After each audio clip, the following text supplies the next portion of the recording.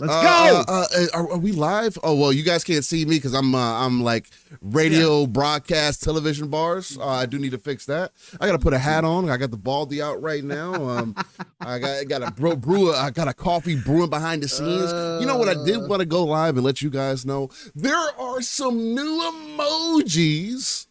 And you are all of our channel members. You guys got some new channel member emblems. Hopefully Pong will like that. I try to fit it in with like the looter genre. So anybody who's been here for, I believe it's less than a month, you'll get a gray loot box, man. I mean, look, I can't help you on that. You get the common loot. You get the common loot, man. If you just joined, you get the common loot. But if you've been with us for about a month, you'll start seeing the blue. It's either green or blue. I believe it's green first because I wanted to be like the next step up. So you got I see a whole lot of blue common because you got blues. That's a month plus. Then you'll step it up to if you're 3 months plus, it goes up to from a blue to a purple. And then if you go longer than that, I believe you get up to about 6 months or longer. You get to a yellow. So you get some legendary loot, you know what I'm saying? And then if you get to a year or longer, you get that good old red loot box. You get that exotic cachet. You know what I'm saying? I like it. You're ready to rock and roll. So members, hopefully you like your new emblems in there. Hopefully it helps you distinct each other. Distinguish. Thank you. I can't talk this morning, so I appreciate that, Paul. You coming through in the clutch like you do. But hopefully that helps you distinguish each other from one another. Let people know who's been here for a bit, and we got some things to do, man. So Doom Reaper says still got the after hours off air set up a little bit, man. I still got some things to do, but it is what it is. I'm glad we got a chat old enough to remember off the air shit from regular broadcasting television. You don't see that no more. Even cable back in the day when it first started had the off air broadcast because there'd be local cable channels that would go off the air too. But glad we got. I appreciate the fact that we've got an older audience who knows what the hell that is right there. There's definitely nothing wrong with that. We'll get some more people in here too. The other thing too that may be new for some of you all, we are now multi-streaming to 4 different platforms. So you can watch us on Kick, Twitter, Twitch. Twitter X. I guess you can kind of call that what it is. I do find myself sometimes watching content through Twitter though. Like if a video pops up, I'll just stop and I'll watch it for a second or two. You know what I mean? So there is that. Producers.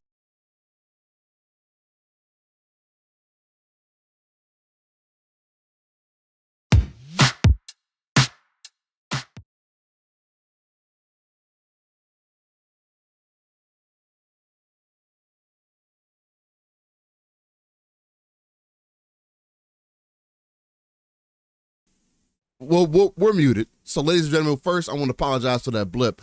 This is why I've been testing things throughout the week, right? You guys might have seen me pop up and do some random streams, some Elden Ring, some other gameplay that I've been coming out with. I was really trying to go hard with the Division 2 this week. Was going hardcore. I did the hardcore mode, died in hour 2 of hardcore mode. It is what it is. Bold Alpha Wolfpack. Welcome to the Splitters, baby. How you feeling? Bought that single ticket to the hype train for 2024. We got a lot coming up in 2024. Thank you, Bold Alpha Wolfpack, for buying that single. Nice, easy. Hit that choo-choo. Easy way to start. Choo-choo, motherfucker. Mother effer emo in the chat if you can, please. Let everybody know that you are ready. Choo-choo, motherfucker. I do need to work on making the emotes better, but I did want to put something in there, just so you said, just for the meantime, between time, something that's going to hang on, because I do want it to be easier to be seen, but we'll work on one thing at a time. We got something in there. So Tim the Sorcerer. Wait, Tim. You're behind the times, sir. You're behind the times. Steel just doesn't have gators to contend with. He's now got aliens to contend with. I don't know if you guys heard about what happened in Miami. The Florida Mall had 8 to 10 foot shadow like gray aliens. Yeah, so you're behind the time. You're behind the times, Tim. If you haven't heard, man, 100+ police cars, black helicopters flying overhead, and the official story is it was just a group of 50 teens causing trouble with fireworks. Yeah, You got aliens now. That's what that's what you get the whole entire police department for, huh? Yeah, Kids shooting off fireworks. yeah. Oh, mass shooting. Obviously, they wanted to respond. Steel. Okay. Also, shout out to Tim the Sorcerer. In case I forget and it goes away with the €2. He says best wishes for the new year, fellow splitters. CC, choo choo. You already know. Go ahead. And we know what's happening here, chat. Here's a little something for y'all, because the man, the myth, the legend, Decado, the one and only Decado, comes on in here with a nice 5-bomb to start the Saturday morning off. He jumps on the court and he says, guess what? I'm going to do a nice layup and show y'all how it's done in 2024.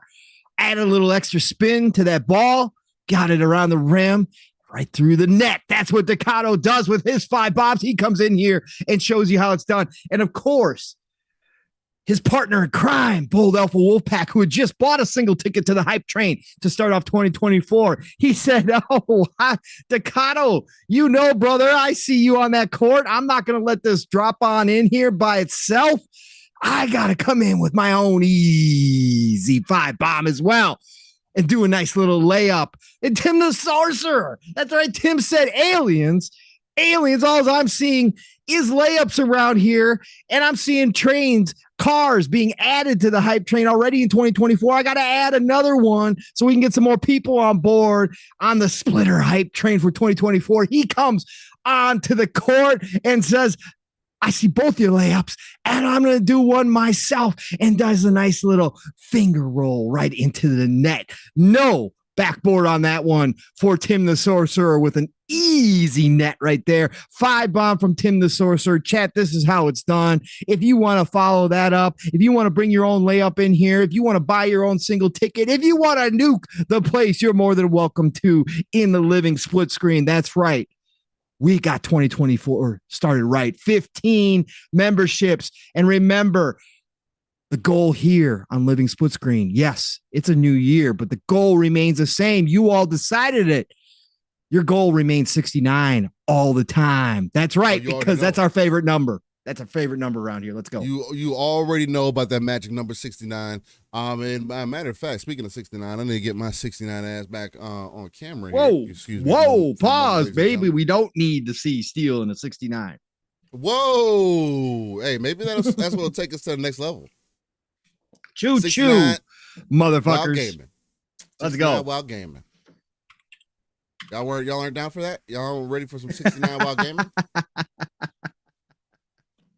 I'm just trying to figure out what you guys are down for, man. That's all. Well, ladies and gentlemen, let me know how you guys have been this week. Hopefully everything has been all right for you thus far. If it hasn't, I definitely want to send you my energy, my love, my blessings, and all those great things. I know the week has been a little it's gonna be kind of all over the place for me. I've been here, there, everywhere. I've been getting pulled multiple different directions, along with not possibly. I'm gonna be prepping to go to my first football game ever tomorrow. So it's gonna be a day trip thing. So there's that, seeing the Saints play. Not a Saints fan, but my pops is. So. Nice, brother. Step pops is. So we're gonna see what's going on, man. We're gonna see how we feeling, see how things are going. I've never been to a game, so might as well take advantage. Who dat? Sounds like it's gonna be a good time. So I'm looking forward to it. But other than that, I mean, before we go live, Pong, I mean, what else would you like to get into it with the chat about, man? Nothing, man. I was going to ask you about the aliens at the mall. I was going to ask if you had any up your way yet. If you saw any wander in the backyard yet. No, I hadn't seen no aliens come my way yet, fortunately or unfortunately. Even if they did, I'm pretty sure I'd be able to handle myself. I'm pretty sure. Listen, Steel, if you see black helicopters flying overhead, it's time to get out. Okay, that's all I'm saying. Oh, Unmarked black helicopters. Or I could just stay inside. I could just stay inside. Yeah, but you played enough video games. You know what happens inside. That is true. But listen, that's true. That is true. You got to make a striking point. No, man, it's great to be in 2024. Obviously, I hope you all had an absolutely ridiculously cool New Year, however you celebrate it, friends, family, whatever you do, just sitting around playing vids like Steele and I did. That's how we entered the new year, doing what we love best, which is playing video games. We were playing some finals, and we'll talk about that, I guess, in our intro a little bit. But no, man, it's great to be here, and love seeing everybody coming back through in 2024. We're gonna make this a nice big year around here on Living Split Screen and all of our other channels. Energy is still high in this community, even though there wasn't a whole lot of news this week. But there was some interesting conversations to be had around this week, I think, Steele. So we'll definitely talk about that as far as Xbox moving maybe a little bit further into third party publishing, stuff like that. PS5 Slim not selling necessarily well, according to some. Way. Well, there's selling well, but not good enough. PS5 Pro update on the spec. None of that matters when we can just talk about how bad Starfield is. Oh, yeah. Well, yeah, that continues, obviously. Of course. What? No, I thought it was a dead game. No, people said that bro. It was going to be a dead game. We couldn't talk. It's going to be done and over with about a week later. It's a single player game. Pong, aren't you worried about the people that are falling off that aren't playing it anymore? No, the player numbers are dropping. It's dwindling. You know what I mean? I saw more mods releasing. I saw somebody compare Destiny 2 numbers on Steam to Starfield, and it obviously. Oh man! But I mean, that shows that it's a dead game. Man. Most dead games that I'm aware of, though, Steel. Huh? Most dead games that I'm aware of, Steel, don't get talked about. I don't see a whole lot of people talking about Redfall. I don't. Months. I mean, we're in January, so that game came out in September. We still writing articles. We're still having major conversations and discourse about it.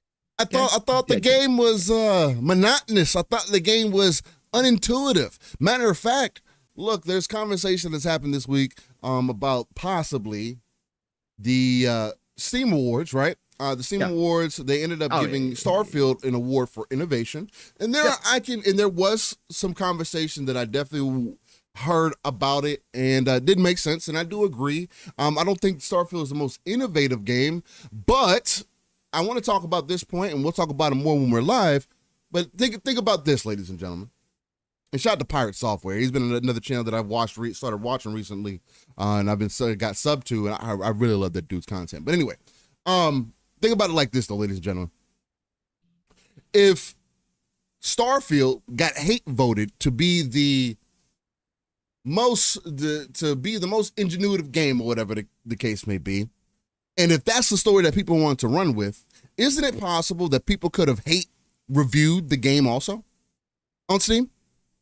Because you can't have it both ways. That was the question that was happening this week after this. Of course. People are like, oh, well, Starfield only got it because people hate voted it to win. I was like, well, doesn't that expose some other things then?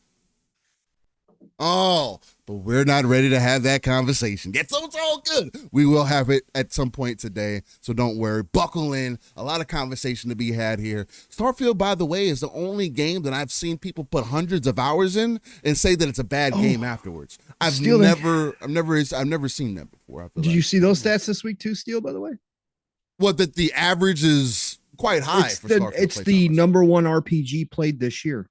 Oh, no way. Even over Baldur's Gate 3 in terms of total hours. There's no way. There's no way. Oh, it's a monotonous game. That's fake too, Steel. That's fake too, Steel. That's fake. They just made that up? Yep. People just left it on. People just left it on.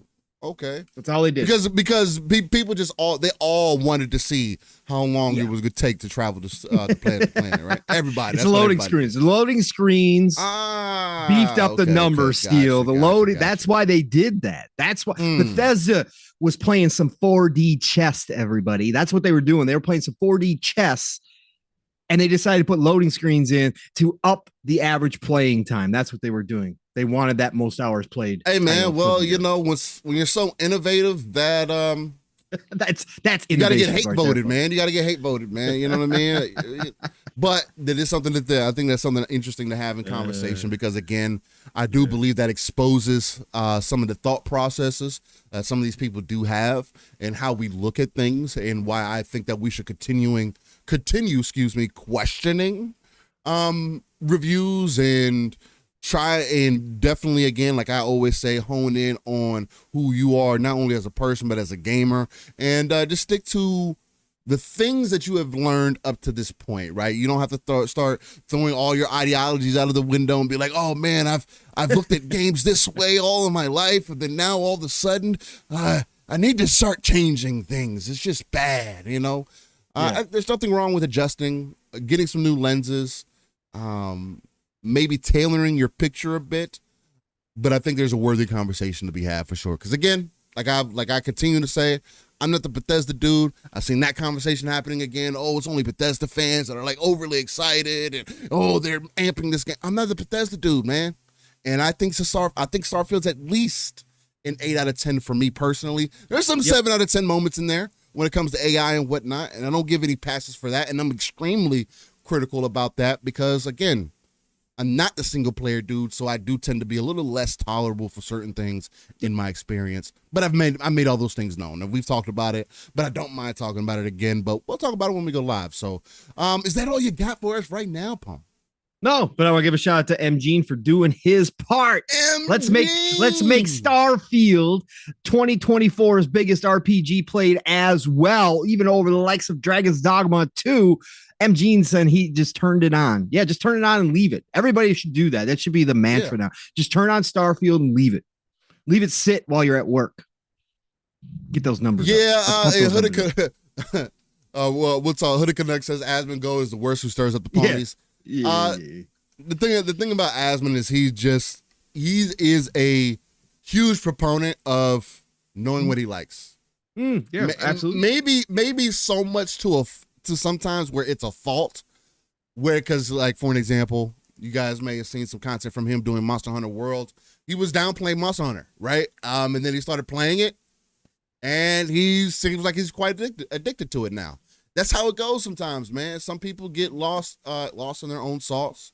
And he also and with the flip side too, Steele, is that when you can go overboard with that to the point where you do start talking about how much you hate something more than you talk about the stuff that you are. That is true. Enjoying, right? But that also happens. So, but you know, when you have people like himself who are very, what I would say, what's a good word? Opinionated, right? Mm-hmm. Where he feels very strongly about anything that he speaks to. And I think anybody should feel that way, right? You should get people to feel something, no matter what. Whether it's up or down, you want people to feel something. But yeah, it's just a lot of weird energy that's happening this week. I don't know. We're starting 2024 with the weird energy in the bag. I don't know what's going on. I got weird energy in real life too, man. Steele. So, that is true. That is true. So. 2024 has been, man. The minute we saw when we were playing games and it came up on Twitter that Japan had gotten hit by an earthquake. That was in 2024 already. Yeah, we all said, ooh, not a good start to 2024. Let's go, though. Let's go. Let's go. We're going to make it good here. Well, because we had that little bit of a blip there, I'm going to go ahead and pull it. Stupid. I don't know if you meant to do that, but that's fucking hilarious. Almond gold. Let's go. Hoodie Connect said, I met a pony in real life yesterday trying to convince me to buy a PS5. Oh, nice. Nice. Preaching the word, man. Preaching the word. Getting out there. You got to get out there. We got to start knocking on doors at GameStop. So yeah, got to start knocking on doors. Let's go. Yeah, exactly. Go door to door. Ask the people if they want a PS5. See what happens. I'd like to talk to you about our Lord and Savior PS5, please. Yeah, because it can't be Jim Ryan anymore. Decado. $5 bomb coming through with the super chat. Again, we don't discriminate here at all. This all adds to the hype train. We're already at a Mach 2.5 to start off the Saturday morning. Decado with the 5 bomb comes in here with the super chat and says, what's important is 76 days to Dragon's Dogma 2. Yes, sir. Yes, sir. 3 bags full. Let's go. for Dragon's Dogma 2, and we got some games in between. It's going to be a fun ride this year. We got some things coming up. We'll get into it. Let's get into it, ladies and gentlemen. Let me get a proper intro in here.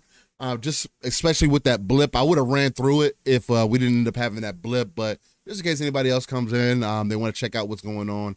You know, again, especially with this whole multi-streaming thing, we want to make sure people know where they're tuned into. So, Absolutely. Yes, please enjoy those emotes for the new people in the chat. Again, I'm working on them. They're temporary. They kind of use them as placeholders right now. Got your choo-choo, got the coffee with the energy drink, the Mach 10, all brand new icons in there, along with the new channel member icons. So much love to y'all. And Looter fans, y'all will love that. So let's get into it. Let's get this intro rocking.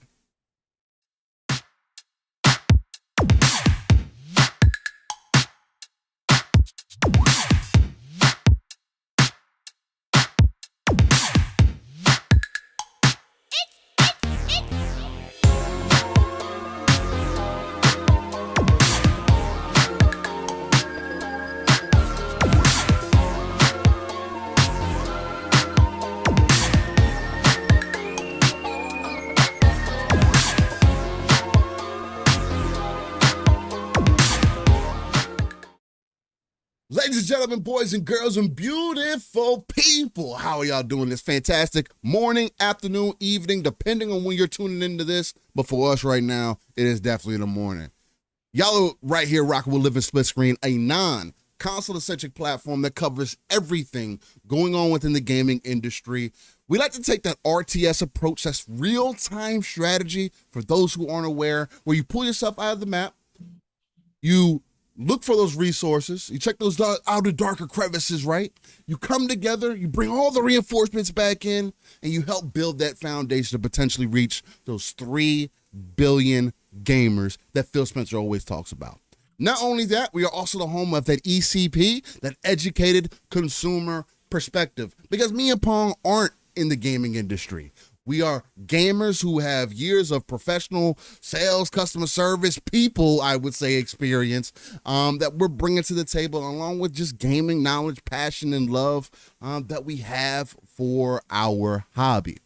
I'm one of your hosts, Steel Rain, that T is a 7 everywhere. Google's probably the easiest place to find all of my information if you want to get in contact. Xbox ecosystems where I frequent the most, just because it works so well in tandem with the PC and the console itself. But that's enough of me.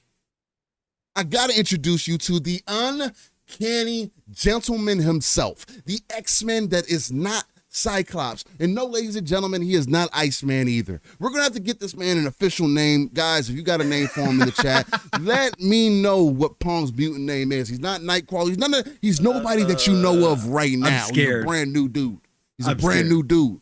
He might be the choo-choo meta. He might be the choo-choo motherfucking meta. That might be what it is. I don't know yet. I'm still trying to figure it out. Golden Age. He's the golden age. He's the golden age guy. He has golden age powers. I got Midas. I got the Midas touches, my mutant power steel. Let's go. Turn everybody to motherfucking gold. My brother from another, the one and only. Some people like the Fun Spec family like to refer him as the Encyclopedia of Gaming, but I just call him my brother, my guy, Pong. So what's going on, man? Hey, everybody. Welcome to 2024. Before I get to my intro, we aren't going to let the legend drop on in here and not give him his proper shout out, because he said, I heard the hype train is at a Mach 2.5. That's not good enough. The legendary Yobi drops on in here. Welcome back, good sir. It is 2024. He popped back onto X, formerly known as Twitter. Great to have you back. But he drops in here and he says, you know what? I got some coal for the furnace on the hype train. That's right, everybody. I got a big old sack. Pause. Whoa. I got a $30 sack for y'all of coal. We're going to get the hype train up to a Mach 3. Let's go. The hype train's at a Mach 3 because the legendary Yobi comes on through with a $30 bomb in here on a super chat and says, hashtag peace, love, life. Let's start off 2024 on a great note. Living Split Screen is the #1 Saturday morning show. Let's go. Stay legendary. Hashtag stay legendary. Yobi, thank you so much. And it is great to see you back, my friend. But yeah, Steel, man, again, 2024 kicking off in weird ways. I had my sump pump go out this week, Steel. Real life shit. As you well know, my sump pump decided to stop working. So I was bailing water.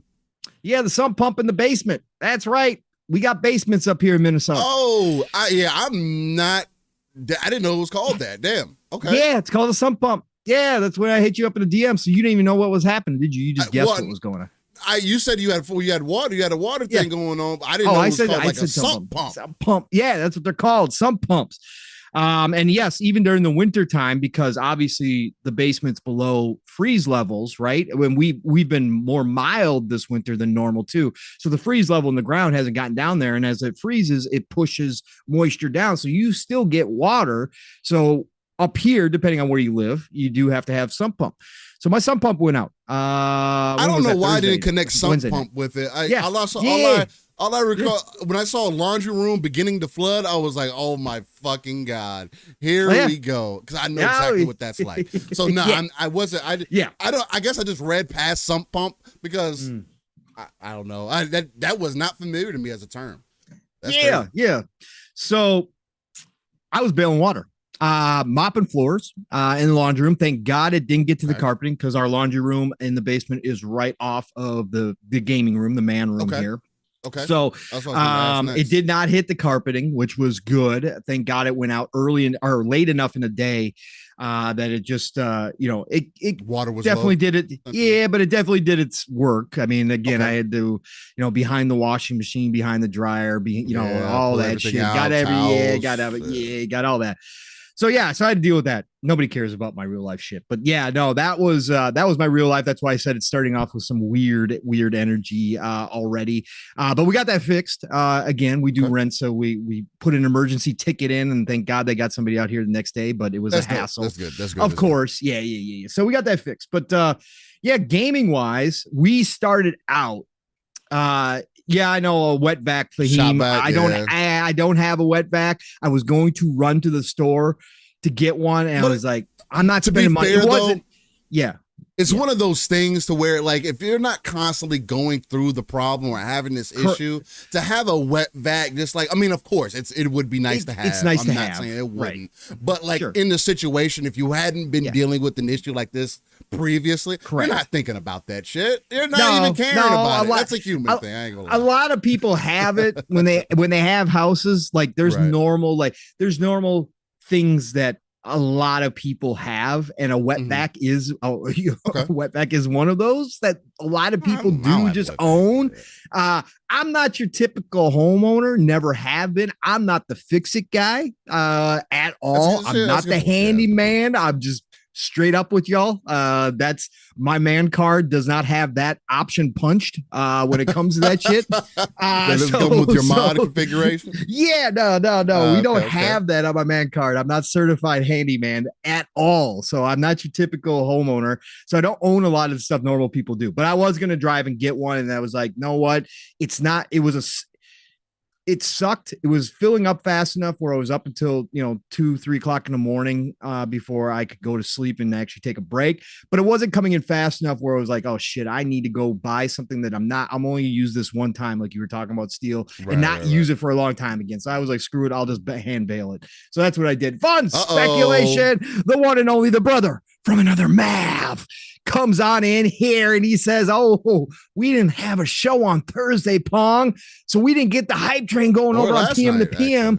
Or last night, but we didn't get the hype train going over in the Fun Speculation Network. So what I'm going to do, I'm going to be generous to start 2024. That's right. He comes in here with a nice, easy layup with a 5 bomb and says, I got my own sack of coal for the hype train. We're going to get this to Mach 3.25 to start the day, because he comes in here with the 5 gifted memberships, adding another car to this train. We are getting up there already, folks. Thank you, Mav, for dropping on in here and helping out and showing everybody how it's easy. And again, remember, folks, if you want to follow it up, follow it up. If you feel like you got gifted and you got a ticket to the train and you want to add another car, feel free to do so. We welcome that here as always. And if you can't, appreciate you nonetheless. Hit that like button for us. Share it out if you got a chance. That all helps with the algorithm and helps Living Split Screen spread the word about the hype train rolling through everybody's town. Choo choo, motherfuckers. Choo choo. Choo choo, motherfuckers. Gaming wise, Steel, we started off 2024 as we said in Backstage. We did. We got together on what was that Sunday night. And we started playing about I don't know, about 10 o'clock or so Central Time, and we started playing the finals, Steel. And Mav hopped in afterwards, after New Year's, because he was celebrating New Year's with family. Shout out to him. Him and Kate were entertaining. So, but they Mav rolled on in afterwards, but we were playing the finals, and we were having a hell of a freaking good time. The finals is absolutely balanced. It's well done. Yeah, I think it is. It really is. It really is. You got to have a good squad. Otherwise, you're going to get rolled. Steel and I almost won a tournament. We were rolling, and we had somebody from, I think it was Japan, looking at the language that they had for the username. It looked like it was Japan. And we got to the final round. We were already up, and he jacked out. So it was 2v3. And that in that game is not going to go well in the finals. We had some moments. We definitely had some moments where we thought we could have did something, but we did. But the clutch moments in that game are awesome, and the destructibility. We've talked about this before. Those are previous dice devs. A lot of them over at Embark are previous dice devs, not recent dice devs. We're talking about the golden era of Battlefield, bad companies, Battlefield 3, etc. They know how to do this, and it shows. The gunplay is fantastic. Feels good. It's just a great game. So we did the finals to enter the new year, which was awesome. I mean, again, starting the new year off with what we love, playing video games. That's what it's about for me, at least at this point in my life. Like I let everybody else go out and get wild and crazy. I did that for decades. Don't need to do it anymore. I'd rather sit down with my brother Steel and play some finals. We had a good time, and then Mav jumped in later, and we were even having a better time, because when you got a full squad of 3, it can be really, really, really good time if you know who you're playing with. So I had a good time with that. And then I hit you up too, Steel. I told you, and I made a post about it on X as well, but I re-downloaded Vampire Survivors. Yeah. And I bought the DLC. We're talking $1.70 if you're a Game Pass Ultimate member, like $1.79 for each for the DLCs. I bought the 2 DLCs that are out for Vampire Survivors. I ain't gonna lie to you guys. That game is still as addicting as it ever has been. It is such a well-designed game. Ponicle just did a fabulous job. And yeah, I know it's 2024. Who the hell is playing Vampire Survivors anymore? Well, I had uninstalled it long ago and hadn't touched it again. Man, I love it. It started what I actually it like starts, but it's like a warm up, Steel. It's like a warm up when I'm going to sit down to play some vids. I warm up with a round or 2 of Vampire Survivors, and it gets you in the flow of video games. But I love that game. I love that game. If anybody wants to go back to Vampire Survivors, if you haven't played the DLC is well worth it. The new characters are freaking awesome. The new levels are awesome. Just a lot to discover. There's so much added to it.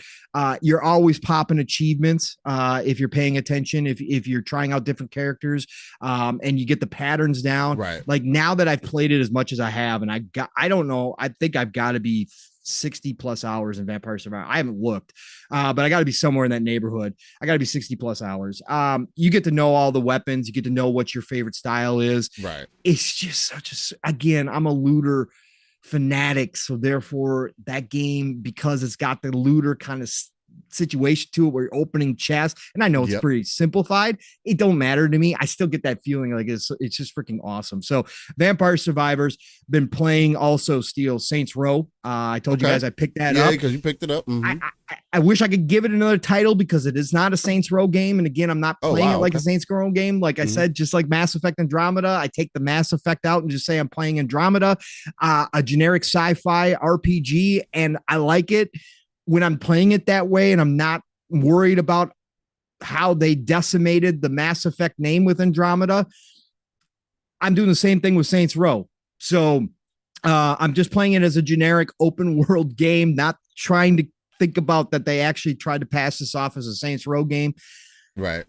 But it's fun. And it's got all the stuff that I like in open world games when I play open world games. And so been having a great time with Saints Row. I'm not going to lie. Again, is it the best game ever? No, there are still major problems. They did a ton of updates to this game.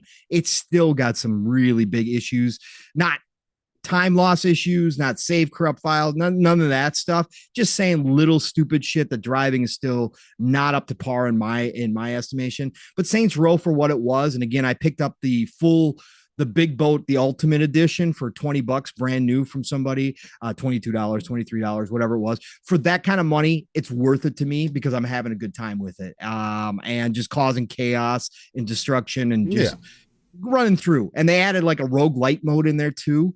They added this mode through one of the expansions where you kind of do the psycho circus that they've got. I forget what the actual name of the circus is. That's how much little I'm paying attention to the game itself. But they got like this psycho circus island now, and you can actually pick from 4 different people there. They're generic characters. They're people that aren't associated with the story at all. And you kind of run through and you're trying to complete the circus, and you get loot boxes in there, and you're getting experience within that specific part, not the main game, but that specific part, which levels up your characters, and then you can buy and open up different skills and new possibilities of weapons and stuff. So that's very cool. I'm having a fun time with that. It's very simple. It's not anything we haven't seen before, but it just adds to the content that's in that game. So I'm having a good time with that. And then I gotta say, Steel, I also this week actually tried out Against the Storm. If you guys haven't heard, it's in PC Game Pass. Okay. If you're looking for a city builder, that's a big game that's been hitting PC that a lot of people are playing. I had it downloaded for about the past couple weeks now, ever since it joined Game Pass, but I hadn't checked it out yet. Cause again, I still don't play a lot on my PC. We're going to fix that. We're going to fix that this year. That's one of my goals in 2024. Whether I get this thing hooked up to the big screen or I just put more effort into the PC, because there's so much on PC. Homeworld 3 is coming out in February. I'm picking that up day one. So I am going to be playing on my PC more. So we got to figure out the setup. But Against the Storm is what everybody is saying online. It is a fantastic game. This is a really, really well done fantasy world type city builder. It starts out slow. It introduces you to the different mechanics, which a lot of it is common sense, but they do things a little bit differently, as most big time city builders do. They put their own little twists on things. So there are some things you want to get used to. It starts off slow, but the environment, Steel, the environment, the atmosphere that they've created in Against the Storm is really unique, unique and well done. And how they're presenting this game, at its core, because it's a city builder, how they present it to you with the storyline that's going on in it. That's good too. Is super dope as well, Steel. And then you get the audio in there. Fire. The music so far is awesome. I got my headphones on, of course, because I'm playing on PC. Right. Just phenomenal music. They've got this whole, of course, it's called Against the Storm, right? So this entire time, you've got the storm kind of raging, and it goes from calm storm, rain, a little bit of thunder, to a raging storm, which can affect certain mechanics in the game as well. But when that thing starts to ramp up, the thunderstorm sounds are absolutely incredible. Like I was like, yo, what's going on? Like it really felt like it. The different characters you can get open up. And again, I'm really early on. This is one of those games you're going to be playing for a long time. So I'm really early on opening up different items, but you got to really make some big decisions in the beginning because you're offered some bonuses as you go through and you accomplish certain goals. You're offered bonuses and you only can pick one from 1, 2, or 3, depending on the situation. And the other ones, you're permanent. You can't change it later on. So you got to decide what you want. And a lot of that will entail like bonus resources and that kind of stuff. So you got to make some really tough choices early on in this game. So anybody out there on PC land, looking for a really, really unique city builder who obviously have gotten a lot of hype. If you check out the PC forums and that kind of stuff, a lot of people talking about this game. Go check out Against the Storm. It's in PC Game Pass. Like I said, no risk. Download it. Check it out for yourself. Really, really well done, still. And they're still working on the game. This is a game that's kind of ongoing, that they continue to ask for community feedback, and that they are, obviously updating a lot. So Against the Storm is the other one I popped into this week too, Steel. Really, really, really cool game though. So that's what I've been doing, Steel. Steel, I see you streaming. I saw last night, are you freaking back on Elden Ring again? You're back on Elden Ring? Yeah, man. Well, couple things about that. Well, one, let me start off with this. Shout out to the legendary Yobi. He says, living split screen, doing some more game giveaways for the home team soon. It's going to be a huge drop. These codes worldwide region free. Can't wait. We are going to shut Saturdays down. Woo! Hey, Yobi, greatly appreciate that. Love you, Yobi. Definitely considering keeping those worldwide is definitely going to be a huge boon for the chat. So I think that's going to be super awesome to see. And shout out to everybody in chat, man. I just want to make sure that everybody feels welcome here, whether you're on, again, YouTube, Twitch, Twitter, or Kick. Right now, we only got the chat up for YouTube, since we have a lot of members. We got a lot of members here, a lot of people who dropping super chats and whatnot. So we just want to make sure we're engaged. But Twitch, don't feel like you're left out. Come check us out on YouTube if you can. If not, hang out on Twitch. Leave us some messages there. Just give us some runtime there, and I think that'll help us out a lot as we start to build up there as well. Expanding the kingdom. And quick shout out to Dan the Man Cunningham. Dan, I just saw you and Caitlin talking in the chat. Dan the Man Cunningham, one of the OGs.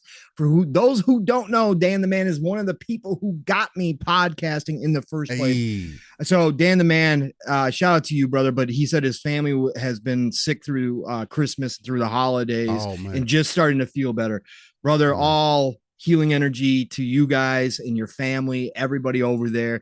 I hope you guys got through it okay, and I hope you guys are on the mend like you're saying, and I hope this is the end of your sickness for 2024. You guys have already spent all those sick points, okay? So you guys are done now, Dan. I hope everybody's feeling better. Shout out to you though, brother. I just saw that, and I feel for you, man. Much love, and hopefully much energy is sent your way, so you guys don't end up getting sick again, and you guys can end up powering through and get that immune system up, man. Appreciate you being here. Boogie says, thank you both right now, though. I'm about to enjoy the first snowfall in 3 years with my 5-year-old. Special moment. Please go enjoy it. Go make some snow angels. Hey, if you definitely pass up on us to go spend some time with the kiddos and really enjoy that snow, man. Nothing wrong with that. Go have fun, Boogie. If anything, go ahead and pop an earbud in if you can. Nah. Go ahead. Go have some fun. That's one of those moments for people who don't live in snowy places. Like, again, you guys have your own moments, right? When you don't live in a snowy place, but man, when you do live in a snowy environment, when the kids get to that age where they can start experiencing it and it's something they're going to remember, it's one of those times, man, that it never leaves the brain. It is one of those moments. I remember my kiddo seeing snow and realizing what snow was and getting outside with him and making snow angels and snowballs and all that for the first time. Pretty special times, man, for sure. So get out there, enjoy it, Boogie. So I have jumped back in the Elden Ring. It is on PC though this time, with a mod known as the Reforged mod. Basically, it's a complete overhaul to Elden Ring, essentially giving you additional difficulty options, additional scalability options. It also gives the option of seamless co-op. So Elden Ring by default doesn't have this, to where once you join somebody, you're in their world perpetually. It's until you force yourself to leave, you are in their world. So Basically that's the setup we got going on now. Me and my brother have been rocking. I actually had my saves deleted last night, so there's that. After putting some time in there, I was far enough to where I was kind of frustrated.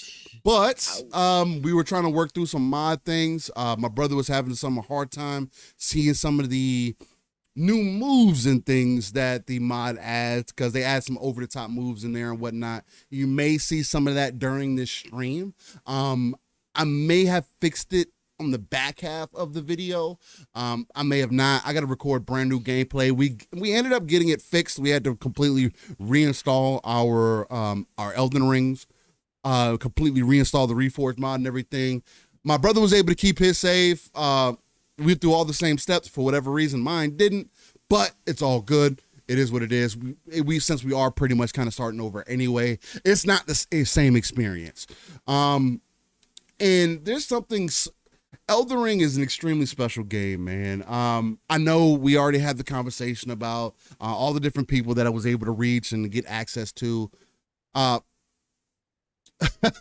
Nixie says Reforged mod in Elden Ring comes with healing coffee bean spells. No, you're so stupid, Nix. But only if you're a member.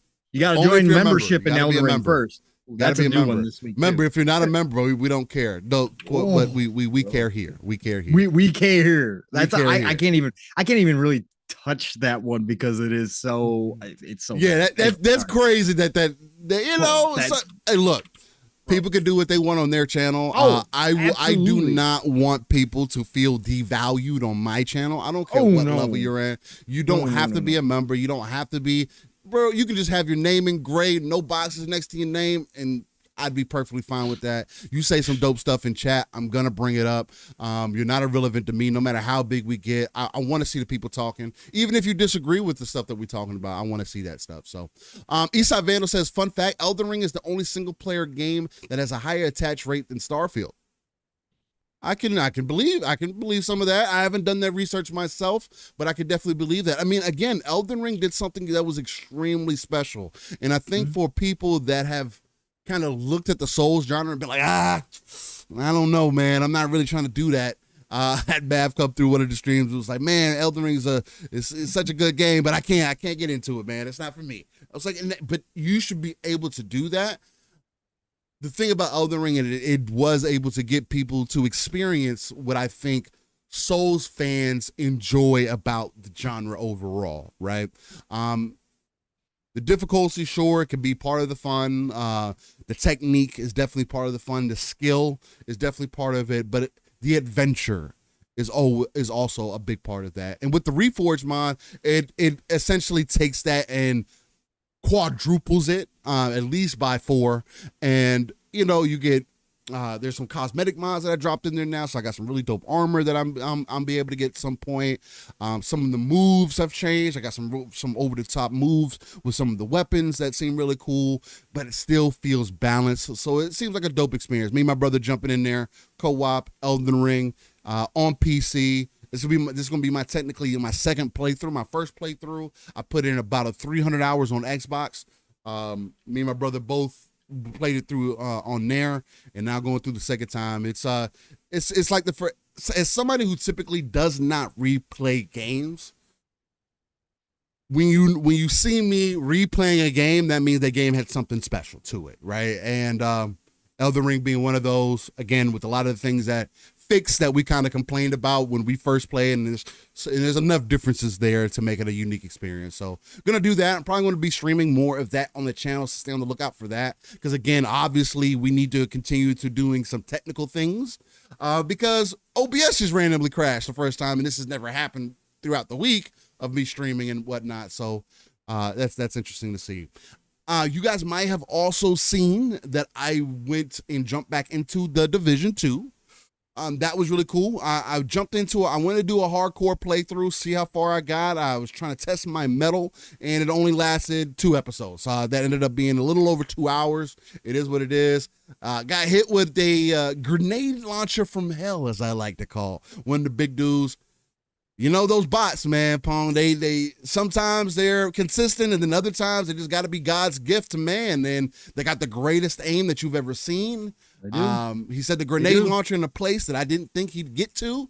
And yeah, he ended my life, man. So that was the end of my hardcore run. Not going to lie, that kind of turned me off of the Division 2 for a bit. So I went back to the Division 1 and wanted to get some of those vibes, some of that ambiance back. And I was enjoying it. And I was really having a good time with it. I wanted to get a playthrough in of it. But I was playing it, and with all the news of the new content coming to the Division 2 this year, the brand new expansion, it got pushed out to 2025, but they're going to be having PvE updates, PvP updates, changing all kinds of things, dropping in some things, making balance changes and whatnot this year for the Division 2. So I think what I'm going to do is I'm just going to re-download it on the Xbox. I already got a character there. Already got my builds there. We already spent time jumping back in and grinding again. So I'm just going to play with my character there.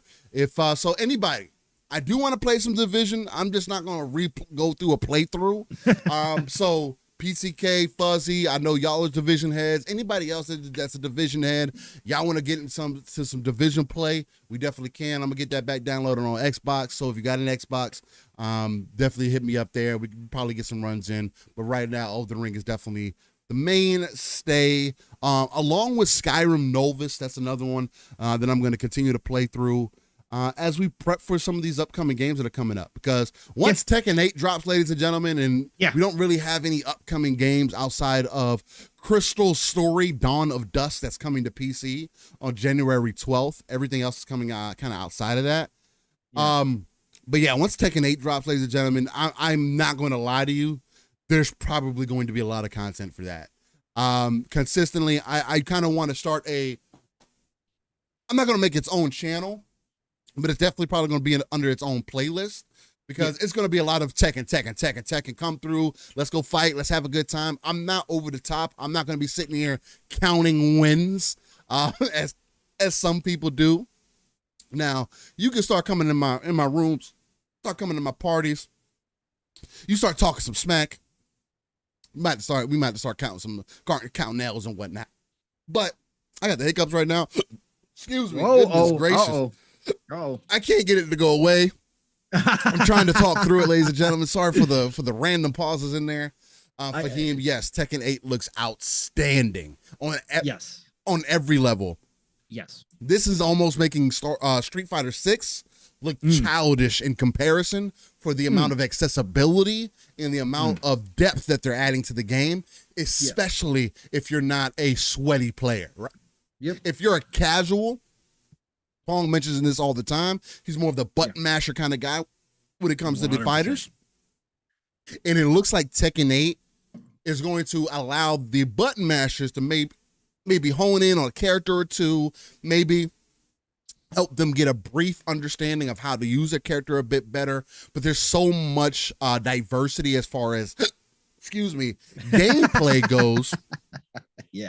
As far as practice, training, and actually fighting people online, that I think people are going to be extremely surprised. So, shout out to Tekken 8. It feels like one of those cartoon characters right now. He hit the alcohol a little early this morning. He's got the hiccups. That's what's going on. You want me to take over for a minute, Steel, so you can get a drink and try to force it? I'm gonna try to force it here in a second. Okay. That's pretty much the end of what I've been kind of playing this week, ladies and gentlemen. So, Paul, if you want to shout the chat, get some love. I'll do that. I'll do that. I'll read some Xbox Wire too.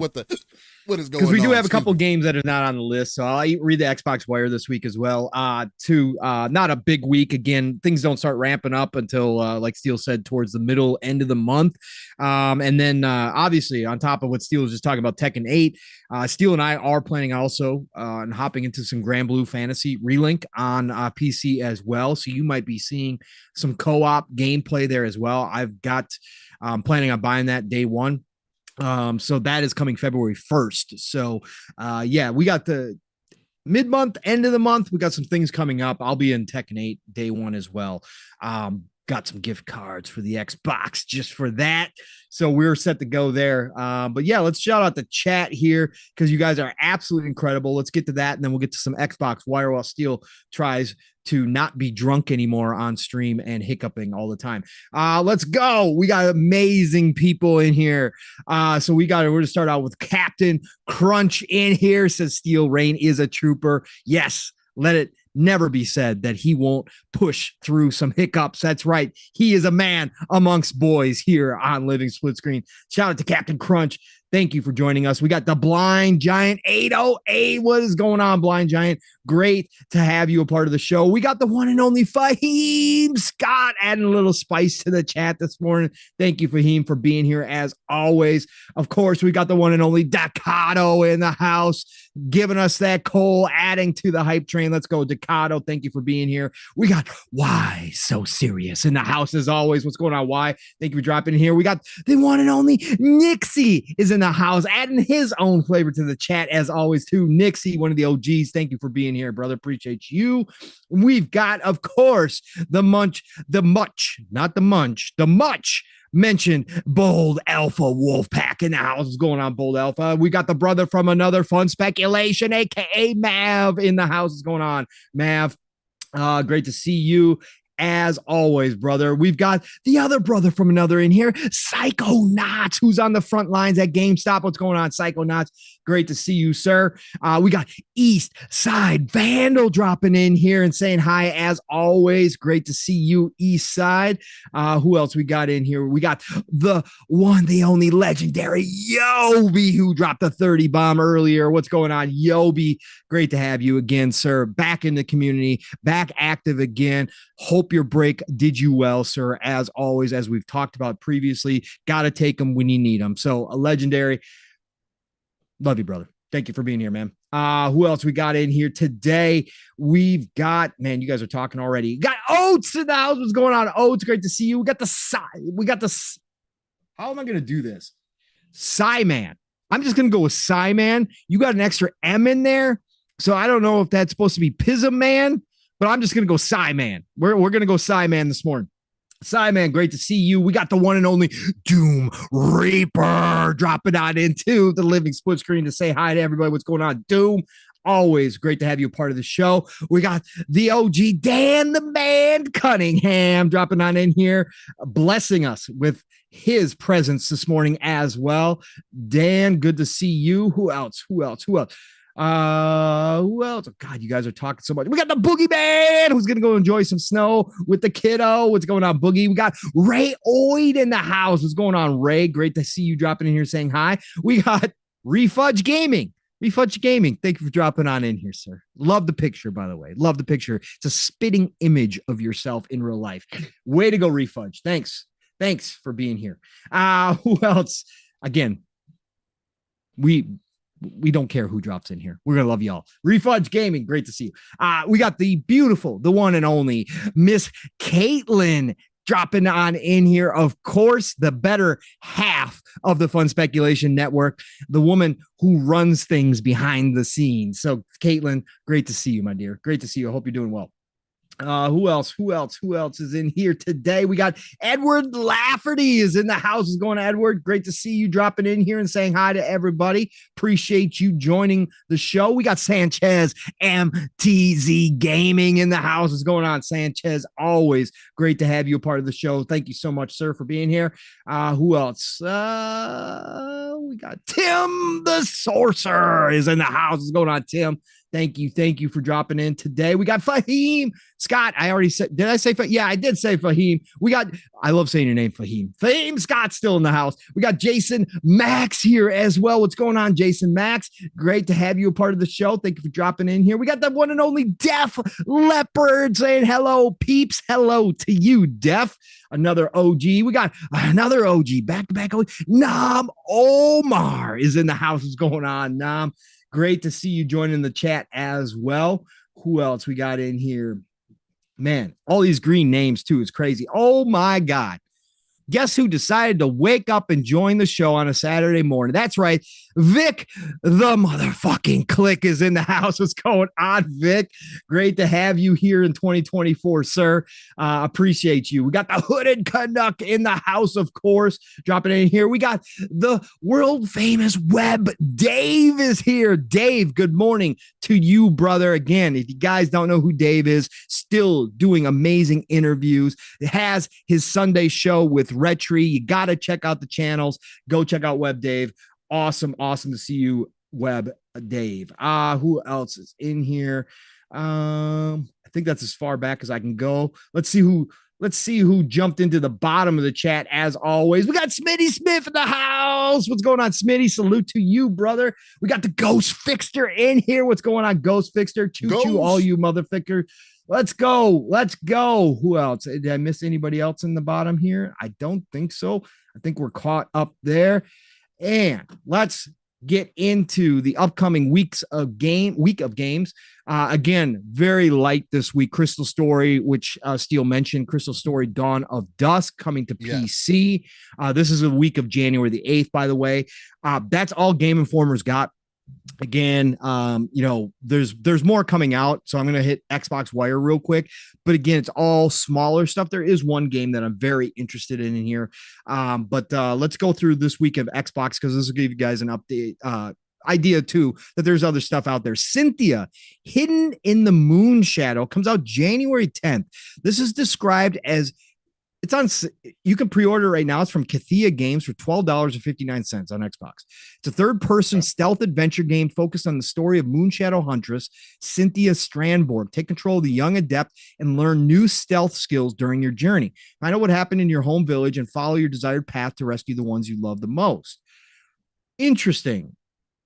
I hadn't heard of this one before, but again, stealth adventure games. All right. We got Icarus and the Prince of Sin coming out from East Asia Soft Limited. East Asia Soft publishes a lot of smaller games from the East. So this is Icarus and the Prince of Sin, January 10th. Prove your worth as a village hero by rebuilding a tavern, taking on quests, and discovering romance along the way.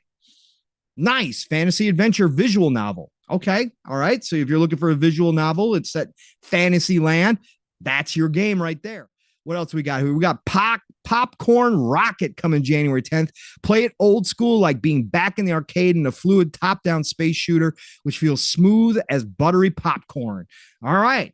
Sounds good. We got Electrician Simulator. Hey, everybody, you've got another simulator game. If you ever dreamed of becoming an electrician, now's your chance. Electrician Simulator coming out January 11th, optimized for Xbox Series consoles as well. We got Top Racer Collection. Oh boy, this looks like okay, so we got Top Racer Collection. Bring back 3 90s classic arcade racers, Top Racer 2, and Top Racer 3000. This was one of the plethora of Outrun ripoffs back in the day, right? This was during that time. Again, back in those days, we saw a lot of games just flat out rip off other games and just rename themselves. Not to say they weren't good, because there was plenty that were really, really good back then. But Top Racer, if you're looking to get back to that action, that's coming out this week, optimized for Xbox Series consoles as well, January 11th.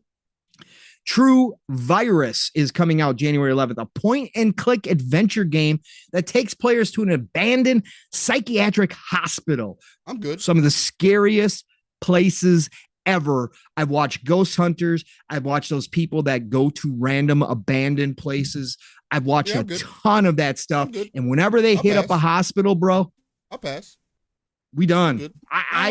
Again, I'll watch the videos because that doesn't scare me, but I'm not playing in that world. I'm not going there personally to experience it. And I'm not going to play a video game based upon a psychiatric hospital that's been abandoned. I'm just not going to do it. No, but I know a lot of you like this stuff. So go get True Virus, January 11th, $9. That's all it is. $9. Ultimate Games developed it. Now, this is the one that I am interested in. This is the one that we did see at a couple game shows last year. And at some point, I'll probably be picking up, whether it's on PC or Xbox. I'm kind of going through this transition still where I'm really thinking about my a lot of my strategy tactics turn-based stuff, I think I'm going to start picking up on PC and playing on PC, just because of how much more natural they are there. Not to say, again, you hear guys hear me all the time talk about how well developers have learned to put the control. I was gonna say, I thought you liked the controller feel, man. I do, but again, playing against the storm on PC again the other night reinforced the fact that it is still natural, even though it is leagues better. It's just more natural. So I'm thinking about, but this one, War Hospital, you guys would have heard us talk about it during a couple of the shows last year when they showed it. I know for a fact I did. I might have been the only one that brought it up when we were talking about some games that caught my eye. War Hospital is a resource management survival type game. So again, if you're into that style game, this one's for you. The year is 1918. You are Major Henry Wells, a retired British combat medic drafted back to take charge of a field hospital in the nightmare of World War I. Understaffed and undersupplied, the hospital is the last bastion of hope for countless soldiers on the Western Front. Your main aims are to keep up your team's morale and support the war effort with the soldiers you have treated. Go watch the videos on this if you want more in depth. They did a great job showing off the gameplay. You have to manage the hospital. You actually have to decide who lives and who dies in the hospital. You also have to make decisions like, am I sending this soldier back to the front line, which could in turn affect the outcome of battles, which has effect on your morale, etc. Or is somebody too injured to go back to the front line? But in World War I, they were sending people back missing limbs. They didn't have a choice. They were sending, they didn't have a choice. But you got to make these decisions as the kind of manager of this hospital. So it's only it's on sale. You can pre-order it right now. This is from Nacon. This is another Nacon game. Nacon's crushing it, by the way. And they are becoming a big time player in this realm. But it's only $35.99 right now for Xbox. So $35, not a full price game by any stretch of the imagination. But looking for something like that, this is going to be the game for you. It's super, super dope. And we don't get enough World War I games anyways. Beyond Doors is coming out. Immerse yourself in this mind-bending platformer as Caleb, who has awakened in a mystical dimension after experiencing a burnout in his job. I think we can all relate. I don't know about the platformer aspect, but I think we can all relate about the burnout in the current job. So Beyond Doors, January 12th. That's from Old School Vibes. Then we got a game from Free Mind SA.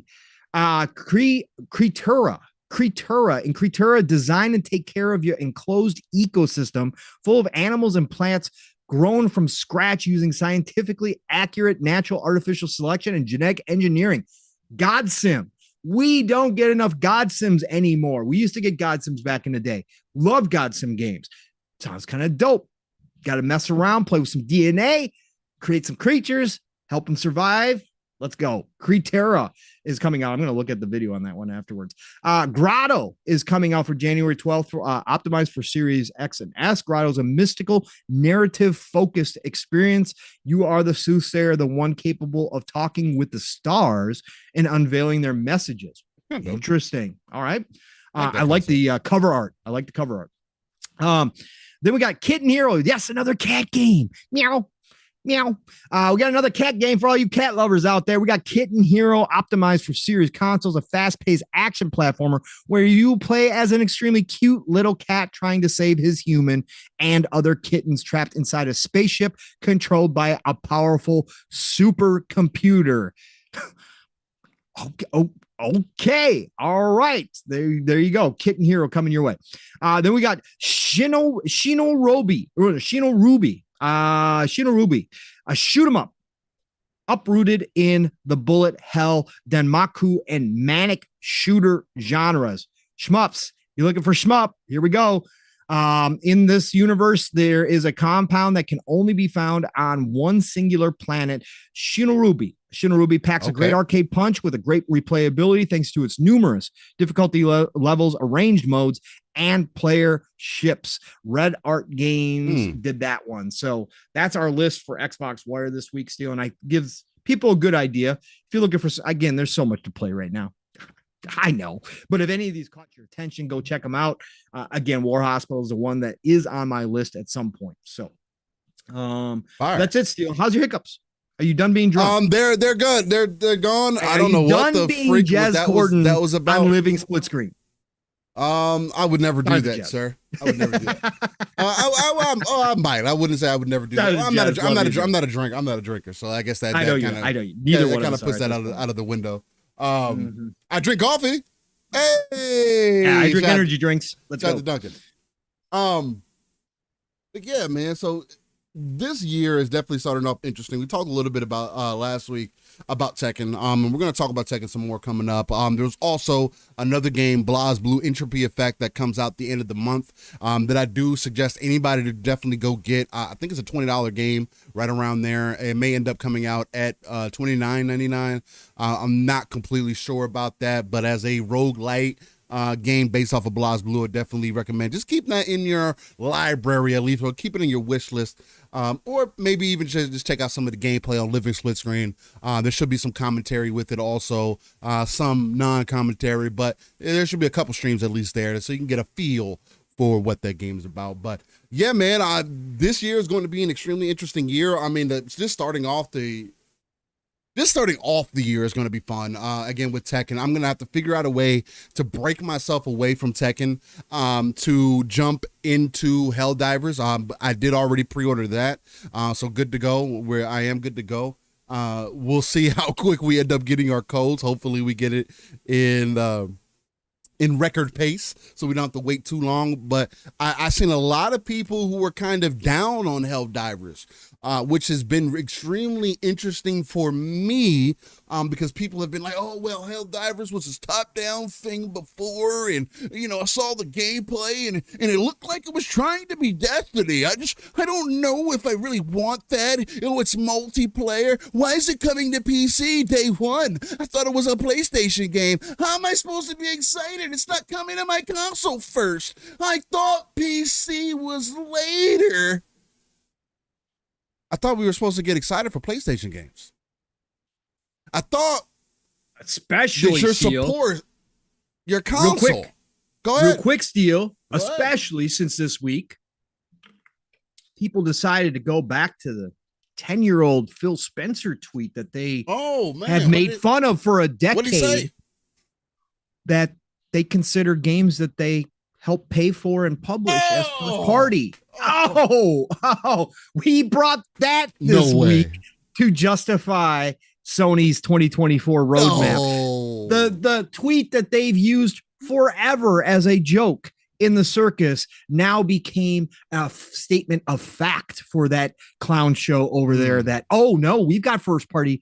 Phil said it. These are first party titles. They might be made by other people, but Sony helped publish them. So they're first party. So now it works. Hypocrisy never ends. Next, I mean, I'm excited. I'm excited for it. I mean, again, I just told you I pre-ordered it. I don't know why. Again, man, I'm seeing more and more that some people aren't the gamers that they paint themselves to be. No. Right? The reason, let me tell you guys why I invested in Helldivers. I've never played Helldivers.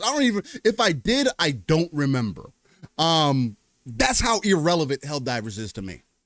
But let me tell you something. You know what a gamer does? You know what the kid in me does when I see certain games? And I'm just like, I try to be as open as possible.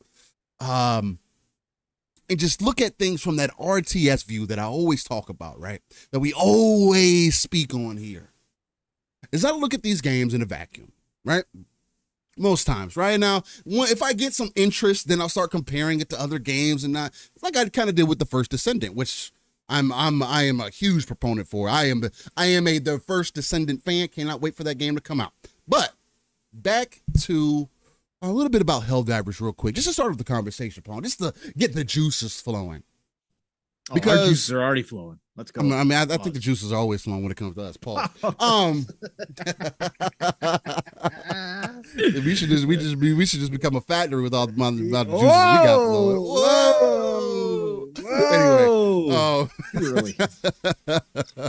Whoa. Anyway, but back to Helldivers.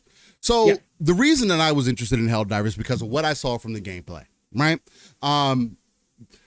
this gameplay actually seemed more enticing than, for an example, I did the same thing with Redfall. When Redfall showed itself, I was like, I was telling the guys in the background, and you guys were able to get my reaction live. I don't know about that gunplay. I don't know, man. Something seems off. Game releases, the game was off. The gunplay was off. It wasn't where it needed to be. It needed some time to bake.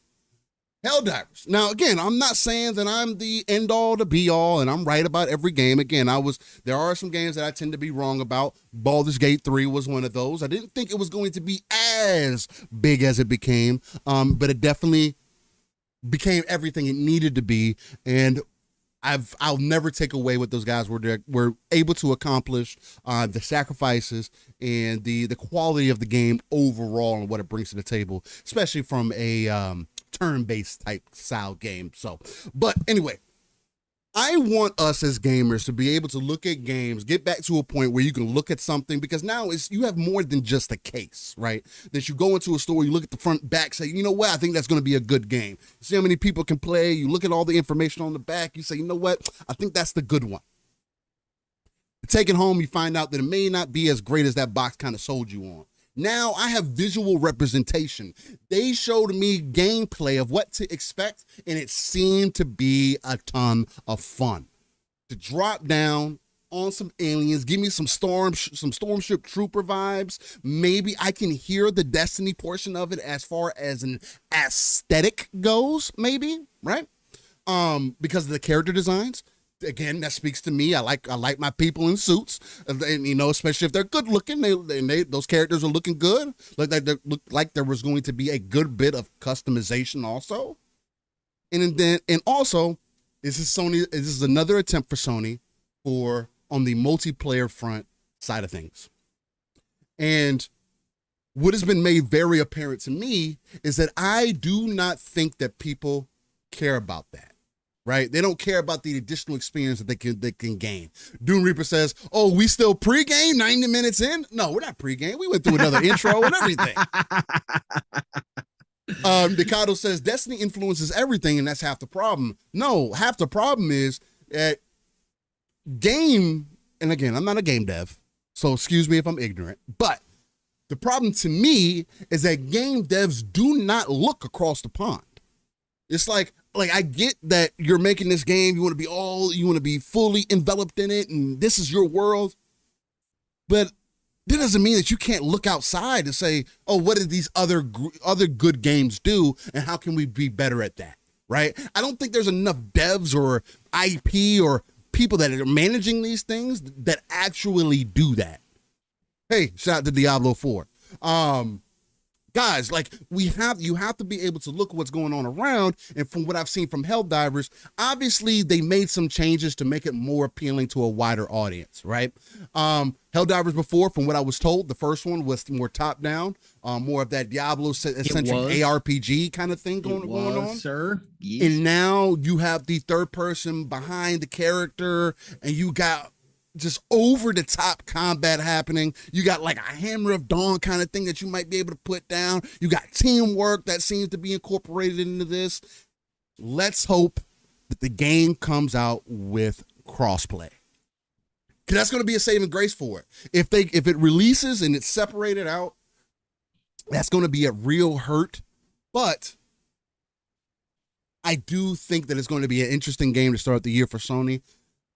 I just find it weird that maybe that I'm a bit more excited about it as somebody that consistently comes out and says, hey, I need a reason to invest in this ecosystem.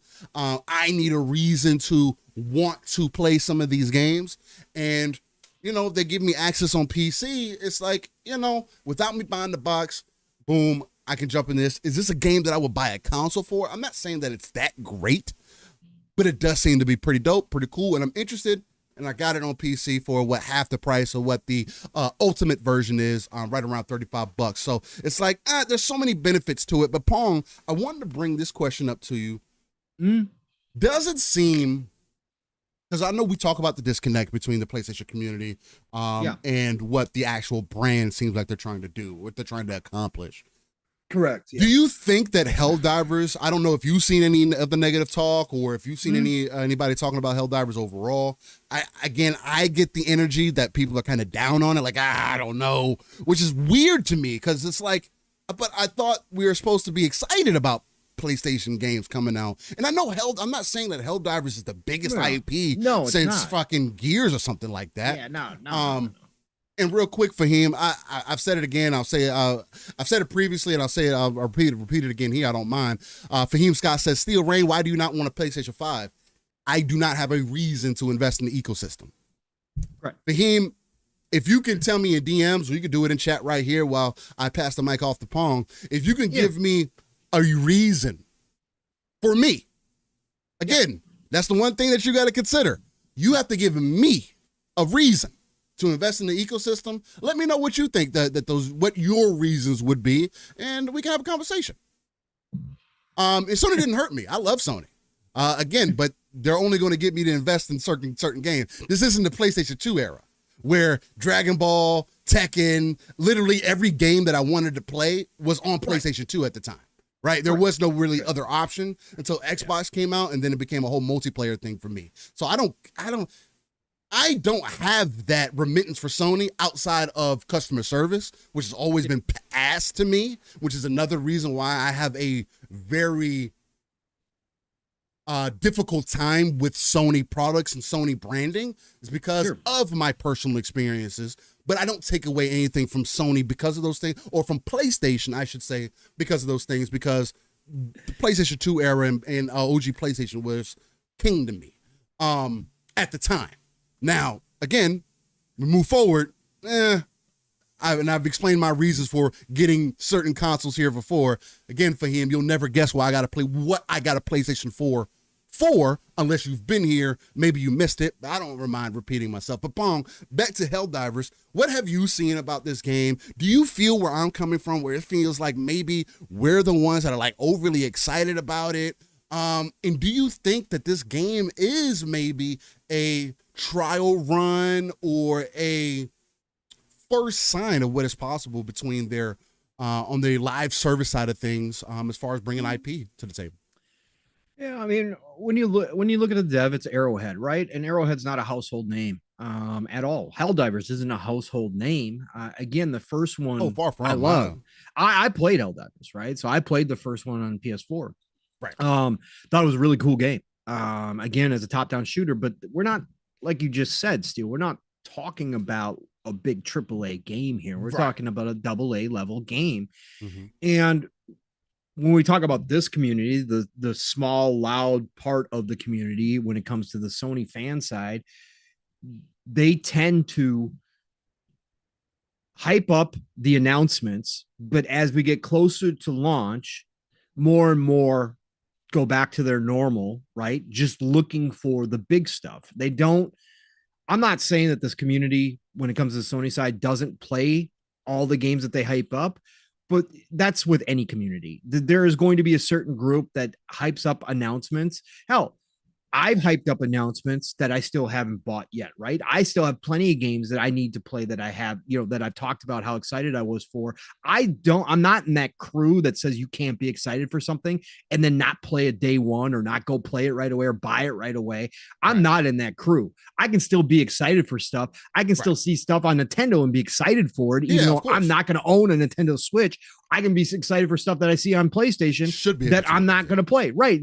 That's just me as a gamer. I'm going to be excited when I see something that I like. But I think that there is some of that Helldivers 2 being console exclusive, right? But also coming to PC, that does erode some of the talking points around the stuff that they like to talk about. And again, I'm talking about the small community, the bubble here that we have in this community. And that's what I've seen for sure. I mean, I haven't seen a lot of people excited for this, right? I haven't seen a lot of people talking about how they're going to jump in day one, that they can't wait to jump in with their friends.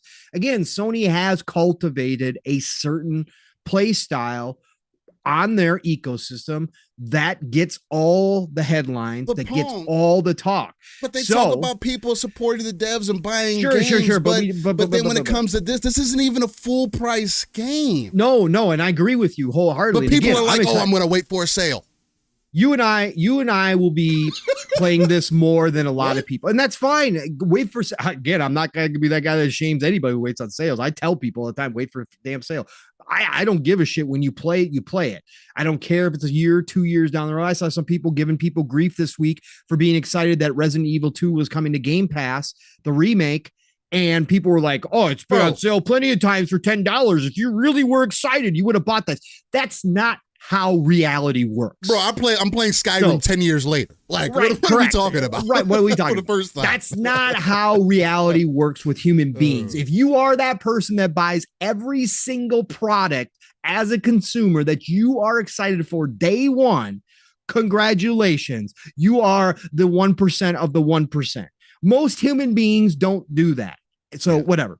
But again, Helldivers 2, I think, is a good starting point still to, again, introduce into that ecosystem the idea of playing multiplayer. And again, not that this has never been done, like, again, when we talk about this, but I think it's another addition to the ecosystem to give people the opportunity. Over on the Sony side, there is a large community over there. Obviously, you don't sell as many consoles as you sell as PlayStation does without having a community. And there is a community outside of this bubble that actually do try and play multiplayer games. Obviously, Katt is one of the top selling, game over there on PlayStation. It will be. And again, I know COD's different, and I'm not comparing COD to Helldivers 2, but what I'm saying is there are people who enjoy multiplayer games on PlayStation.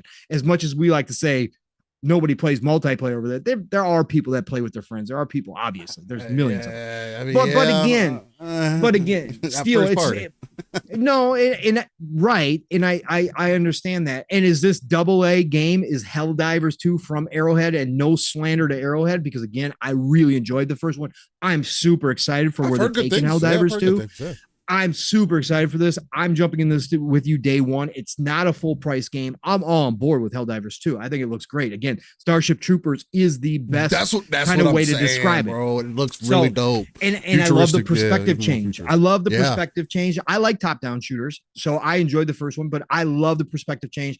Going to that over-the-shoulder third-person view, I think is going to bring a lot. If they bring in the mechanics from the first one and have all and add to it, I'm in for a good time. I know we're going to have a good time in this game, unless it's broken. I know we're going to have a great time in this game. So I'm excited for Helldivers 2, and I'm not slandering Arrowhead. I'm just saying the wider audience, right?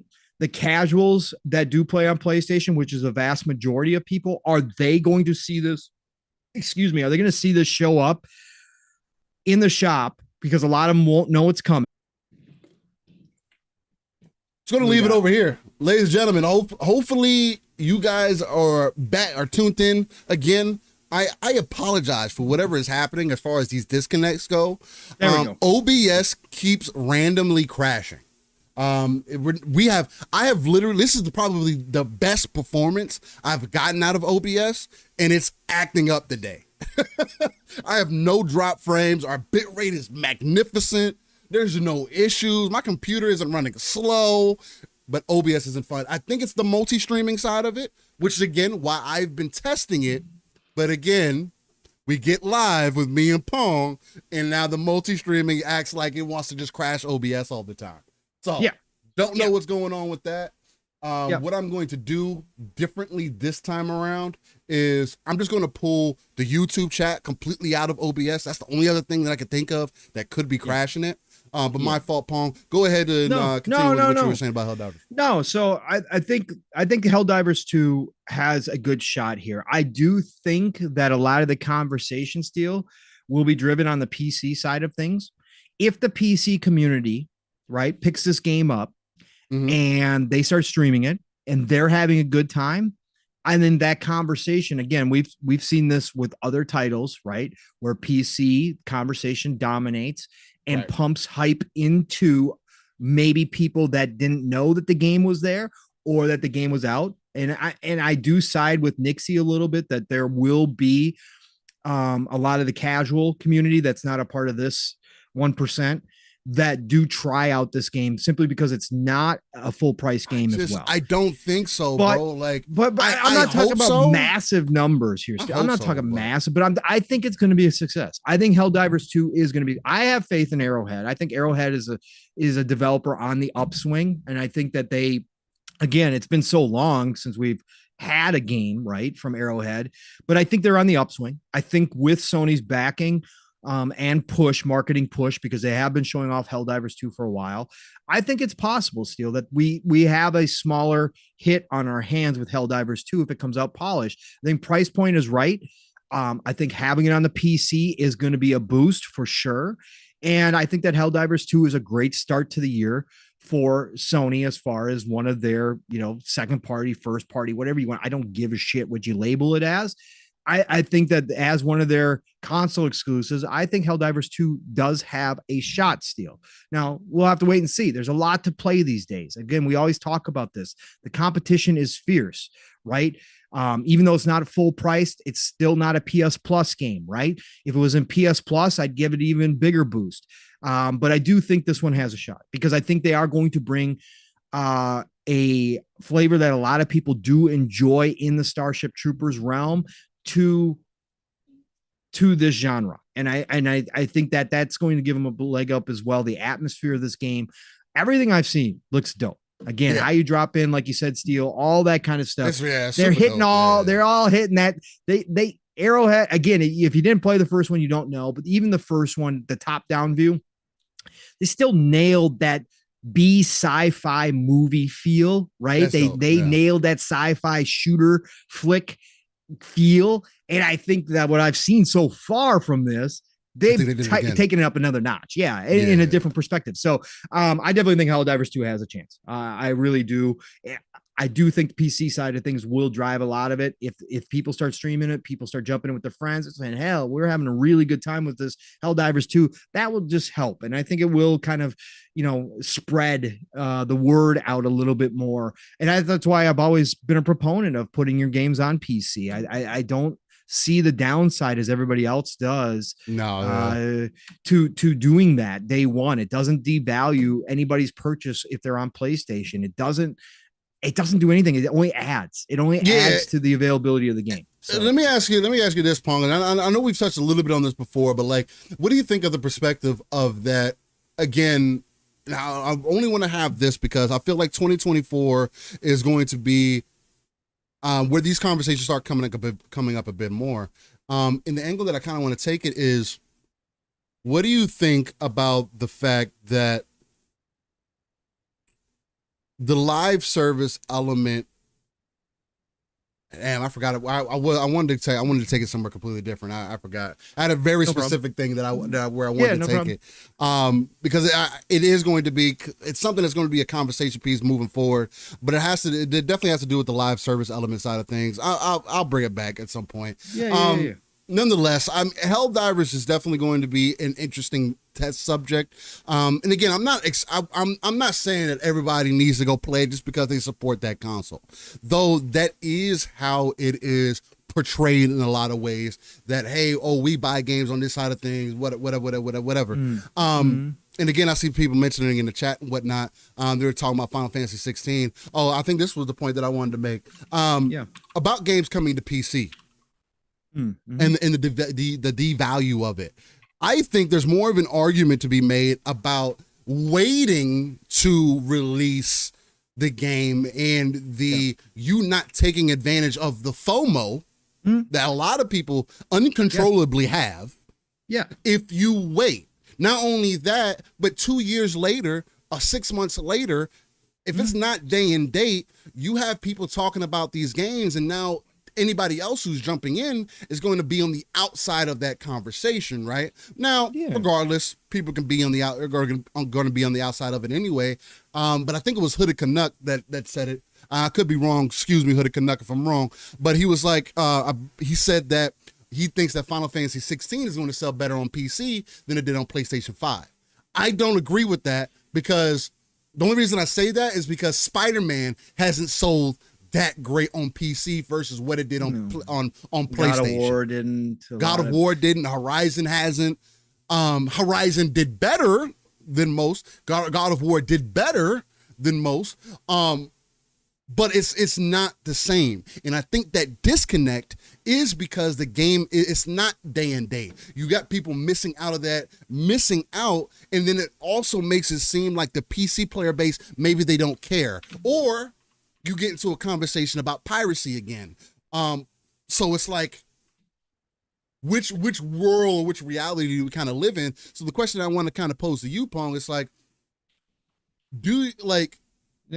games releasing later, do you agree with me that with it they should be more day and date because of the talking points, because of that FOMO?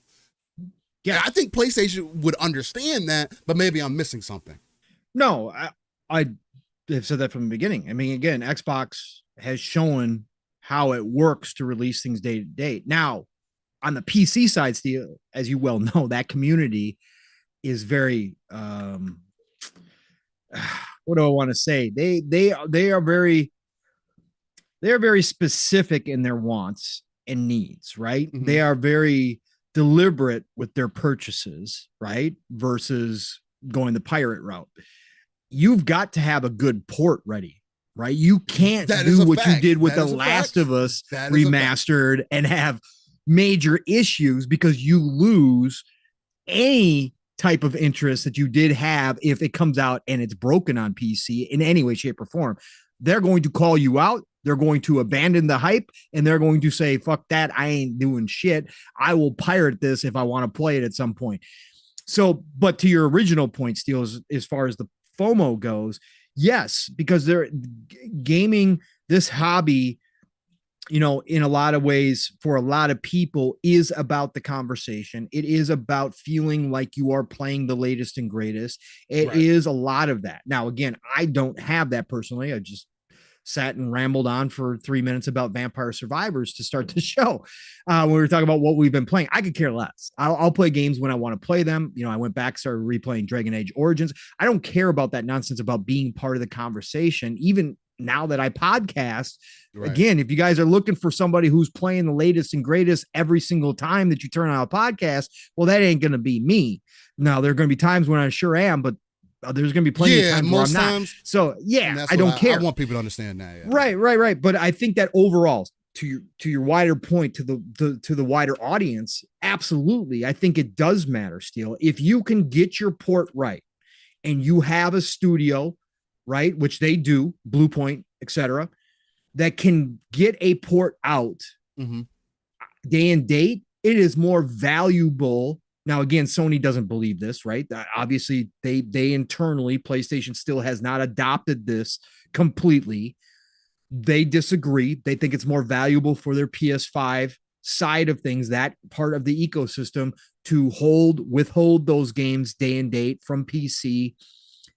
But I think that from my point of view, it is more valuable to have it day and date because there is a bit of shine that is lost if you release a game 6 months, a year, 2 years after it initially dropped. We've seen this with plenty of games, Steele. We've seen this with plenty of games. Now, I know what a lot of Sony's argument is going to be. Well, we do that because then we want those people that absolutely need to play a God of War or that need to play a Spider-Man day one to go get a PS5 and play it on a PS5, right? And they probably believe, they probably have internal numbers that show that there is a lot of that. There are people that will say, give up and say, I'm not waiting for PC. Fine, I'll go get a PS5. I'll play it on my PS5 that I already own, whatever the case may be.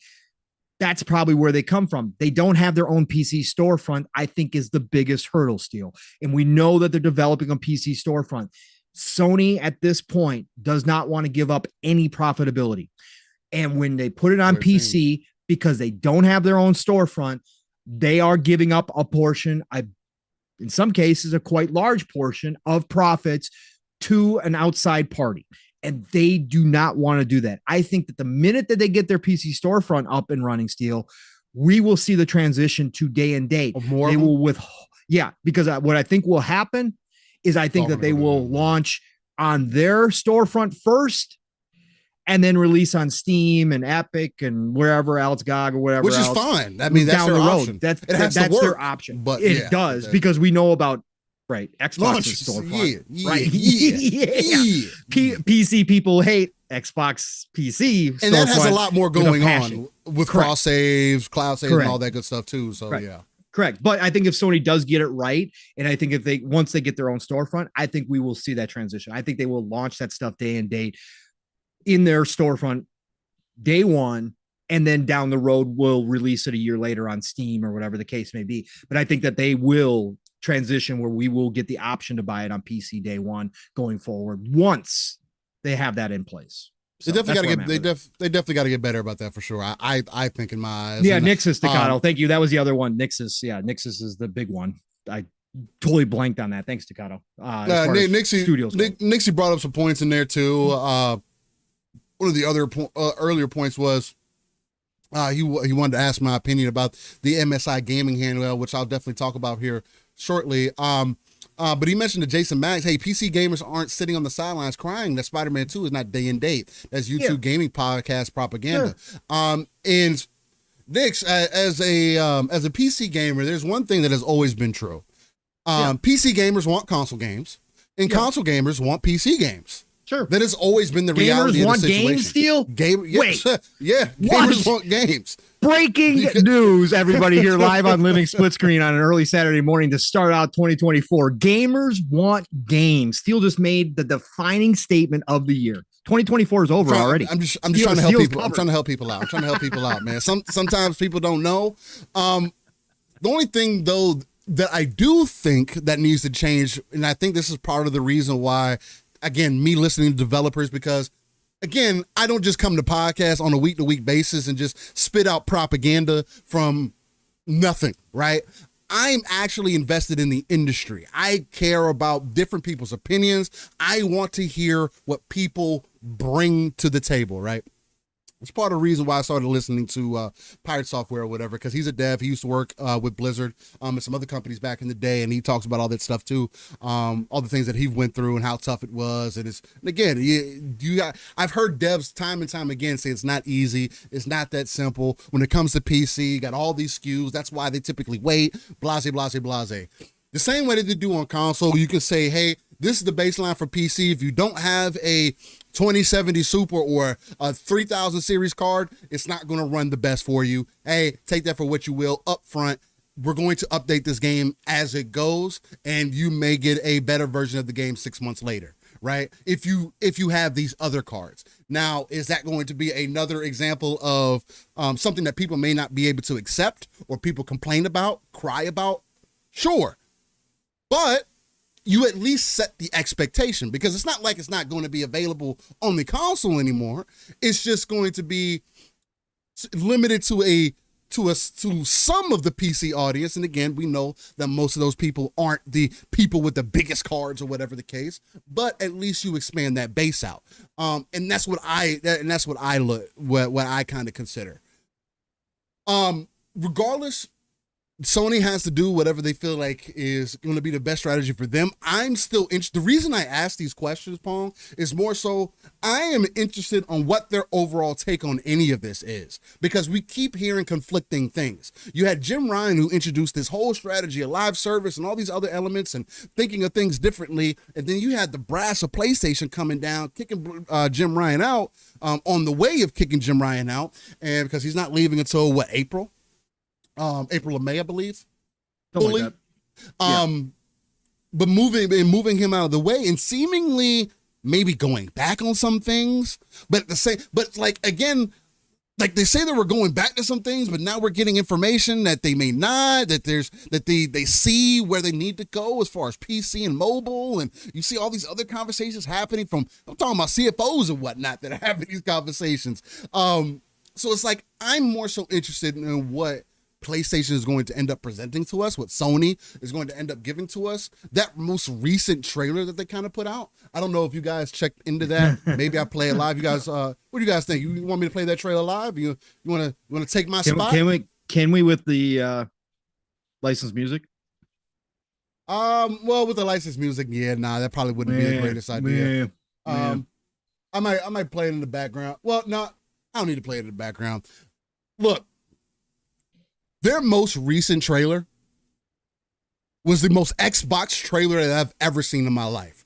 For a brand that is trying to separate itself out from its competition, it was the most Xbox type trailer that I have ever seen in my life. And it was ironic that they had a song talking about you want to take my spot, and all they showed was second and third party games. Games that are going to be available on other platforms, like PC, like Xbox, like most of the game, 90% of the games were that. Outside of Stellar Blade, and there was something else in there that I can't recall. And there was a couple other things. God of War was in there, a couple other things too. But for the most part, it was just like, I thought this wasn't supposed to be about second and third party deals. This is the trailer that you're starting off with?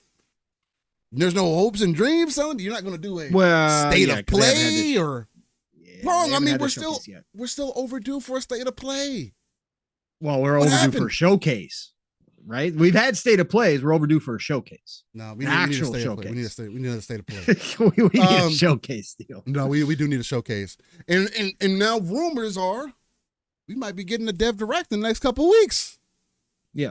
So it's like, what is happening behind the scenes, man? It's a lot of interesting things are going on. 2024, I think, is going to be the perfect baseline to find out kind of where we're at right now, as far as the gaming sphere goes. Is what Xbox have going on? What does Xbox have to flesh out their second and third party?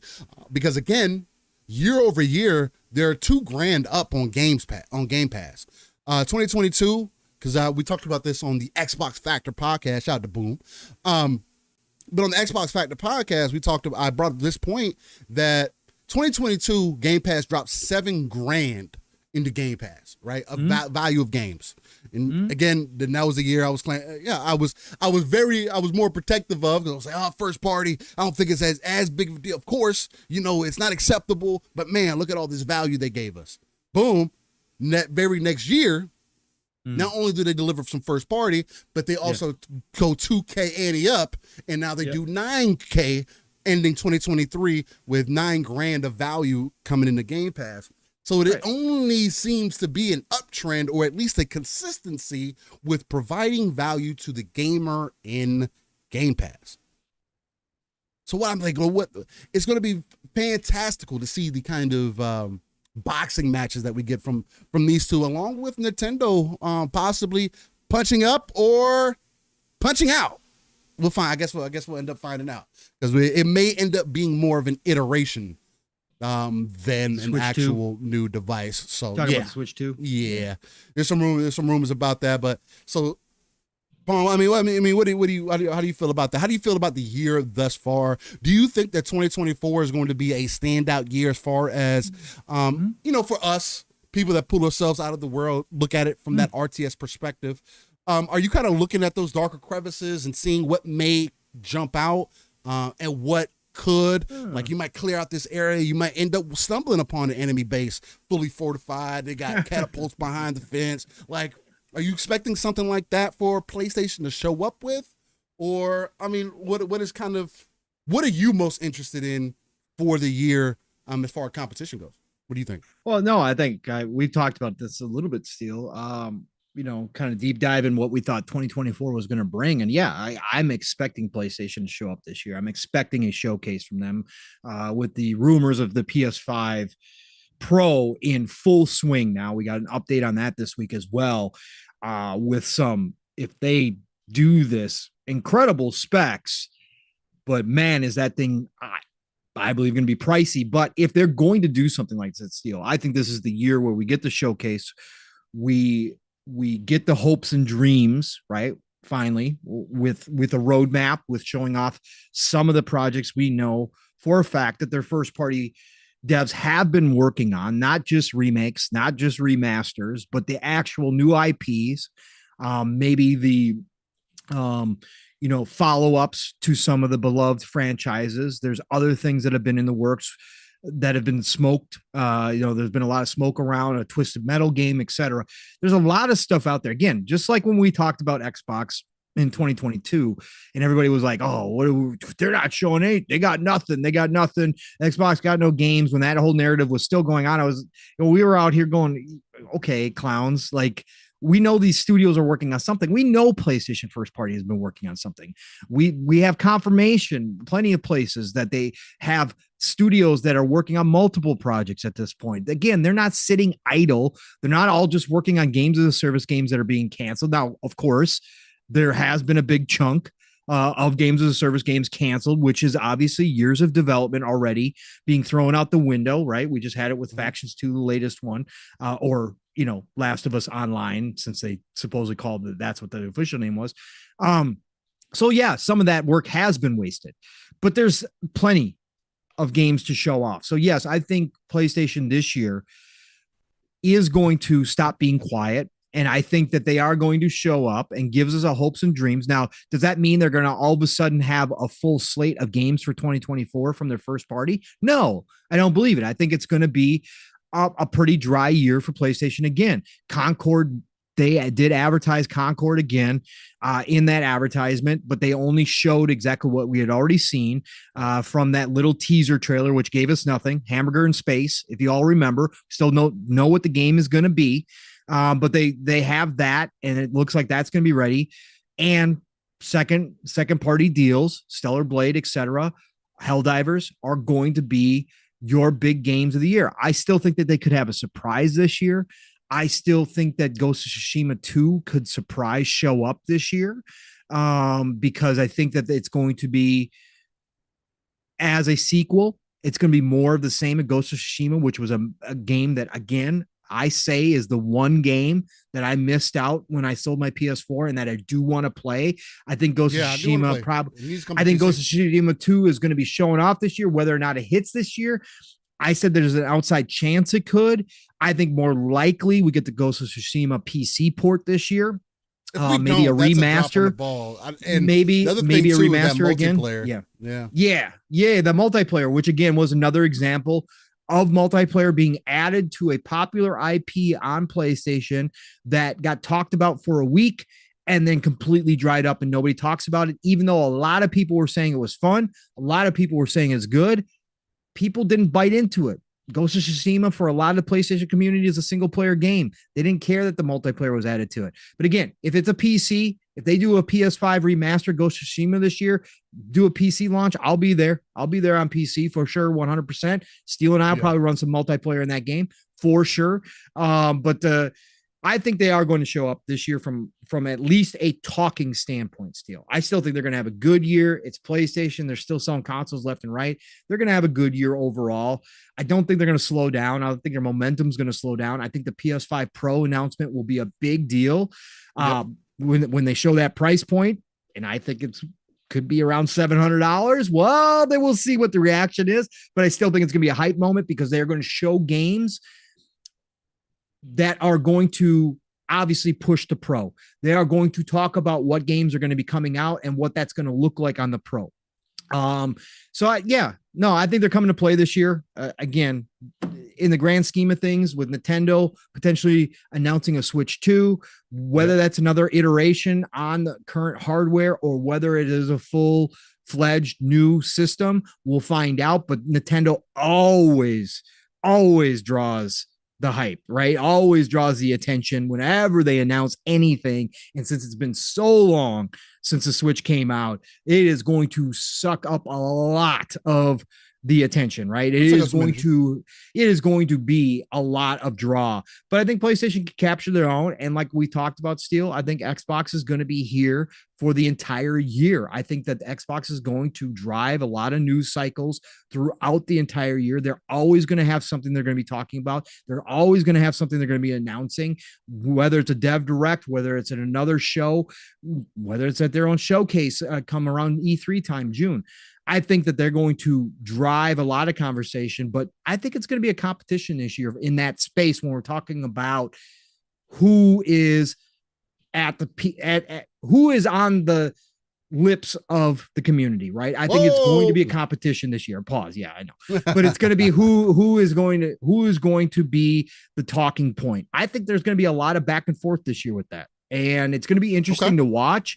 That's interesting. Um, I don't think there's gonna be a lot of back and forth, but well, I think it's gonna be a lot of back and forth. I do. I really do still. I think everybody's got big announcements this year. I think that's gonna be the driving force, and I think everybody's going to have something to show off this year. I see what you're You see what I'm saying? As far as that goes, like across the board. Because one month it could be PlayStation doing their hopes and dreams. Another month it could be Nintendo doing the Switch 2. Another month it could be exciting news from Xbox. I think it's going to be back and forth who's kind of driving it. I mean, overall, Xbox is going to be there year round. So, I definitely agree. Oh, excuse me. I do want to, because I see the chat was having some Xbox Game Pass conversation and talking about first party games leaving versus third party games leaving, things of that nature, and people the confusing messaging behind Game Pass. And getting more people involved and whatnot. That is something that Xbox has to continuously work on. Though there is still a little bit of the consumer responsibility that needs to be had there also. Nix makes a point here that says MS should stop focusing on the hardcore and connect with these types of gamers. He's talking about more so the casuals or the people that aren't necessarily super invested. And I think that's what they are doing. There is some confusing messaging there. But again, that's only going to get better over time, right? There's still an interesting conversation to be had versus, because somebody brought up the point that, well, there's not a gaming subscription service that has really blown up like that. And it's because there's still a stigma on gaming overall. No matter who I talk to, still, people think that watching TV is not as bad as playing video games. So, take that for what you will. I don't have the, I don't think I necessarily have the grounds to say that they're incorrect or that they're stupid or whatever the case. Everybody has their own perspective on what they believe. I do think that there's a huge argument to be made, as far as a form of media that you have control over, that you can tailor the experience for. Sure, you can do that with TV and whatnot too, as far as what you're watching, but it's definitely more involved than TV watching will ever be, which is why I literally gave up TV watching to replace that time with gaming, right? Now, do I watch TV sometimes? Sure, I do. But if I have that time, then I'm probably going to play the game instead of watching TV. It's a time thing. Everybody has to have a reality of, and my time is only going to get more crunched. There's also some other things happening behind the scenes that I think you guys are going to get excited about. That is also going to add on to that, along with the plate that I already have. And 2024 needs to be a big year for me. My oldest is getting ready to get into not college, but high school. Let's go. We'll take one step first. My oldest is getting into high school. Skip that. I need to change my living situation so we can be more comfortable. Real life things have to change, right? So when it comes to my time, I'm definitely more picky, and I want something that's going to be more engaging for me than me just sitting there watching TV, because I think that to me feels like more of a waste. But just to answer Nix's question about the whole the handheld gaming market and whether I was ever going to get into it. For me personally, I've been looking at it off and on. I've been interested in getting a ROG Ally, possibly, maybe making some payments on one or whatever the case, just to play with one for a bit. If I was more mobile, if I was traveling much more, it would definitely be more of a consideration for sure, especially with the way that Xbox has become so intrinsically a part of the PC ecosystem now. It would kind of be like a no-brainer at that point. Have a device I can kind of take with me everywhere instead of hauling my PC everywhere. So I'm interested in it. Do I necessarily think at $700, am I that interested yet? Not quite. It's not one of those things to where, like, if a console came out, it would be more appealing for me to buy a new console than it would be for me to get a handheld device. Mainly because I do have a PC already. I want to upgrade my PC. Life things are happening behind the scenes, and me spending, almost $700 on a handheld device that I might use sometimes outside of, like, if I was making content with it, then that would be one thing. But I don't have any of that under business or anything right now for me to be able to write it off or send Pong one, send myself one. We all play with it and find out what are we going to do and find out that Pong's been, putting his head down, getting a little ROG ally gameplay in, all that good stuff. It's just, unfortunately, life hasn't quite played out that way. And right now, I don't see the value to spend those kind of ducats unless I was extremely mobile, which I can see. There are people that are in the community. Shout out to Asante, one of the Handheld brothers out there. They're actually discussing it right now. I was checking in on them.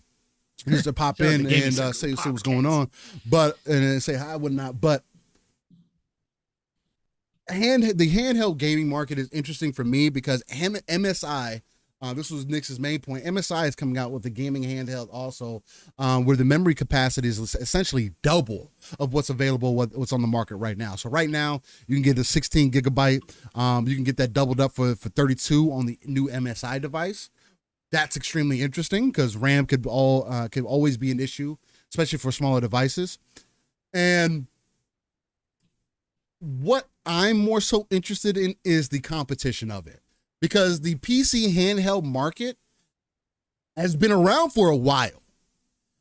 And what the Steam Deck has done, what Steam has done, is somehow made an avenue that's a bit more aggressive as far as the PC handheld market. Shout out to Uncle Gabe.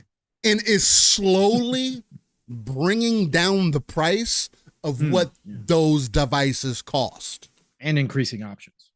And definitely increasing options. Because before, try to get one, I see Calorie, he brings up, he said, I got a ROG Ally Z1 non-extreme new from Best Buy for $399, and I love it. It plays all the games, great, still on battery. Only real power difference is when it's plugged in. Hey, I feel that, but me being me, if I'm going to get a device like that, I might as well just get the big boy, right? I want everything. If I'm going to play a device like that, I'm probably going to have it plugged into something. You know what I mean? I'll bring a power bank with me, something. So it's like, I might as well just get the big boy at that point. That's just me. I can't help it. I have a Series X and a Series S for a reason. You know what I mean? I can't help myself when it comes to those things like that. But seeing how we're getting more devices that are more available, at least from a price point, is what makes this whole avenue extremely exciting to me. We're going from these devices costing anywhere from almost $1,500 to being half of that, right? Correct. To get a decent one or more, right? To get a good one to decent one. So it's like, that's really dope for me to see. Now, I'm not expecting for it to ever get down to like, oh, it's going to be $400 at some point. Maybe it will, maybe it won't, but the fact that competition is there, this is what we have needed, right? Competition is good in all spaces. I'm excited for what's happening in the handheld market. I'm not an investor right now, but it doesn't mean that I might not be later, depending on what my situation is, depending on what becomes available. Who knows? Maybe Split Screen might blow up a little bit, and we get some sponsors behind the scene, and they might throw us a couple devices and say, yo, Pong, Steel, we need your review on this one right here. We need that energy. We need that live, raw, and uncut talent that you guys got over there. Nobody talks like about the gaming industry like you guys talk, with that flair and those aesthetics that you got on Living Split Screen. So go ahead. We'll see. It's a possibility. I'm not gonna hold my breath on it, but I am interested nonetheless. How about you, Pong? I mean, how do you feel about the handheld gaming market? Do you feel like me? The price point is kind of like, if I was more mobile, maybe I'd consider it. Like, what are you thinking? Yeah, I don't have any need. For me personally, I don't have any need for one. I drive to work, so I don't commute via bus or subway or anything like that. So I don't have any time at work. I don't have a job where I can sit back and just play games. So and at home, I've got my own game room. I've got my own TV. I've got my own PC. So I don't have any need for it at all. Like I said, if I owned a Switch, generally speaking, I would play it in docked mode because that's how I'd want to play it. So, and we already know the dock mode doesn't look good. That's one of the hopefully upgrades that Switch 2 is going to make. So the only reason why I would ever get one is again, if I was doing this full time still and we wanted to do content based upon handheld systems, like you already mentioned, sure. Or if there was a handheld that came out that has a great docking feature that it looks great on a big screen, then yes, if the Switch 2 does that, then I've already said that Nintendo's piqued my interest. We'll see what it turns out to be, but I still wouldn't be playing it in handheld mode unless a random, really random reason or random time that I wanted to switch over to the handheld mode. It would be very few and far between right now with how my life is. So I just think for me personally, the handheld market is cool. I love it. I love that it's expanding out again, much like VR. I'm glad people are pushing into that space. I'm glad that there's more options for people now, for people who do have a use for it. Absolutely. It's freaking awesome that the prices are dropping down and that the tech is starting to explode a little bit.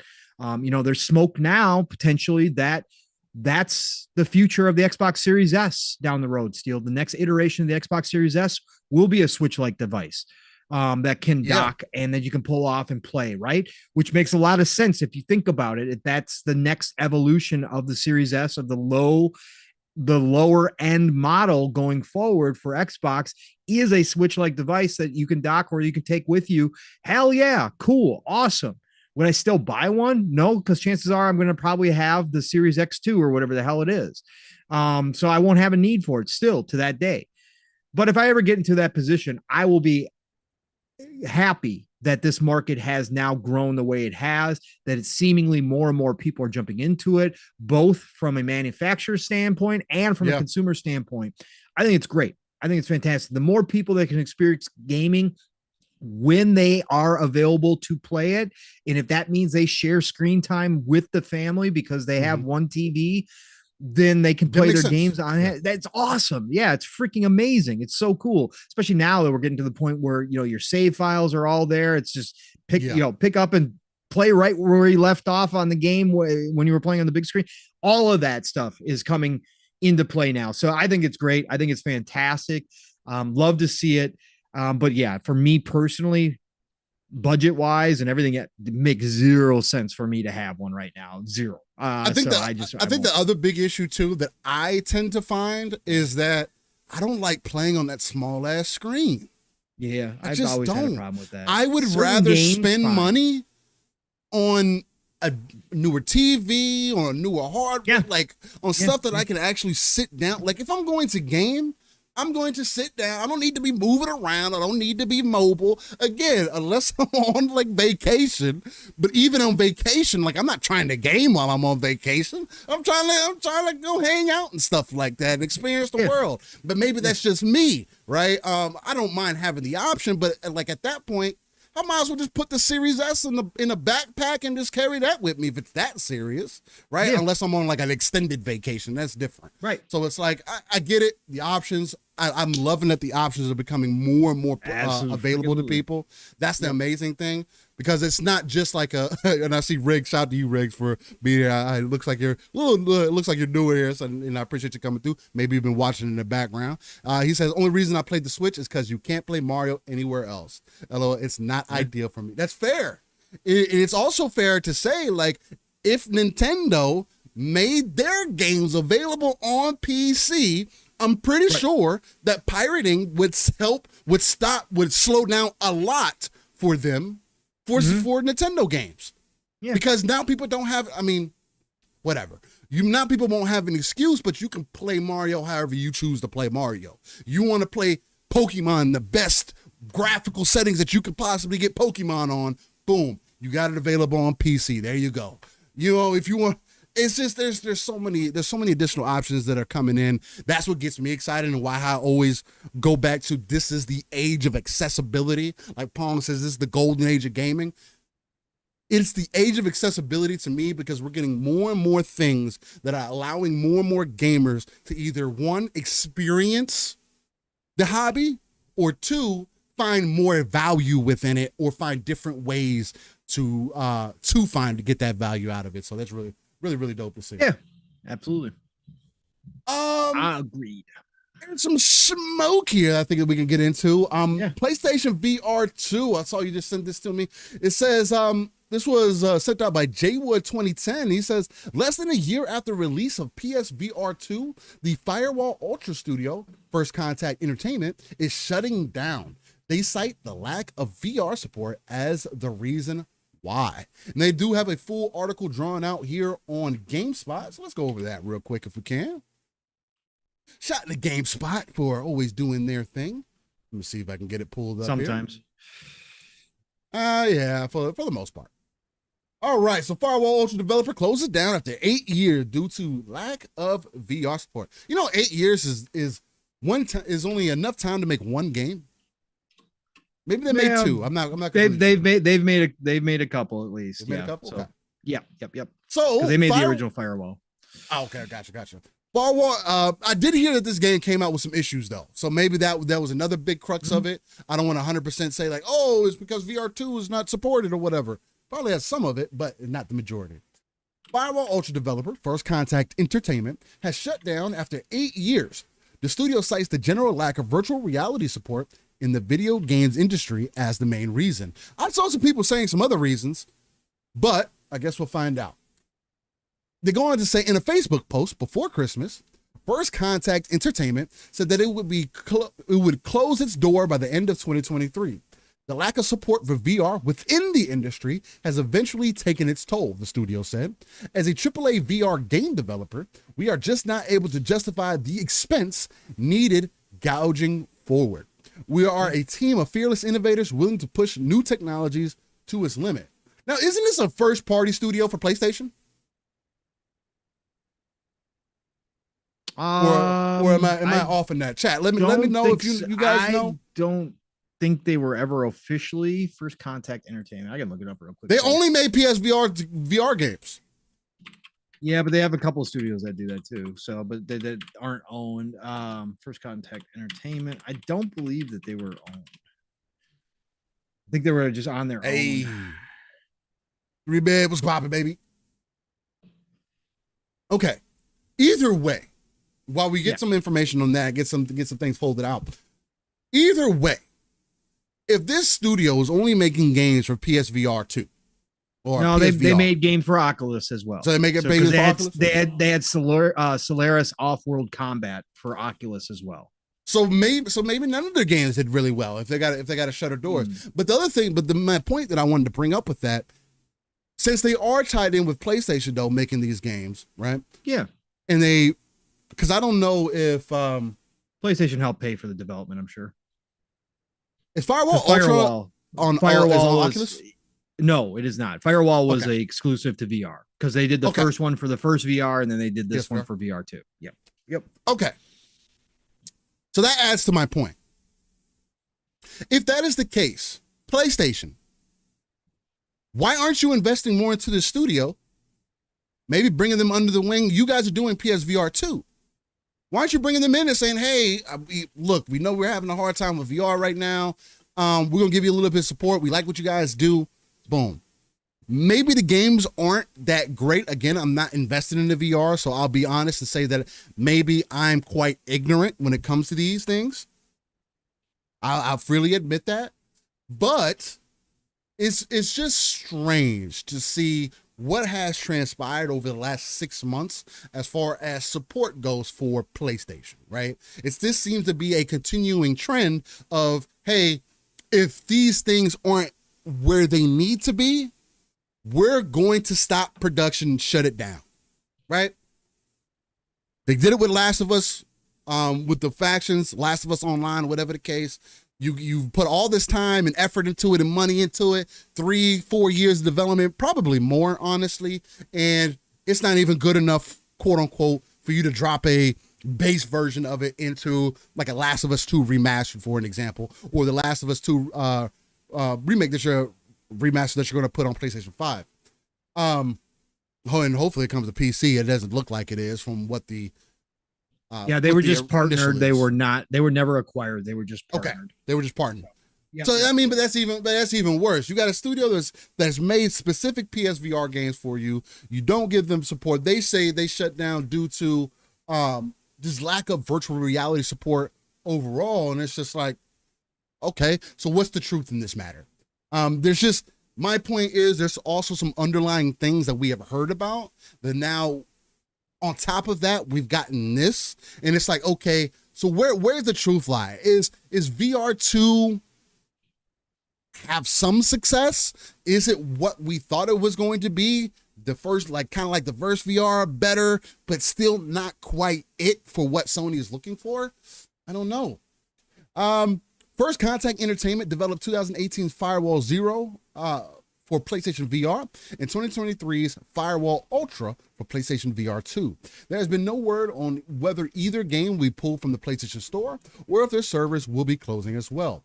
This wasn't the only studio to close due to financial reasons in 2023. Shadow Gambit, the Cursed Crew developer, Mimi, shut down after 15 years due to increased financial pressure and level of risk. Firewall Zero Hour was well received, earning a 79 on Metacritic, and Firewall Ultra received mixed reviews, earning a 61 on Metacritic. Woo! So, I mean, getting that information, knowing that Zero Hour, their first game, again, your first game almost hitting an 80, I think that's pretty solid, right? That's pretty damn good. But then they have your second game, they hit a 61. I did some brief research here, and it does look like the game released kind of with that stench that we've been getting over the last few years, at least, as far as games kind of released and broken, not releasing in the best condition possible. And right. I will put a lot of that onus on the actual developers themselves. But I'm pretty sure they try to put their best foot forward. And again, it does come down to your publisher to come in, look at what you got, and make sure that you got a good product on board. And I thought, at least that's what I was told, Pong, I thought PlayStation did quality control. I thought they stopped projects if they weren't going to be successful, if they weren't going to be rated well. I mean, obviously, these weren't rated the greatest. I mean, 79, they got a pass to make a second game under the PlayStation budget. And this next one got a 61. Obviously, that's not good enough. We know PlayStation cares about Metacritic in some way, shape, or form. But what are some of these things showing you? And is there any additional credence to the conversation of what does Sony have going on? Where's the support at truly? Again, Paul, I was told that Sony builds up these different dev studios, that Sony believes in ingenuity, right? That they believe in going in and looking at games and making sure they're exactly what they need to be before they release. Do they not give that same attention to VR too? What's going on? They need content for VR though, right? So the VR content is going to be given a different filter than their actual standard console games, right? Steel, I think that's probably what this is a case of, right? That they needed content, and so they allow certain, blips on the radar to pass through. And again, since they weren't an actual first party studio, since they were just partnered with them, I think they gave them a little bit more of a pass as well, simply to get the game out. To say that they had another game ready for VR2. Again, we're talking about, this isn't slander. This isn't, talking down. VR is niche. It still is niche. I know they're making strides, right? There's been games released recently. I forget the name of the RPG now. Number 2 of that RPG that just got a 10 out of 10 from IGN, saying one of the first must plays for VR. VR is Wrath of Asgard. Yes, Wrath of Asgard 2, correct, just came out and is supposedly like the first big time. Looks cool. That RPG. one looks cool. That's the first one I've cool. seen in a while. That was if I had a VR or some like a Quest or something, I was like, Asgard's Wrath. Excuse me, Asgard's Wrath. There you go. What did I say? Asgard's Wrath. That's not what I said. Or I said Wrath of Asgard. Wrath of Asgard. Okay, I said it backwards. Yeah, Asgard's Wrath. Yeah. There we go. So, that's not on PSVR, so that's on Quest, I guess. No, that's on Quest. Yeah. So, but I'm just saying overall VR in general, right? We're still talking about a niche form of entertainment. There's some people in this community that absolutely freaking love, eat, sleep, drink VR, right? That is where it's at, though, is that it's only the 1% of the 1% who care enough about VR. And obviously, as I've always said, we were just talking about the handheld market growing.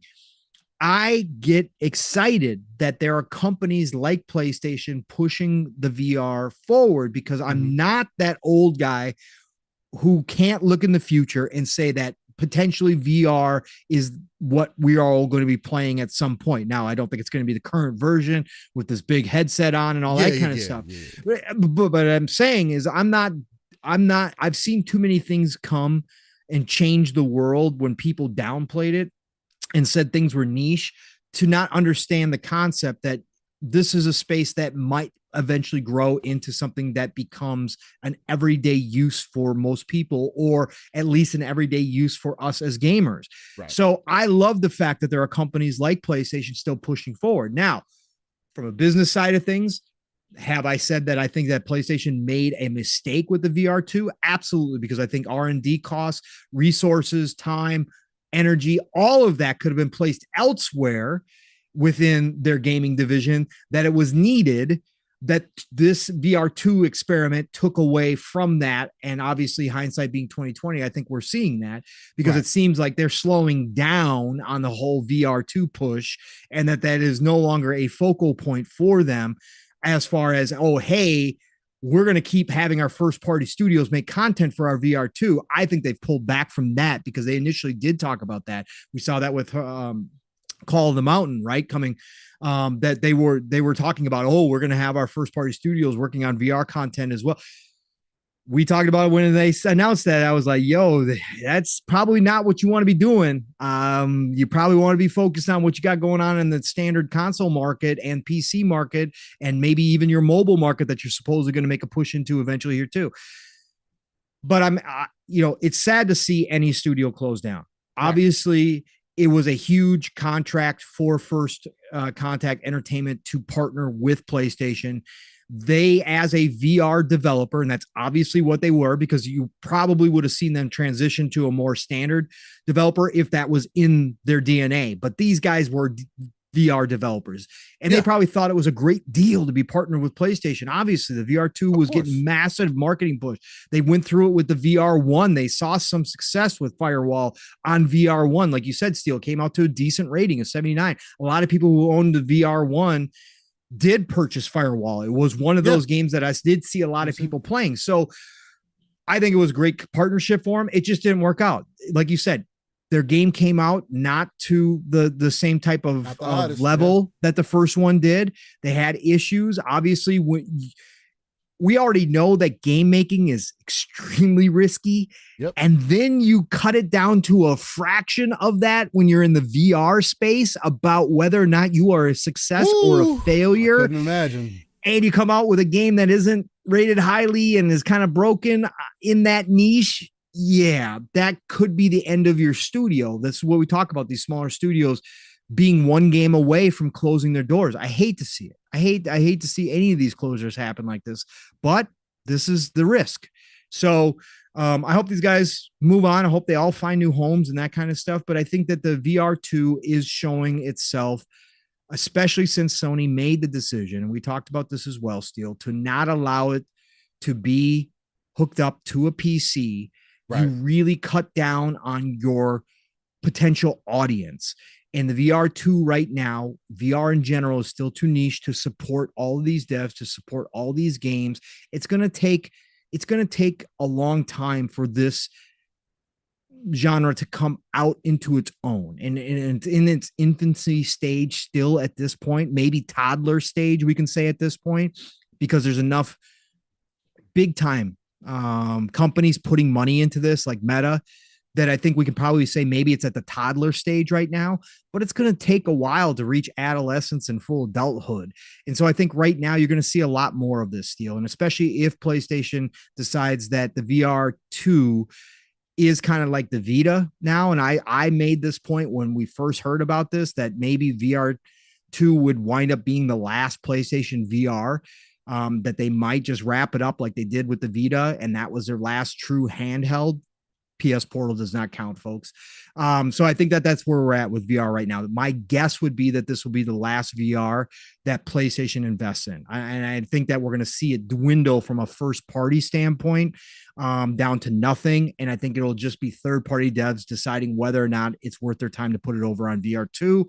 And then I think going into the next generation, I don't think we see another VR device. Could be completely wrong. Sony could be in this for the long haul, continue to have R&D and development, but I just don't see that happening at this point. I think Firewall Ultra and that Studio First Contact Entertainment is just kind of where it's at right now. And that is what it is. Still, again, it's sad for them as a studio and the developers, but I just don't think it was the right time.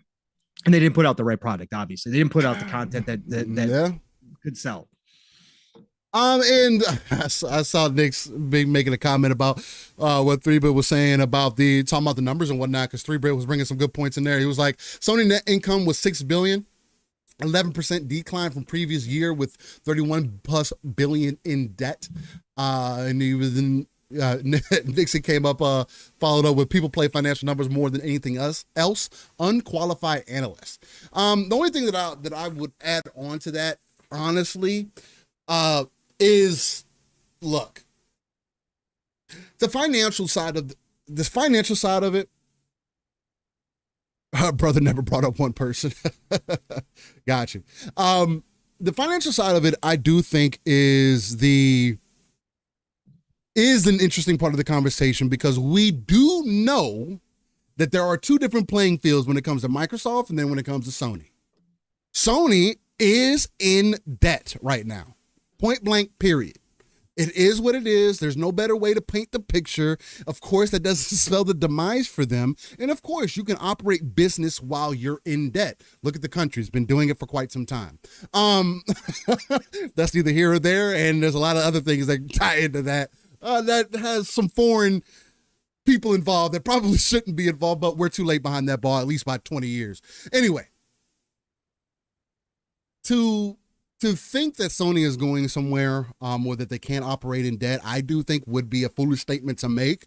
But it is a reality that you kind of have to consider, because as much as we want to see innovation in the gaming industry, as much as PlayStation may want to innovate within the gaming industry or just for their brand in totality, it doesn't make sense to continuously put yourself in the hole or put yourself in the black. Well, excuse me, in the red. Excuse me, because that's not black. That's it's not breaking even. Nowhere close. Sony is also has investments in other places, so I can't just say, oh, well, they're in the hole due to just gaming. No. Sony does have to figure out how they are going to position themselves moving forward, especially now that Microsoft has made it known that Xbox now has access to Microsoft money. Previously, that wasn't the case. We've talked about that here. The Power On documentary talks about that. There's been other documentaries and other people. Seamus Blackley, every time a year anniversary comes for Xbox, he makes consistent statements about the same thing. Or when he sees people talking about Xbox or whatever, and people blowing up Xbox and say, oh, Xbox overrated. He was like, man, it's crazy to see people talking about Xbox the way that they are, when literally nobody believed in this thing, when literally we should have not existed. I'm paraphrasing, but there has been so many opportunities for Sony to push out the market, or at least position themselves better in the market, and there has been a lack of vision somewhere. At what point do we come to the table and say, hey, let's have an honest conversation about what's happening? Hey, we're losing money. Our fan base, again, Psycho made the point about the whole Spider-Man 2 selling to 10% of the player base. And Psycho, like, per previous events and up to this point, 10% of the fan base buying a copy of a game was successful. Now, we know that PlayStation doesn't consider that successful anymore. So when people bring that to argument and say, oh, well, it's 10%, that's what most games sell anyway. Ooh, who else is selling games like this? Okay, who else is coming out and telling you that, hey, us doing this is not working. We need to be doing something different. We continuously go back to this point, and I will continuously hone it. There is two main differences that we see right now in the industry. Three, if you want to be frank, with the other main player in the space. Xbox carved out its own avenue with Xbox Game Pass because they were forced to by PlayStation. They needed a different strategy to get people to stay invested in the ecosystem. Although Xbox has always been pretty good about retention and keeping people within the ecosystem. So maybe there's not as many consoles, but there's always been more retention. 2, PlayStation, the number one brand as far as hardware, gaming, and this stuff goes. Now, on the hardware side of things, they have fallen off quite a bit. Again, Samsung, LG, Toshiba, even TCL have given Sony such a run for their money. Their TVs don't even sell at the greatest anymore. They are a hardware company who believes in their hardware, has pitched that we believe in generations. We believe in our games. We believe in the gamer. PlayStation, where play has no limits. And the only thing that I have seen is play have limits. I have only been limited, by the way. And then not only that, they come out and tell you, hey, God of War is great. Last of Us is great. Horizon is great. Matter of fact, Horizon Zero Dawn is the best-selling game that we've had thus far. Wasn't it even better than Spider-Man was at the time? Yeah, but the Spider-Man stats were a little old, I believe, because that was an older one. And the Spider-Man stats are also very wishy-washy because they're including 3 different games in this, or 2 different games at least in the 2018 version of Spider-Man. Yeah. Because they consider Miles Morales as part of that original game. Correct. They're counting the numbers for Miles Morales as part of Spider-Man 2018. Yeah. Which that doesn't make any fucking sense when you yourself come out and say, hey, it's its own separate thing.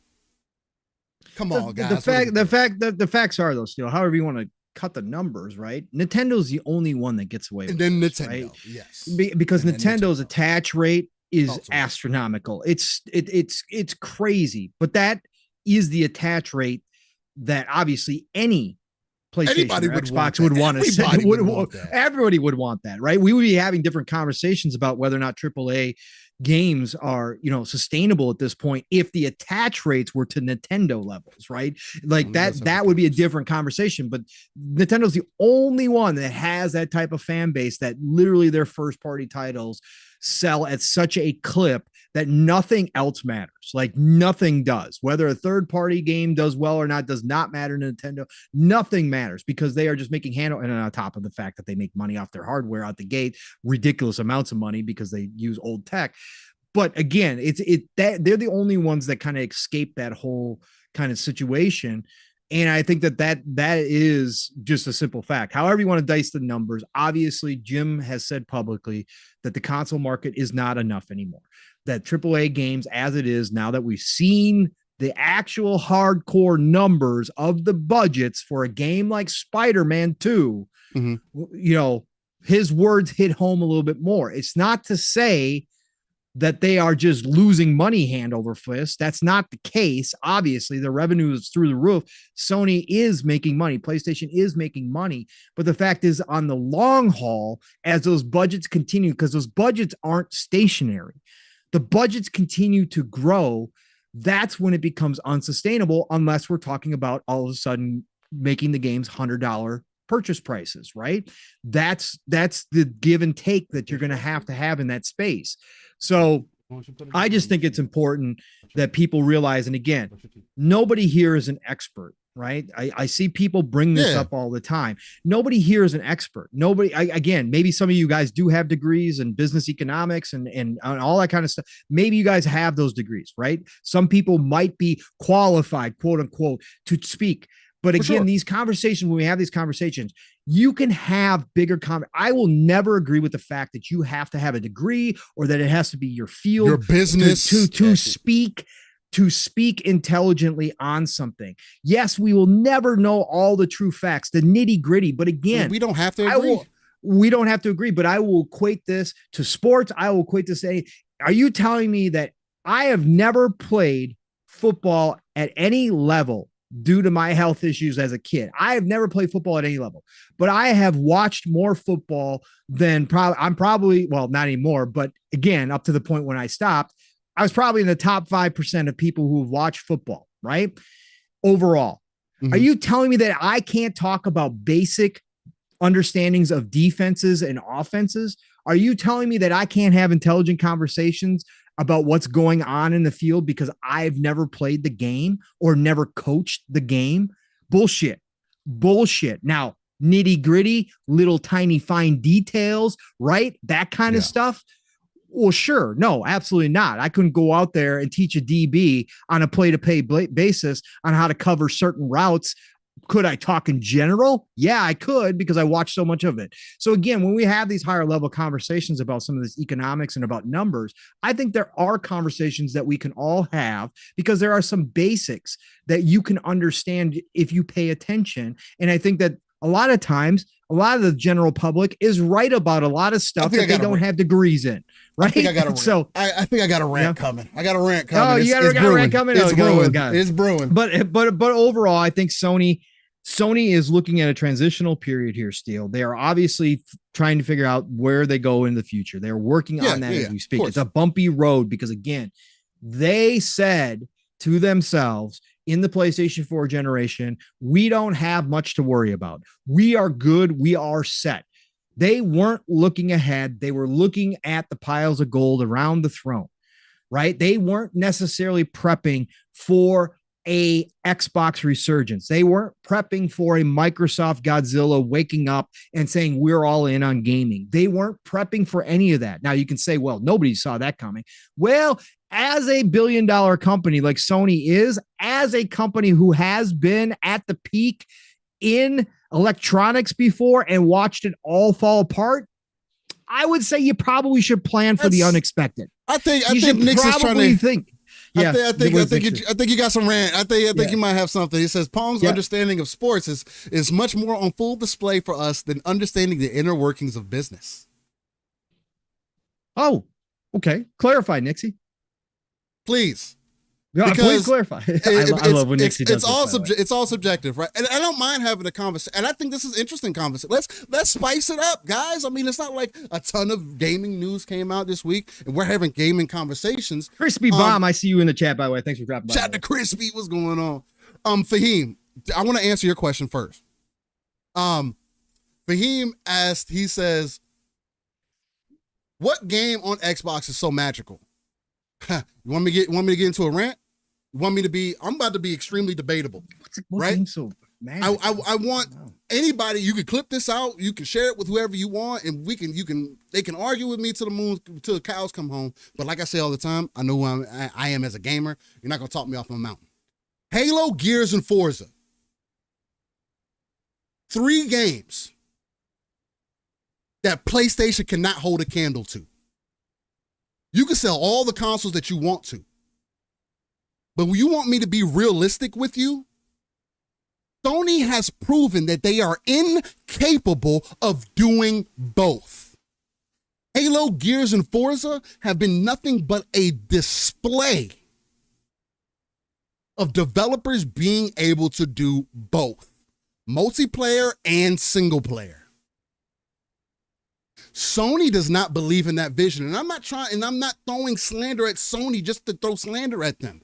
I have consistently said that I need a reason. I like Sony. I care for Sony, but my reasons are not your reasons.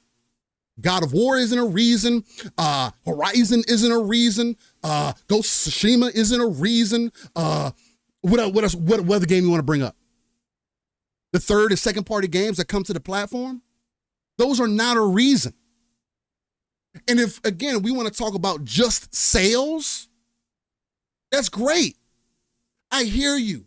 We want to talk about numbers all the time. That's what people come back to me with. Oh, numbers. Oh yeah, you got Halo, Gears, and Forza. But how many consoles did you sell? Hey, how about your retention? How about you getting hacked? How about you not having a player base that believes in your games enough to invest in them to a point that your top brass doesn't have to step down and say, hey, guys, you guys aren't enough. That 10% that everybody is so excited about and that, oh man, look at all these games that sold. That's not enough. So explain to me, show me a game on the PlayStation side of things that can compete with Halo, Gears, or Forza. Please, outside of Gran Turismo, which Digital Foundry had to do a breakdown for people to see the differences, truly. And even then, I still have my own eyeballs to show and demonstrate to me that Gran Turismo is so stuck in the past that they would rather stick with popsicle-style racing where the track moves instead of the car, which I don't care who you are. It doesn't feel good. It doesn't look good. I don't want to watch that shit if it's not in a replay. Replays are magnificent. Shout out to Gran Turismo for being able to do that. But Turismo ain't been relevant like Motorsport has been since Motorsport 2. That is a proven fact. I'm not talking about competitions and all this other crazy stuff that people bring in, because I get that simulation side of things for Gran Turismo maybe has stuck out for some people more than others. Sure, I can have that conversation. But you want to have a real, genuine conversation right now about what one side brings to you versus what the other side brings? There is a reason why I saw single-player gamers as casuals. There's a reason for that. You want to know why? Because that's what I was shown on PlayStation while I was growing up. That's what I was around. That's what people talked about. That's what it was. If it wasn't couch co-op, Tekken, all the fighters that were there, Devil May Cry, all these other games that were there, that were single player games, that wouldn't even exist. And let's be frank, those party games, the fighters and all, carried the PlayStation 2. That is a fact. And those things have carried PlayStation's branding for years. Along with doing things that were so intuitive, like giving a CD drive in something where everybody wants a DVD player. Man, you get a PlayStation 2, you can play CDs, you can play movies, wow, it's such a great device. PlayStation 3, oh man, they put a Blu-ray in there. Wow, that's an ingenuity right there. That's awesome. What did they do to PlayStation 4? What did they do to PlayStation 5? Other than tell you that they got cracking. What cracking? That shit is cracking lacking. No pun intended. Because that Kraken that it was specifically made for the PlayStation, and it runs so much faster. I can say the same thing about Velocity. You know what's funny about them both? The difference is only a couple seconds. You know what the real difference between them both is that we didn't have before? Is that load times got cut down from 2 minutes to 10 seconds. That's ingenuity. That's where we are right now. Somebody please tell me why PlayStation is telling their fan base and telling the audience that they have to start looking at things differently if what they have done up to this point works. If all the IP and games and all that stuff works, tell me why they're saying otherwise. So you're telling me that Sony just makes stuff up? I'm not trying to roast on Sony. I'm not trying to flame up Sony. But the same way that people flame up Xbox and have this disingenuous conversation about what's going on in the industry and how people look at their library or what's going on between the individual consoles or what's selling or what's keeping people invested or what what's innovative in games? So games becoming more movie-like is innovative. That's innovation. Huh? I thought innovation was driven by doing something different, something that's never been seen before, pushing the limits. Boundaries being is you're right on the cusp of it. It's debatable. It's got the people riled up and energetic and just over the top because nobody can understand what you have done with this. And they're amazed by it. I thought that's what that was supposed to be. Part of the reason why I can hear what people say about Starfield. If you don't want to say it's the most innovative game ever, I can hear you. And I agree. I don't think it's the most innovative game ever. They've done it before. That's not innovation. You're doing more of what you did before, which isn't bad in my personal perspective. Not the way that people have painted it to be. Oh, they're just an old studio. They can't make any games better than this. Sony can't make any games better than the fucking God of War that's boring as hell. Horizon Zero Dawn is boring as hell on a story standpoint, but you want your games to be a movie. You want your games to be movie-like though. And that's coming from me, I am a combat-obsessed motherfucker, dog.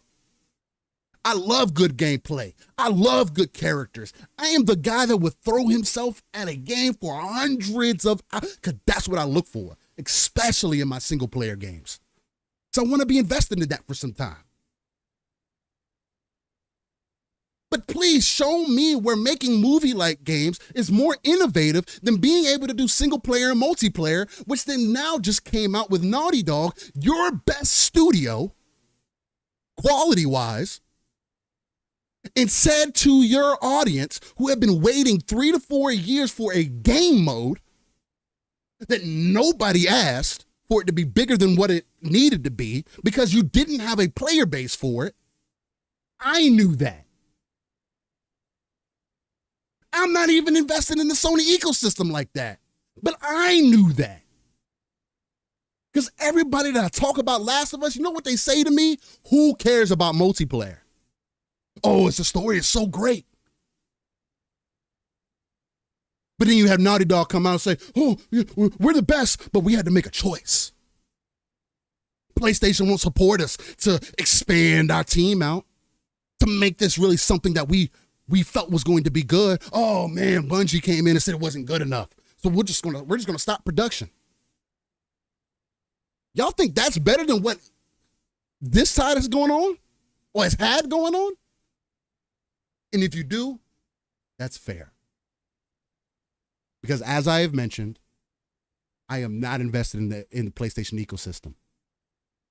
PlayStation has failed to give me a reason to invest in the PlayStation ecosystem. I played God of War 2018 on PlayStation 4 when it released. I played 4 hours and put it down because I thought it was boring as hell. And I was playing on a harder difficulty. So it's not like I was playing on easy and was bored.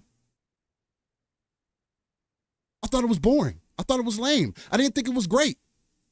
Maybe I'm ruined by Black Desert Online. I don't know. Maybe that's what it is. Maybe I have a certain level of expectation from the previous Gods of War.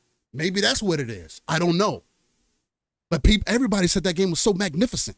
You know what I did, Paul? I listened to people so much. I was involved in the community. I said, you know what? God of War came to PC. Let me get it there too. Maybe I was just maybe it was just a mental state that I was in at the time. Man, it definitely does look beautiful on PC. But you know what the problem is, Paul? It's still fucking boring as it was before. There's no difference. That's a me thing. And that's a reason. Yeah. And this is just my perspective. And I don't mind standing on the ledge from my perspective and putting my ideas out there because regardless, it's for the sake of conversation. This is what I have seen. These are my frustrations and why I bring the energy that I do to the conversation. Because I do care about Sony. I do care about PlayStation. I want them to bring out good games. I want them to provide competition. But they haven't done it the way that I've been looking for years. and have continued to prove to me that I don't think that they're going to be ready to. In the way that people defend Sony just because of their games, Pong's point earlier, I've heard less people talk about Ghost of Tsushima's multiplayer than the actual game itself. Oh yeah, for sure. And it's part of the package. Yeah. Again, people talked about it for a week. Maybe there are some people talking about it now. Maybe they're within the millions of people making channels on YouTube right now. Of course. You know what would be dope for me though? What if we could get that game in a different ecosystem, get more people to experience it, to see if Ghost of Tsushima's multiplayer is truly something special? Is this something that we can expand out? That's the lack of vision that I'm speaking to. Nixie says, don't get frustrated, Brother Steele. It's just gaming. A hobby shouldn't feel frustrating in mine. And I'm not. Nix, love you. Look. Then the Knicks, why do you care so much when we all speculate on stuff that we don't know anything about 100%. according to you? We're just 100%. we're just having fun speculating. And to your earlier point, Nix, about this industry being so secretive, I agree with you on that. I've talked about that, right? Versus sports or whatever else and all that kind of stuff. But I will say, Nix, through the court documents, through all the testimony at ABK, there was a lot of stuff that we had no idea about, but that we were accurate about here and elsewhere, and that we were accurate. We were 100% dead on. Now, what that does mean is that we're going to be wrong a lot of times. Of course, none of us have ever said ECP, outside of King, who claims he's got a 95, 96% right rate.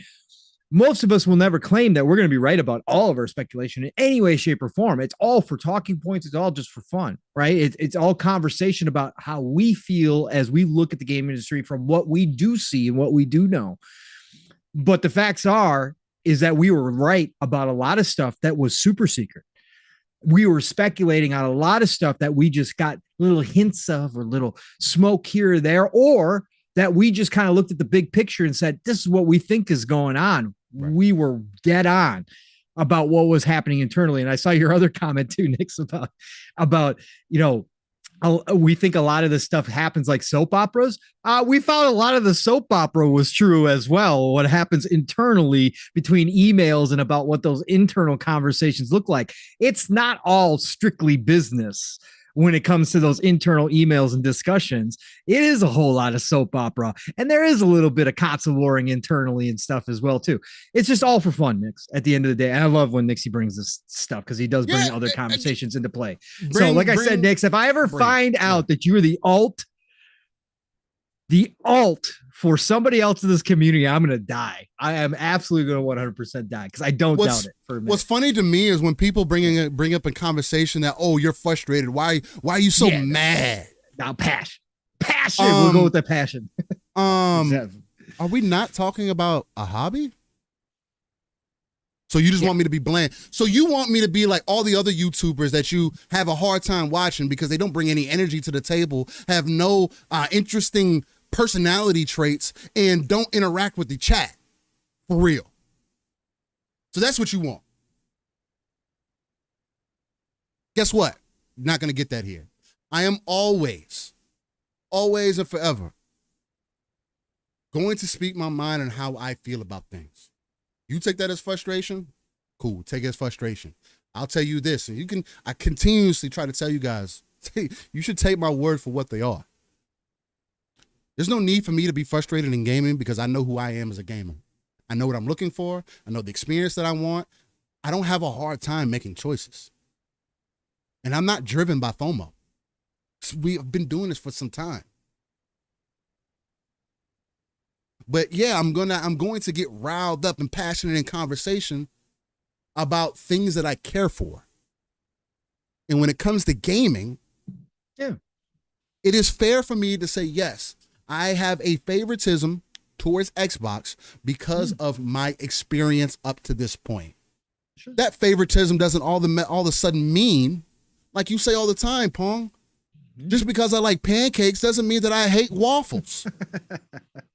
Nowadays, though, still you can't. It does. Just because I like sausage patties doesn't mean I don't like sausage links or bacon. Like, how many food references? Just because in sports, it's harder to make those cross references too, because most of the time, if you like one team, you like that one team. I've never been that way. I've usually always had a few teams that I like, like shout out to the Steelers, shout out to the Ravens, shout out to the Patriots when Brady was with them. You know what I'm saying? You're just a bandwagon guy. You're just a bandwagon guy. Well, I mean, Steelers was because of my guy Palomalu. Shout out to my boy Palomalu. That was my guy. One of the best safeties of the game. The Ravens was because of my guy Ray Lewis, one of the best linebackers in the game. Love that dude. One of the best murderers too. Yeah. Congratulations. Yeah. He played good football. Ray was a beast. And it's just. And then, of course, the Patriots because of Tom Brady. You can say whatever you want to about that. Jasper says, "Why do you hate the better breakfast food, Steele?" And for that should be the exact point right there. He says, "Steele likes what he likes, and I can't be mad at that." And that's the way that it should be with everybody. Yeah. You like what you like, and nobody can be mad at that. You can have conversation. You can ask questions. Say, hey, you can say, yo, Steele, you can pull me off to the side. My DMs, my parties, my whatever, it's open. Yo, Steele, why don't you like this? Yo, Steele, I can answer all those questions. Sure. And give you a 100% straight up why. Again, I do it right here. Shout out to Brady's flat footballs. Hey, flat footballs didn't get him all those championships now. He's still one of the better quarterbacks that is existing. Can't sleep on that. I've seen side tangent. I've seen Brady do some shit that a lot of quarterbacks don't do, right? But anyway. Listen, I grew up with Bradshaw. I grew up with Montana. I grew up with some of the best of all time, right? I've seen him live play, right? So for me, Brady for sure is GOAT. He's a madman, bro. So especially as long as he's played. OCD was popping. How you feeling? But yeah, that's a little bit of a tangent that I wanted to go down. Nixie says, "What's PlayStation's Lost Crown?" I wanted to make a play off of Prince of Persia because it's called Lost Crown. I didn't know what else to call it, but PlayStation's Lost Crown is they don't have any first party games. I thought that was a problem. PlayStation's got no games. Well, no, they got first party because they're funding second party, so that counts as first party now. So they got. But I thought that didn't work. It happened in 2022, but I thought that's not how that worked. Oh, but that's how it works now, though. So okay. Yep. The Lost Crown is the first party. Is their first party crown? Because if Xbox releases more first party games, and again you can say, oh well, they got all these studios now. Yeah. How long has PlayStation been in business in the console market? I would say it's their diversity is their Lost Crown. I've talked about that a lot. Diversity of their lineup. Their diversity of the lineup is their Lost Crown for me. Because again, like to Steele's point, again, I've owned every PlayStation device up to this point. PlayStation 5 is the first device I haven't owned. And in fact, I own all the other. I own PlayStation 1, PlayStation 2, Vita, PSP all day one. PS3, I waited because I went Xbox first. PlayStation 4, I owned day one. So I've owned PlayStation games because they used to have games and an entire totality of the ecosystem that was something I desired, right? Yeah. But as they've gone, and again, this is no slander on them as far as what they make. But their first party titles now, the vast majority of them are give or take for me. They don't add anything to what I want out of gaming. Again, Spider-Man, good game. I understand why people love it. Obviously, know what the Spider-Man IP makes. But for me personally, it wasn't a game I had to play. I played it, put it down, said, okay, cool. God of War. I like David Jaffe's God of War much better. I love that version of Kratos. Played the newer one. Okay, good game, beautiful game, quality, absolutely through and through. Is it a game that I absolutely have to own a system for to play new God of War Ragnarok? Nope, it's not. Right? There are very few games right now on PlayStation from first party that makes me want to go play or go buy a PS5 instead of just waiting until they eventually come to PC, or say I've got too much other stuff to play. I don't need to play those games. That's the difference in PlayStation now for me than it used to be. It used to be a completely different thing for me that I used to need to play those games, right? And what I found in the PlayStation 4 era, because I went the PlayStation 4 route because of what Xbox's messaging was, and I wasn't on board with Xbox's messaging. I wasn't on board with all the DRM stuff, wasn't on board with all that stuff. Hindsight being 2020, obviously we know that they were just kind of ahead of the curve at the time. But because of all of that, I wasn't on board with Xbox and what they were trying to talk about. So I went PS4. But what I found out halfway through the generation was I was missing my Gears. I was missing my Forza, right? I was never the Halo dude, so Halo wasn't the seller for me, but I was missing those Xbox types of experiences, and I was missing the ecosystem overall, especially when they introduced Game Pass and I started looking at the value and I started going, that's the type of perfect setup for me as a grazer, as a gamer who enjoys tons of different genres. That is where I want to be. Now, PlayStation still had during the PlayStation 4 era some of what I liked, JRPGs, that kind of stuff that wasn't showing up on Xbox. But when I finally did hop into Xbox One, I was like, it was this feeling of, oh, this is what I've been missing. And even though Gears isn't the Gears that I wanted to be, when I popped on Gears 4 for the first time, I was like, damn, that's right, man. I missed this. When I hopped into multiplayer matching Gears, I was like, oh, shit, this is what I missed. When I popped in Forza and Forza Horizon, I was like, oh, that's right. That's why I love this. So they just generally make games that are more appealing to me from their first party. Plus now, with all the work that they've done with Game Pass, I've got the diversity of lineup available to me all in one spot, right? And again, the few titles that I'm missing off of PlayStation kind of are now in the same boat as Nintendo. There are Nintendo games I want to play that can only be played if you own a Switch, right? Fire Emblem, etc., Xenogears that I would love to play. But is it enough for me to go invest in the hardware? Is it enough for me to go buy that? No. If I was made of money, if I didn't have a budget, yes. Would I go out and get them because I could care less? Absolutely, of course. But is it enough to get me to go do it at this point to invest? No, it's not. That's where I'm at with PlayStation at this point. And again, if they change course, if they certainly get diverse again, if they start making first party titles that I go, wow, wow, that looks absolutely. Maybe down the road, I do pick up a PS5. Now, again, with a PC and with them coming to PC more and more frequently, chances are I'll just wait on it. So that's just where we're at. Again, it's always about know who you are as a gamer, as Steele has made a mantra here, and we talk about constantly, and just sit on it. Again, don't hate PlayStation. Don't hate Nintendo. I don't like some of their decisions. Right. Talked about that. I've been critical. I don't like some of the Xbox decisions. Been critical of Xbox to the point where people started questioning whether or not we were actually true Xbox fans. Okay. That's just going to happen, but that's who I am as a gamer, right? I'm a gamer in totality. I don't care. I just have a preference this time around because one system is giving me more than the other systems can offer right now. And for me, the value is there. And that's where I choose to invest my time and money. That's period. Point blank. And Def Leppard, and nobody should have to justify anything for reasons why they may not be investing into certain platforms or ecosystem or any of that. But for the sake of conversations, it does need to be brought up, not a justification, but a conversation about, hey, this is why. Hey, unless and my biggest thing is always has been, hey, this is my reasoning. Convince me why.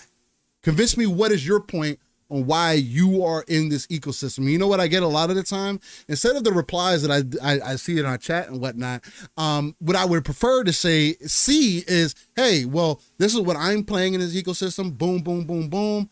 This is why I've invested into the ecosystem. Boom, boom, boom, boom. And this is why I see value in it. What do you say to that, Steele? And then I can say, boom, this doesn't work, this doesn't work, this doesn't work. Well, maybe that does work, and maybe I could consider that. Hey, you just sold me on something. That happens all the time. But it hasn't happened for me yet. If Tekken 8 was only available on PlayStation, I think that would be a crime to humanity, because fighting games shouldn't be exclusive to anywhere. But if Tekken 8 was only exclusive to PlayStation, I would definitely consider possibly getting a PlayStation. Because if it never comes to PC, I know that the console market is typically better about that. I know Tekken is also different this time around because it's also releasing on PC, and it's going to have full crossplay and everything too.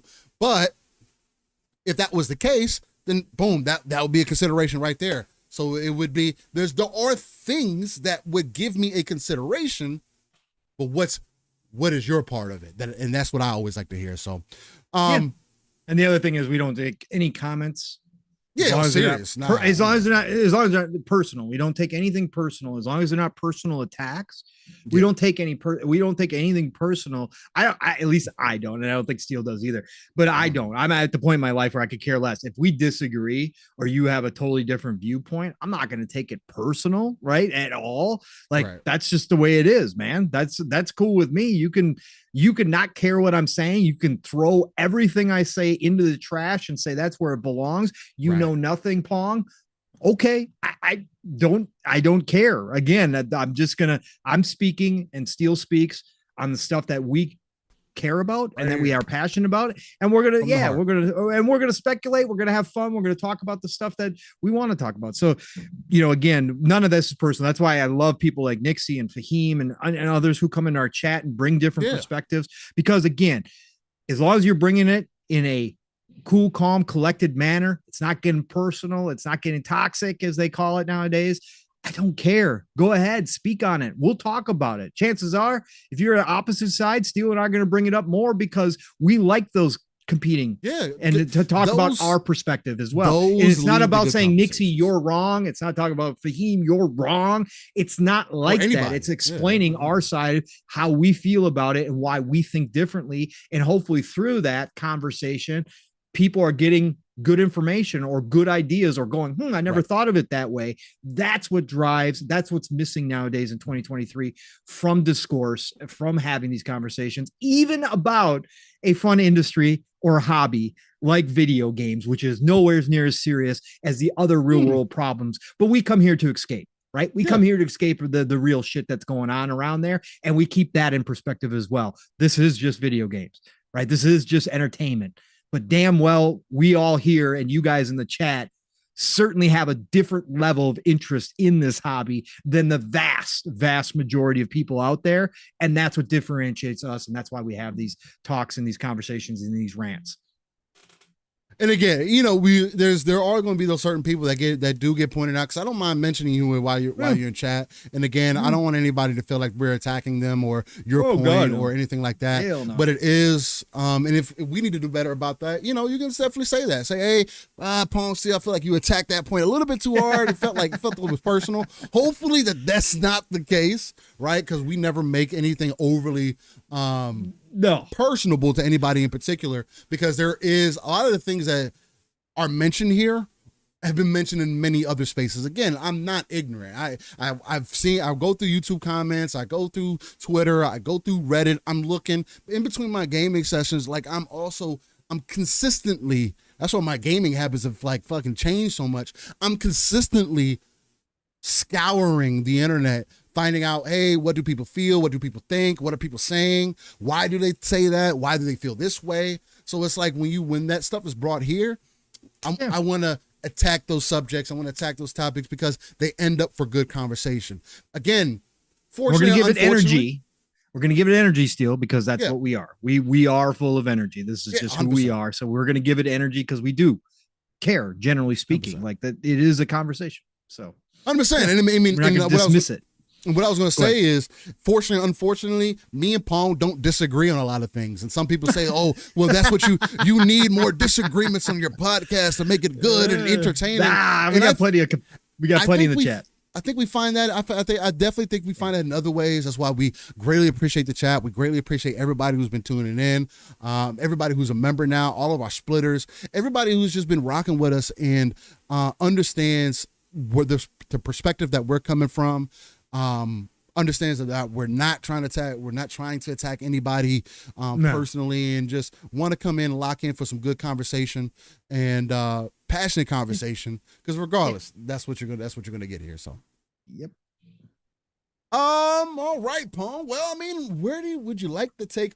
Well, I'll say this. I think this has been a interesting topic and one that does pull some interest in for me. And we could leave it here. We could pull something else up if you find something that you like. But apparently, there are rumors that Hi-Fi Rush may be coming to other platforms. Well, not specifically Hi-Fi Rush, right? People are leading with that because the rumor from Hate the Nate or Nate the Hate was that a first party Xbox title that was received extremely well and was up for Game of the Year considerations when it launched could be coming to another console. And obviously, Hi-Fi Rush fits that category, right? So that's why a lot of people are leaping to that assumption that it could be Hi-Fi Rush. Now, other people have thrown out Pentiment out there, obviously. Psychonauts 2 was thrown out there as well. Both of those were considered Game of the Year. There's a list of games, supposedly. There is a list of games, but people are just kind of running with the Hi-Fi Rush because it does make a lot of sense, especially if we wind up finding out that this is true and that it's going to be Nintendo. Hi-Fi Rush is the perfect game for the Switch. Let's be real. So, yeah. Yep. No, I mean, I 100% agree. I mean, but coming to Nintendo is one thing just because they have, Nintendo has kind of classified themselves in their own lane. So it's not like you would be directly competing with your competitor at that point. So I definitely don't think that that's necessarily an issue. I do think, however, with more games going to more places, and of course, I'm all about that. Phil has made it known that, hey, if people allow us to have it there, then we're going to put it there. And I can also see why some people may. Well, he said that for Game Pass, right? Well, yeah, for Game Pass. Not individual games per se. He said Game Pass, right? So yeah. And I get why people may use this as some evidence for the third party kind of conversation that's been going on over the years. And look, certain games going multi-platform will go into multiple platforms, Sony, Nintendo. I don't think it's necessarily a problem for Xbox because I do think that they're going to be very picky and choosy about what games those are. Regardless of how anybody feels about Hi-Fi Rush is not a game that I personally feel needs to be console exclusive. Reason being, there's different type of players. It's a game that's kind of niche already. It's you tell people that it's a kind of a music-based game. Then there's a lot of that. Although it's more combat centric than the music. You don't have to be on point unless you're like Pong, where you not hitting the beats can be annoying. No matter what difficulty you play it on, which is very annoying. Which is fair. No matter how easy they make it for you, you got to find what works for you. But when it comes to other games like Hellblade or anything like that, things that really stand out, things that of course cost big ducats to make, I don't necessarily see those going to different platforms. Maybe outside of Nintendo, because again, they are in their own lane, and I think the relationship between Nintendo and Xbox has become better over the years. So I think there may be some things happening with that. But outside of that, we do need to be careful. I think Xbox should say, needs to be careful with how they proceed with their strategy. Because you still need a reason for people to invest in your platform. And I have been on the side of exclusives still matter to sell your platform.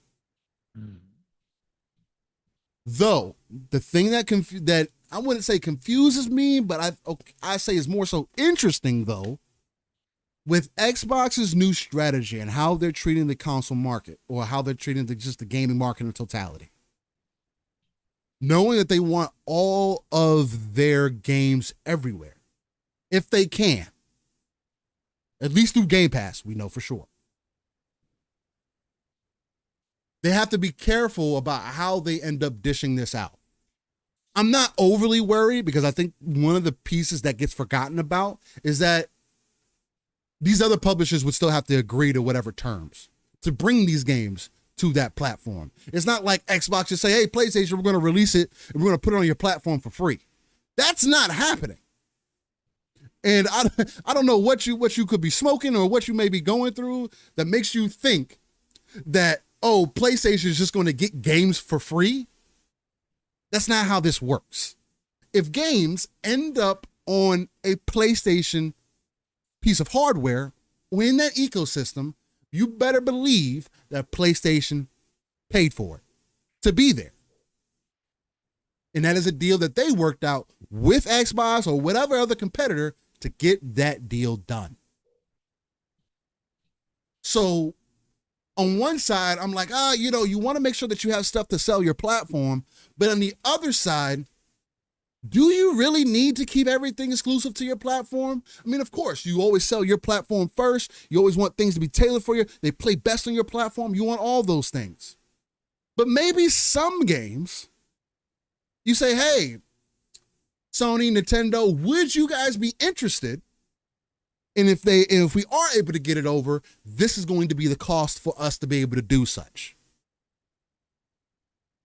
And at that point, do you guys think, and Pong, do you think that Sony would be even willing to play ball with that ideology? Paying Microsoft to put their games on their platform. Because now, the other thing too about that, Pong, is that conversation is not going to be had without a Game Pass conversation. And I get you. Where you're coming from, Nick, it's a good part. Again, you added some good stuff. PlayStation, as the market leader, should get those games for free. That's not how business works, but I know you're being a little funny there. I definitely get that you're being funny, but that's not how business works. So, what do you think about that, Paul? First things first, I don't think this has anything to do with PlayStation. I don't think there's a deal to be made with PlayStation right now, especially after ABK. Business is business, and obviously, if there was a change of heart within Sony, would Xbox be willing to open up dialogue? Of course, but I don't think this has anything to do with PlayStation. I think this goes back to Brad Smith's original tweet after they signed the deal with Nintendo for 10 years on COD. Mm-hmm. And he made that tweet where he said, we're bringing Xbox games and Activision Blizzard games to the Switch. And a lot of people had questions about that quote at the time and whether or not he had just misspoke or whether he had actually meant that. I think their partnership with Nintendo, I think their partnership with Nintendo Steel is rock solid. And I think that they are forming those bonds and they're becoming closer with Nintendo than ever before. And a lot of people will say, yeah, but it's a one-sided relationship. Xbox gives to Nintendo, and Nintendo doesn't give back. I'm pretty sure Nintendo's giving back. That's fine to have that perspective, but I'm saying this is business, and Nintendo's platform can be very profitable for third-party deals, right? If you hit success because of the install base and because of Nintendo's fans' propensity to be willing to buy great games. Now, they don't always support third-party titles, as we've seen, yet we still see big publishers doing whatever it takes to get their games onto the Switch, including the latest example of Hogwarts Legacy, which looks completely trash on the Switch, and yet they still took the time, not for the hardware steal, but I'm saying comparatively speaking, they still put time and effort to get it on 100%. The Switch. 100%. Because that lure of that fan base and that sizable fan base is too great to ignore, right? No matter what you got to do. And I think that this is really, if this rumor turns out to be true, and again, take this all with a grain of salt. Nate the Hate has been wrong about a lot of stuff. He's also hit on a couple things. He doesn't have a, what I would classify as a great track record. But he certainly has hit, but he's also missed. So again, take this all with a grain of salt. I think this is a Nintendo deal.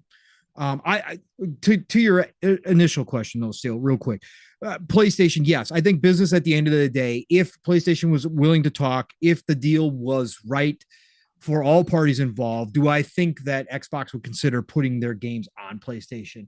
Absolutely. I do. Of course I do. But I just think that at the end of the day, that's not going to happen. What is this? This is not ours. What is this? Oh, no. That is such a beautiful puppy. Look at it. Who's this? Oh, he's got some big paws. Yeah. His new name is his. His. Yeah. Pong. Yeah. Pong Projekt. Yeah, all right. Yeah, no, it's not. No, it's not. Hi, baby. Okay, all right. Now back to the show. You got some big paws. Yeah, I know he does. Cuteness, adorable. All right, everybody. Sorry about that. Puppy paws. Listen. Literally. Yeah, literally.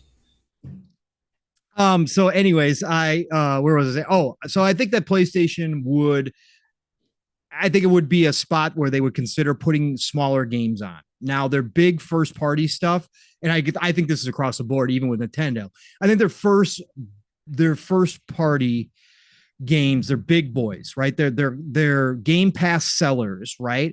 I don't think ever will show up, at least in the short term, through the beginning of next year. I don't think those will start showing up anywhere else but on Xbox. I think they're still committed to Game Pass. Obviously, they're still committed to the growth everywhere. But I don't think the smaller games steal, like a Hi-Fi Rush, like a Pentiment, like those types of games are off the board. And I don't have a problem with it because do they add value to Game Pass? Yes, of course. They're a part of the catalog overall. So yes, right. When people look at investing in Game Pass, could a Hi-Fi Rush stand out where somebody's like, oh God, I want to play Starfield. I want to play. Oh, look, that's right. They got Hi-Fi Rush too. Hi-Fi Rush is in it. Could that be an addition? Yes, absolutely. That will add value to the Game Pass proposition. But I don't think that overall they're going to sell Game Pass numbers. Maybe somebody drops into Game Pass for a month to play Hi-Fi Rush, but are they going to stay in there because of Hi-Fi? No, that's not the type of game it is, right? It's your big AAA stuff that's going to be the seller, right? So right. I think that at the end of the day, I think this is a very big possibility. Now, to your other point that you made while you were speaking about being careful. Okay, this goes back to the mixed messaging stuff that Xbox constantly has. Now, grab back one. In a perfect world, should Xbox's marketing messaging and their messaging to their consumers and to the people that they're trying to get into the ecosystem, should it be Loctite, airtight, 100% clear? Yeah, absolutely. Of course. In a perfect world, that's the type of marketing you want. You don't want questions like we have in this community. You don't want questions being written about in articles from the mainstream video game news sites. You don't want that stuff creating confusion amongst your consumers, amongst your possible consumers. You don't want that. Will this potentially add to that? Of course it will, right? Because now we're back to questioning every game. Where does it end? What games are going to be considered to be put elsewhere? Is this going to be something that we see increase going forward? This plays into, the circus's narrative of Xbox going full third party very shortly here. I don't believe that's true, obviously, at all. But does it add fuel to that fire? Yes, it does. And it's not the way you want things to be. If they're going to do this, and again, this is an if. Some people are saying this is a big if, but if they are going to start to do this and dabble in this third-party publishing realm more with some of their smaller games, then they absolutely need to address it. I will say that with the way that Xbox has been moving in this industry and what they're trying to do, and because they are now with the ABK acquisition, I think the ABK acquisition was the game changer that they proposed it to be. Obviously, I don't think they spend $70 billion on something that doesn't change their whole idea about what they can do in the video game industry. So once that came to fruition, once they got to announce that officially, I think that plans can change massively. And I think with all the different spaces they're trying to be in, and we know that they're going to make a huge mobile push too, possibly dropping their own mobile store this year. Well, are we going to sit back and say we don't think that yes, I know xCloud exists, but we also know the limitations of xCloud, right? As of this moment in time, we know the limitations of xCloud. Is it the perfect experience? No, it's not. Can it be? Sure, depending on your situation. But are we going to sit back and think that they're going to open up a mobile store and they're not going to port some of the first party titles to mobile Are we honestly thinking that some of the big stuff isn't going to be ported to mobile in some way, shape, or form? Not necessarily like the full game, but as we see with the new iPhones and new Androids, full playable AAA games like Resident Evil 4 Remake are on there. Are we not thinking they're not going to put it in the mobile space too? Of course they are. They're going to do whatever it takes to make their mobile store extremely competitive with Google and Apple. They have to if they're going to compete on that level. So they're going to have exclusives to their mobile store, and that's going to come from their first party. So expanding out your reach to, let's say, the Switch market, which I believe is what we're talking about here. Again, I could be completely wrong. This could be a deal with PlayStation, but I think that we're talking the Switch here. To expand out little by little into the Switch market and that fan base by putting some of the smaller titles, especially the titles that are going to be appealing to the Switch player and the Nintendo player, I don't think is out of the realm of possibility. I think that this could be real. I'm leaning towards more. I believe this. I think Brad Smith's tweet was correct. I don't think he was making a mistake. So I just think at the end of the day, if you're somebody who absolutely despises any thought of any Xbox first party, whether big or small, going elsewhere, I think you might have to start to kind of think of it as when they announced that they were going to do PC day and date on their games. And I think you're going to have to realize that there are going to be times when they do this. I think they're going to have to address it. I think they're going to have to, again, plans are constantly changing. Plans are evolving, especially with when they're looking out. Again, they don't look 1, 2, 5 years out. Xbox as a corporation, Microsoft as a corporation is looking 10, 15, 20, 30 years down the road about where this industry is going. They're reading that crystal ball. They're, in fact, leading a lot of the direction for the industry in some ways. And if that's the case, if you're looking that far out, Steel, we've talked about this. Every single company will eventually become basically a third-party publisher once tech catches up and we don't need hardware-based tech anymore. Now, whenever that happens, that's up for debate. You can all scream. It will be after we die or whatever the case may be. It's going to be a while. That's fine. It's going to be a while. That's fine. I believe that too. But they're all going to ditch the hardware at some point. And what's going to happen is all the games are going to be available in the cloud to some degree, or whatever we call it at that point, whether or not it's still called the cloud or if it's evolved into something completely new. It's all going to be available. Your content's going to be available. You're going to access that through one server point, and you're going to open up the whatever ecosystem you want to jump into, Xbox, PlayStation, Nintendo, whoever else is around at that time, and have access to all your content right there, wherever you're at, right? Whatever you're playing on, if we're playing on AR devices by that point, right? You're going to have access to all of it. So technically everybody's going to be a third-party publisher, right? But the ecosystems will still semi-exist because you're still going to go to a Sony ecosystem. But really, at the end of the day, what does that mean? It really doesn't mean anything, right? So I think that this is a slow kind of testing. No, I wouldn't say testing because they already know. Other games have shown up elsewhere. Ori's showing up elsewhere on Nintendo. There's been other games that have shown up. But do I think that they're going to slowly start giving a little bit more here and there, especially the smaller games? Yeah, I do. I really do think they're going to try this out and see where it goes. I think they're going to continue to strengthen that relationship with Nintendo. I think that was that 10-year deal with Nintendo was another peace offering to Nintendo saying, nope, we believe in you guys. Even though Activision didn't want to put Call of Duty over here, we are going to make that happen one way or the other. And we're also going to offer you some other Xbox games. Yeah. And I think they want to strengthen that relationship with Nintendo because Nintendo, let's be real, is a great partner to have in your corner. And even if they are not necessarily giving back as much, that doesn't mean down the road. And again, they're looking 10, 15, 20, 30 years down the road. That doesn't mean that isn't going to come into play more when we get to those points where Nintendo all of a sudden, again, is either in a position to be acquired or Nintendo itself continues to remain a powerhouse and they start offering titles back to Xbox in a certain manner.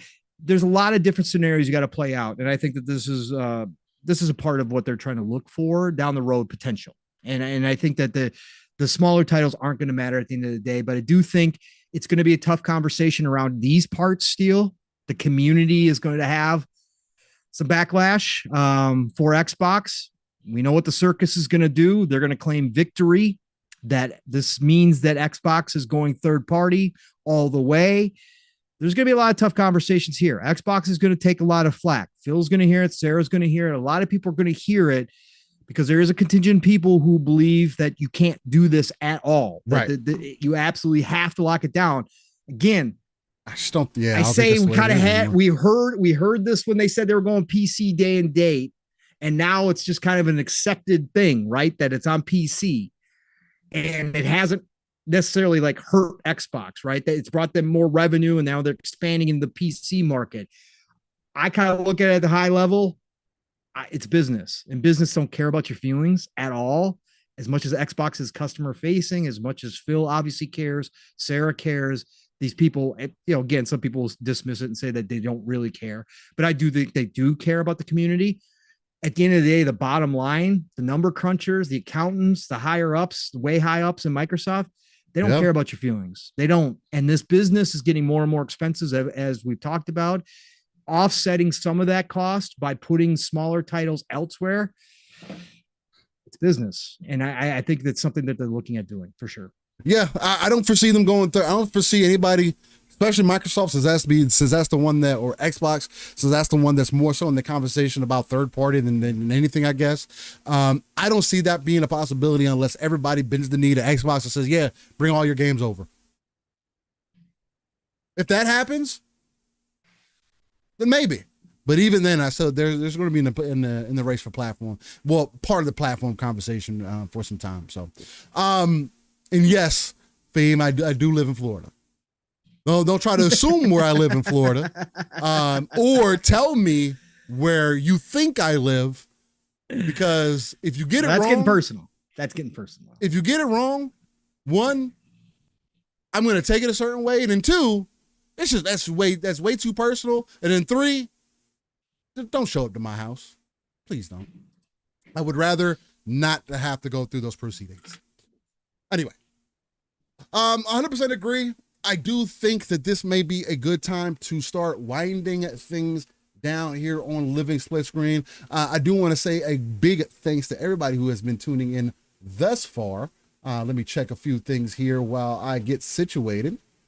And then we'll get into our This Day in Gaming. We haven't been able to do that over the last couple of weeks. And being able to bring that back today, I think is going to be very special. Again, gaming news is a little bit on the weaker side of things, but we still were able to have plenty of passionate conversation today. There is conversation about Microsoft getting ARM, or getting more invested in the ARM and whatnot. I think this will still a smaller conversation. He had Kojima come out and say some things. He came out and Hideo Kojima came out and says, "It seems I have been acknowledged by creating games that go against the current of the time, such as hide and seek games where you sneak into a building without being detected by the enemy, or delivery games where you enjoy moving around in an open world. For me, the most experimental game was defeating vampires outside your house using actual sunlight around you. It was met with fierce opposition from the staff and even within the company. In that sense, OD is just as different."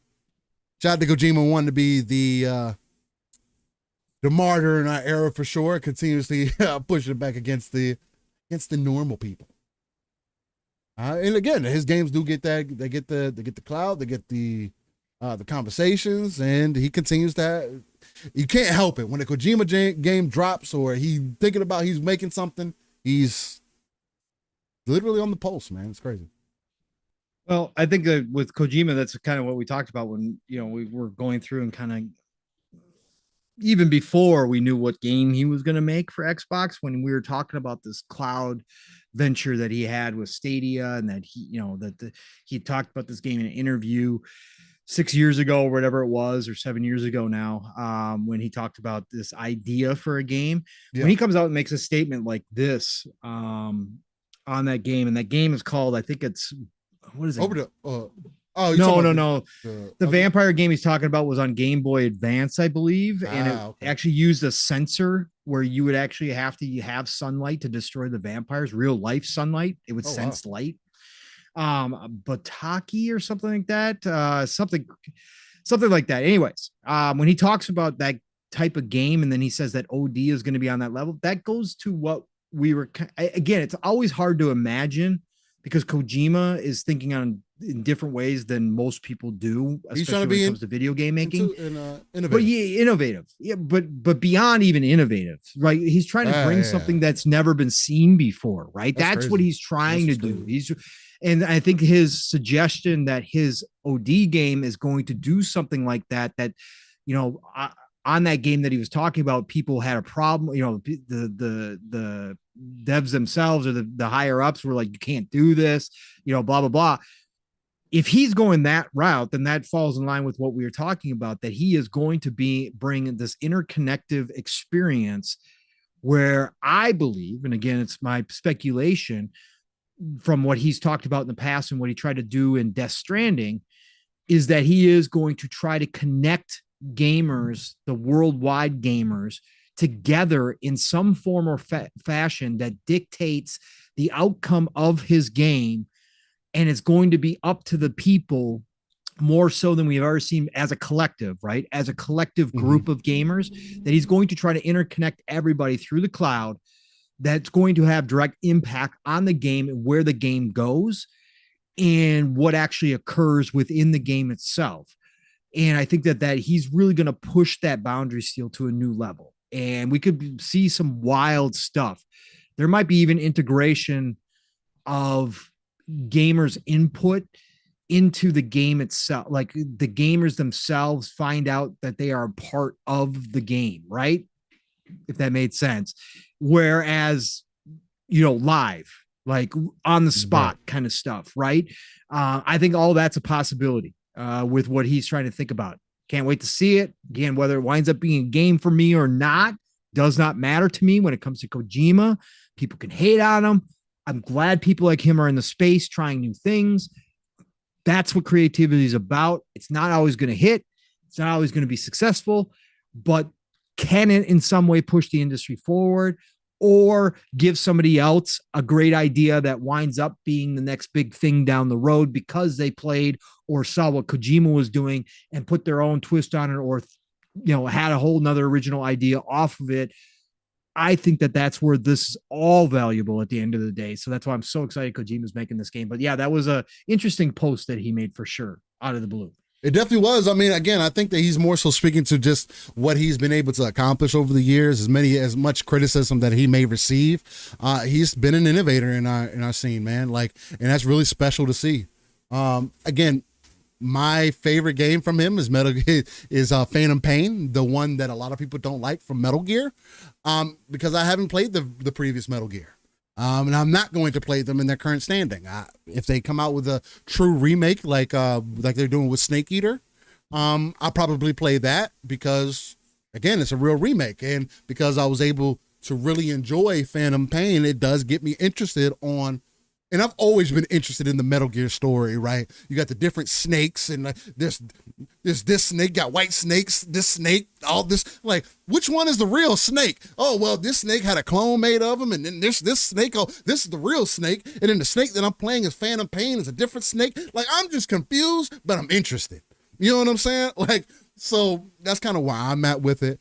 And I think that speaks enough for me, and just he's been able to keep his name at the top of the board for some time. So I think that's pretty magical and special in itself. Well, Pong, is there anything else that you would like to additionally add on? I don't have anything else on my end that I have lined up. I did get some numbers here though. Monster Hunter World apparently sold 23 million copies. So you see why Wilds is probably coming back here soon. The other thing too, I think me and you would probably like, and my wife just actually restarted a new playthrough of Cyberpunk, as she has found out that I told her that they essentially changed the game, and so yeah, she was interested. So she started a new playthrough of that. She's about 6 hours into that.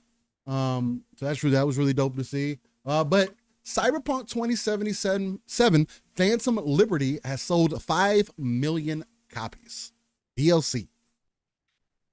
The redemption arc is full, baby. It's complete. Not full, it's complete. CDPR DLC, man.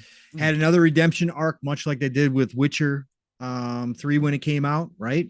Again, people don't remember because it's so long ago, and because The Witcher 3 is considered one of the GOATs by many people. People forget how it started. The same is going to wind up with Cyberpunk. Revisionist history. A lot of people are going to forget about the bumpy, well, I should say not even bumpy, I should say actual drive off a cliff type beginning that Cyberpunk had to a lot of people for obviously good reasons. But I think at the end of the day, still 5-10 years from now, like The Witcher 3, people are going to be talking about how great Cyberpunk still is and what a great game it was, and it's a GOAT. Even me sitting back, I mean, because I know me and you both are really high on Cyberpunk, but even sitting back, just watching it play out on the TV, and my wife's playing on the Series X, and seeing the visual improvements that the game even looks much improved than it did before. Like I was watching, I was like, "Hey man, are you sure she's not on PC?" Like I'm looking over to my computer, like, "No, it's on the Xbox."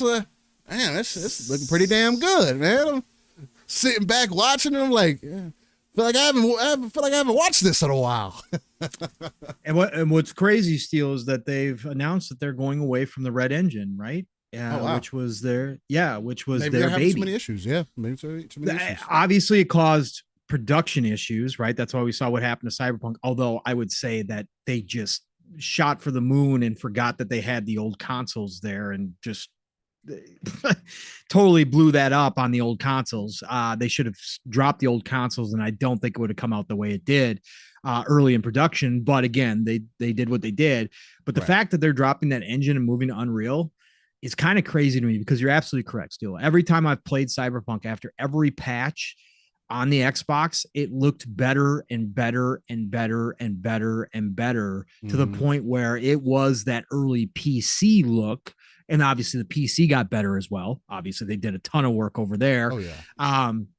But it just is, it's an incredible looking game still. It really is. Again, it is beautiful. I don't need to talk about Cyberpunk anymore because I've talked about it nonstop for a long time, since day one when it came out. But I just think that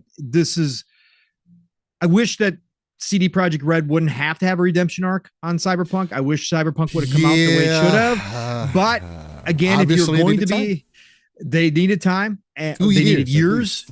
Three at the end of the day. 2 at least. Right. But if you are going to do this, right? If you are going to do this, much like we've given flowers to Arcane for continuing to work on Redfall, if you are going to launch a game this is what you do. That isn't necessarily what it should be, or nowhere is near close to what it should be, I gave you credit for going back and work on it. And CD Projekt Red put a ton of time and money, because they kept the full team on Steel for nearly 2 full years. Now they've cut back because they started work on the new Witcher and all that. They've cut back that dev team, but for almost 2 full years, they kept that full team on, making updates and making sure that they got this game in a good spot. And I'll never let them forget that they promised us 2 expansions plus a multiplayer, right? 2 expansions plus a multiplayer. They promised us that they were going to do what they did with The Witcher and give away the expansions for free. They took all that back, all that away, canceled the multiplayer, came out with 1 expansion, right? So I'll never let them forget that, because that was promised. But Phantom Liberty changed the game into an entire new game. And according to everybody who's played Phantom Liberty, it is top tier quality, that this is some of the best story writing that CD Projekt Red has done. I can't wait to hop into it when I eventually do, because I want to see if it lives up, because I already love Cyberpunk as it is. If Phantom Liberty surpasses that with Idris and all the acting involved, and if that storyline, now I heard they made some changes to how the game ends, which I'm not too excited about, but it doesn't matter. If I play Phantom Liberty and that surpasses what I thought of Cyberpunk already as a story, you'll see Project Red did it, man. I mean, they did it again. They Captain are Crunch, one of the top devs. Yeah. Captain Crunch, I 100% agree with you. He said they delivered a great story, which is rare nowadays. Yes. I 100% agree with you. I think within the last decade, outside of Mass Effect, and that's just more recency bias because I played it the first time with the Legendary Edition. So I kind of removed that one out of there. But if we're talking about brand new IP, I definitely think that Cyberpunk has had probably one of the better stories within the last decade, for sure. That at least I would probably put it in the top 3. There is no better feeling than what they made me feel with Jackie early on. A character that I thought how else was I supposed to get connected to this man? But the way they made him feel, getting into the game up to the point where you get to your first Cyberpunk 2077 title screen, where you actually get the card come up and it says Cyberpunk 2077, is one of the best intros to a game that I've played in a while, for sure. For sure, hands down. One of the most memorable and everything. Shout out to Cyberpunk. It's definitely dope to see them put their heads down, get to work, and again, continuously to sell. They made their money, so it's kind of one of those things to where why not keep working on it? And obviously, you're making more money. 5 million copies on a $30 DLC is ducats. A lot of people don't come back to play the DLC. Nope. 5 million of that, that's super dope. Super dope. And more people are going to continue to buy it. Again, it's like The Witcher. People continue to buy The Witcher 3 to this day. So it's going to be one of those games that lives on. Again, they are the closest thing to Bethesda. CD Projekt Red is right up there as far as those types of studios go for me.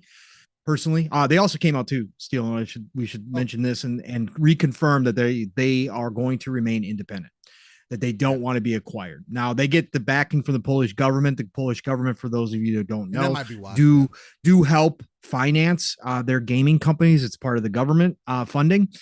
They do help finance. They can actually technically kind of own a piece of a lot of the gaming companies that are in Poland, like People Can Fly and stuff, because of the support that they give. So there is a little bit of murkiness when it comes to acquiring something like that. But there was rumors that Sony was talking to them, that Herman Holst made a special trip to Poland to meet with CD Projekt Red.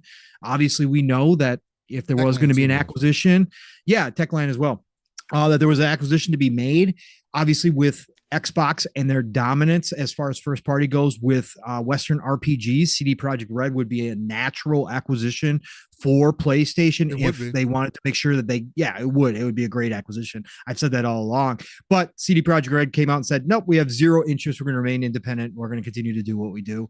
And they're now, with Cyberpunk coming back on this redemption arc, they're in a position to say that. Still, they have got themselves back.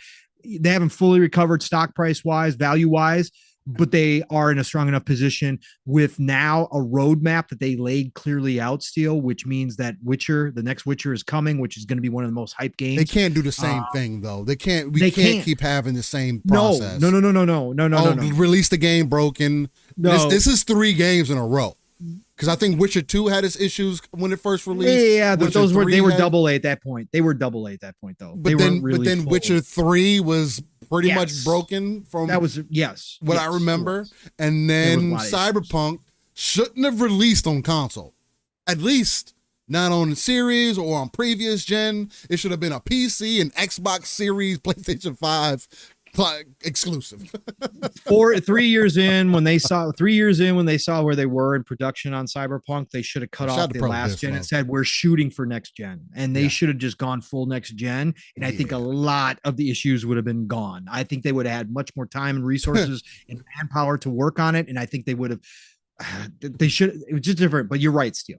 We CD Projekt Red can't make this a staple where they come out. I mean, are they getting to the point where they get the Bethesda forgiveness for bugs just because their games are so ambitious? Like maybe we're getting to that point where CD Projekt Red, but I think that's why they switched to Unreal, was to hopefully streamline their process and to have better pipeline when it comes to that and working out bugs and being able to work through that stuff and making sure that they've got the most polished product. I think maybe that's part of the reason. Now, how that translates into their games, though, Steel, is another question.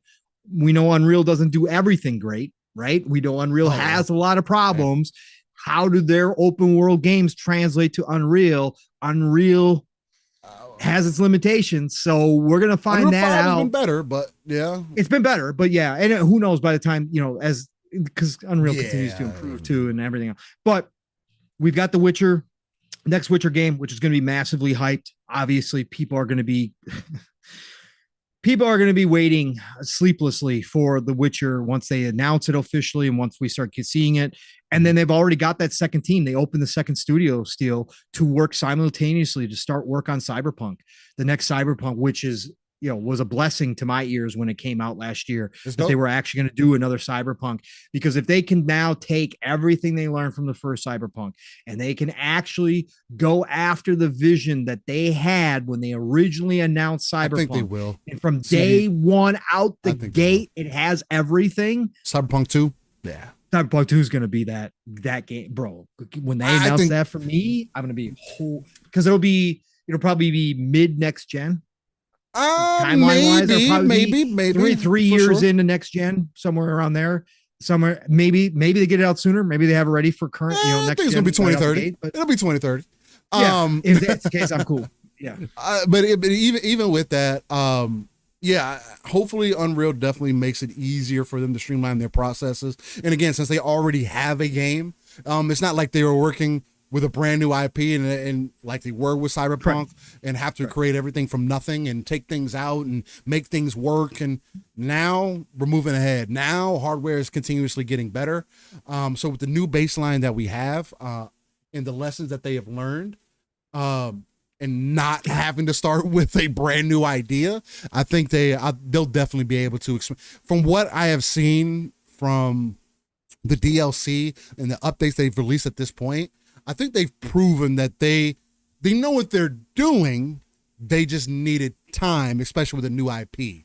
But again, that's why I want to reiterate, I also don't want this to be a consistent thing, because Decado corrected me. He says, still incorrect. Every game CDPR has released has been broken, starting with the original Witcher on PC. Correct. And because it was double A like that. And that's my thing. If you're going to make the transition and become a bigger studio, get better over time, the part of getting better over time is not repeating the same things over and over again, right? Yeah. No matter how good the game is, right? Cyberpunk was a 9 out of 10 for me on release. As a Bethesda fan, I know that's just not the case still, because you can say the same thing about Bethesda. So, I mean, again, Starfield was the most polished game that they've had come out by a long shot, but it still had a lot of the same issues that they've had for decades. So I guess we'll see. Hopefully it switched to Unreal. I mean, the difference is Todd didn't switch to Unreal, so I guess we'll see what happens. No, he stayed on Creation. He stayed on Creation Engine. So which is a part we'll see what happens. By that time, I do imagine UE5 will have things looking and running pretty damn good. You know what's going to happen is UE6 is going to come out by then, and then CDPR is going to come out. I don't know, Paul, because we're still getting UE4 games. We're still getting games. True, but I'm saying, but a lot of the latest games did switch over to UE5 once it was announced, right? So, and that also depends on if Epic is able to streamline that process even more. Because that's something else that I know Epic is looking at, is making it easier for devs to access their engine and make it easy, especially for those transitions, because they make a dumb amount of money off of it. So it's like, you got to make sure you have those fair trade-offs. The legendary Yobi, I got my hiccups back. God damn it. Whoa. He says, wouldn't be surprised if the next one is named Cyberpunk 2079 or 2080. Check out those new endings upon completion of the DLC. I'll definitely look into it. I've been holding off on it just because I like the ending that I got from Cyberpunk.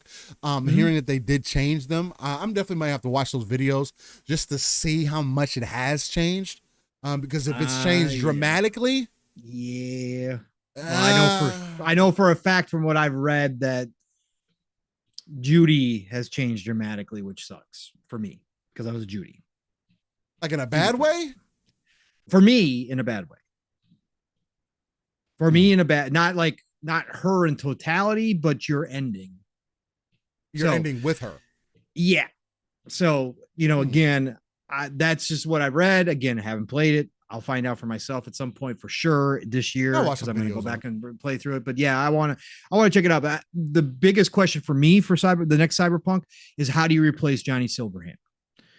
Right? What do you do to replace that persona that was so dominating throughout it? You're going to have another big personality kind of fill those shoes, or a couple personalities fill that shoe. And unless you're taking the game in a totally new direction, it's going to be interesting how they replace Johnny Silverhand. For me personally, again, some people didn't enjoy Johnny, but I enjoyed the hell out of Johnny. And I like Keanu too. Though, so. Yeah, I love. Maybe I'm biased. By the way, did you ever see the movie Knock Knock with him? Knock Knock. That sounds familiar. Yeah, where the two girls show up at his door during a rainy night when he's home alone and his family's gone. I think I did. I think I did see that. Bro, that came out some time ago, didn't it? No, like 20, it was recent? 2017, 2018. Maybe you even knew that 2019. That sounds extremely familiar. I think I did. I couldn't finish it. It was. Anybody in the chat seen Knock Knock? Because I don't know if it's just me, but it got so uncomfortable and so strange for like it was. Came out 2015. 2015. Okay, so it was had a $10 million budget. Yeah. But I couldn't finish it. I fast forwarded through a lot of it just to see the ending, and the ending was even like, yo, what the fuck? So. Anyways, just had to throw that out because we're talking about. I agree with you, Decado. I do think that if they do another Cyberpunk, when they do another Cyberpunk, they should change cities. It should be It should be a different part of the world, so we can see what the take is over there. I can't imagine that during that time, this is the only place that's like this or similar. You know what I mean? Maybe more of that city feel. Again, Tokyo, taking it to Japan wouldn't be bad because of how much there is to do there. And how much you could take advantage of that nightlife, especially in a futuristic setting.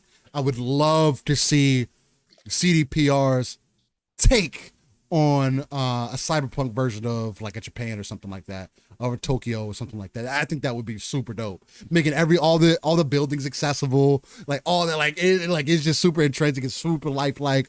I think that would be dope. All right. I see where our chat's at. A lot of our chat's at. Yes. Whoa. Okay. Obviously, right? Obviously, but you can see that anywheres nowadays. Okay. That's not like you're not sneaking into the theater at age 13 anymore, right? In some ways it is, but let me explain it this way. And Gogo Po, you're not wrong either in your statement, right? That's semi-true what you're saying there. To me, at this point in my life, it was frustrating because he's in his what do you say? He's in his 40s, I think, in the movie. Frustrating to me as a 40-year-old guy. It was one of those movies, Steel, where you're yelling at the character, going, "What the fuck are you thinking? This is not right. This is not one of those. Why are you continuing this? You know that there's something wrong here, and you are so that's what I got so frustrated, bro. There are some people who are in their 40s that I've looked at who No, I agree. I agree. It's weird. I agree. I get, but I'm saying for me personally, like it was so obvious that things were wrong that even if I was like, so the movie didn't even do a good job hiding it. I don't know for all you guys. Some people don't watch movies this way, but a lot of times, even if it's cheesy B shit, like a lot of times, yes, I just watch to watch it, entertainment. And again, I'm easily entertained, but I do try to put myself in positions, especially if the movie's presenting something serious. I will try to put myself in that position and be realistically, what would you do? Right. And obviously there's points in that movie where I'd be extremely conflicted, but at the same point now, in this point in my life, I was more yelling at the TV going, there's so much wrong with this. What the fuck are you doing, Keanu? Why are you sitting back and allowing this to happen? And then, like I said, when shit really ramped up, then it got really weird. and it got really uncomfortable. I was like, what the fuck is going on with this movie? So yeah. It was just one of those movies like I could not finish. I was like, yo, I'm done with this. Yeah, that's crazy. Fun. Yeah. It was Knock Knock with Keanu Reeves. Yeah, that's crazy. Damn. Yeah. All right. Well, I don't have much else to add on for the conversation today, ladies and gentlemen. So that might be the perfect chance for us to get into our This Day in Gaming segment. Pong, was there anything else that you'd like to add on to the back end before we jump on in? No, we can certainly jump out of here and get going, get everybody out of here. This Day in Gaming coming up. Hey, guys, gals, Starfield fans out there. I don't know if you saw earlier this week as well, but somebody's already created a playable mech for Starfield. Yes. So the modding community, as much as people say, oh, this is a dead game, it's abandoned, not even the modding community wants to work with it. The official mod stuff has not even, the creation mod stuff has not even come out yet from Bethesda. That comes out this year. But no, somebody's already created a full playable mech in there. So go check that out. Rebs Gaming, Mr. Rebs, Mr. _Rebs_ on X, formerly known as Twitter. He posts a lot of great content from this stuff. He posted a video of the mech actually in action in game. This is what we're going to get. Starfield is going to be a different game as well down the road. It's going to be incredible. Can't wait. Yeah, say what you want, but the Cyberpunk mod page currently has 327 pages. And that's just on the popular download side of things, as far as what covers mods. So, it's anything from proportions to the different characters, to jetpack overhauls, to compact ship builders, health bars, UI overhauls, field of views, power limits. There's just so much that has been put into this damn game. Inventory, upscaler. Like at this point, again, my only regret about Starfield is that I didn't wait to play it. Yep. Is that truly a regret? For you? Not really, because I enjoyed what I got out of it. But seeing what I'm getting from it, more of the mods that are coming out, it's just crazy to see how much content. So I wasn't expecting this much content to come this quickly. For Cyberpunk, man. I mean, for they'll give you reasons to jump back into still. I know you don't generally do that, but with DLC and stuff, with the DLC, for sure. You'll jump back in. You'll be able to add some of those mods in then and check it out and see where you're at. So I think you'll have plenty of chances to jump back into it at some point. So if the DLC, whether next year or the DLC adds on, and then the some mods bring in that really change the experience up for me.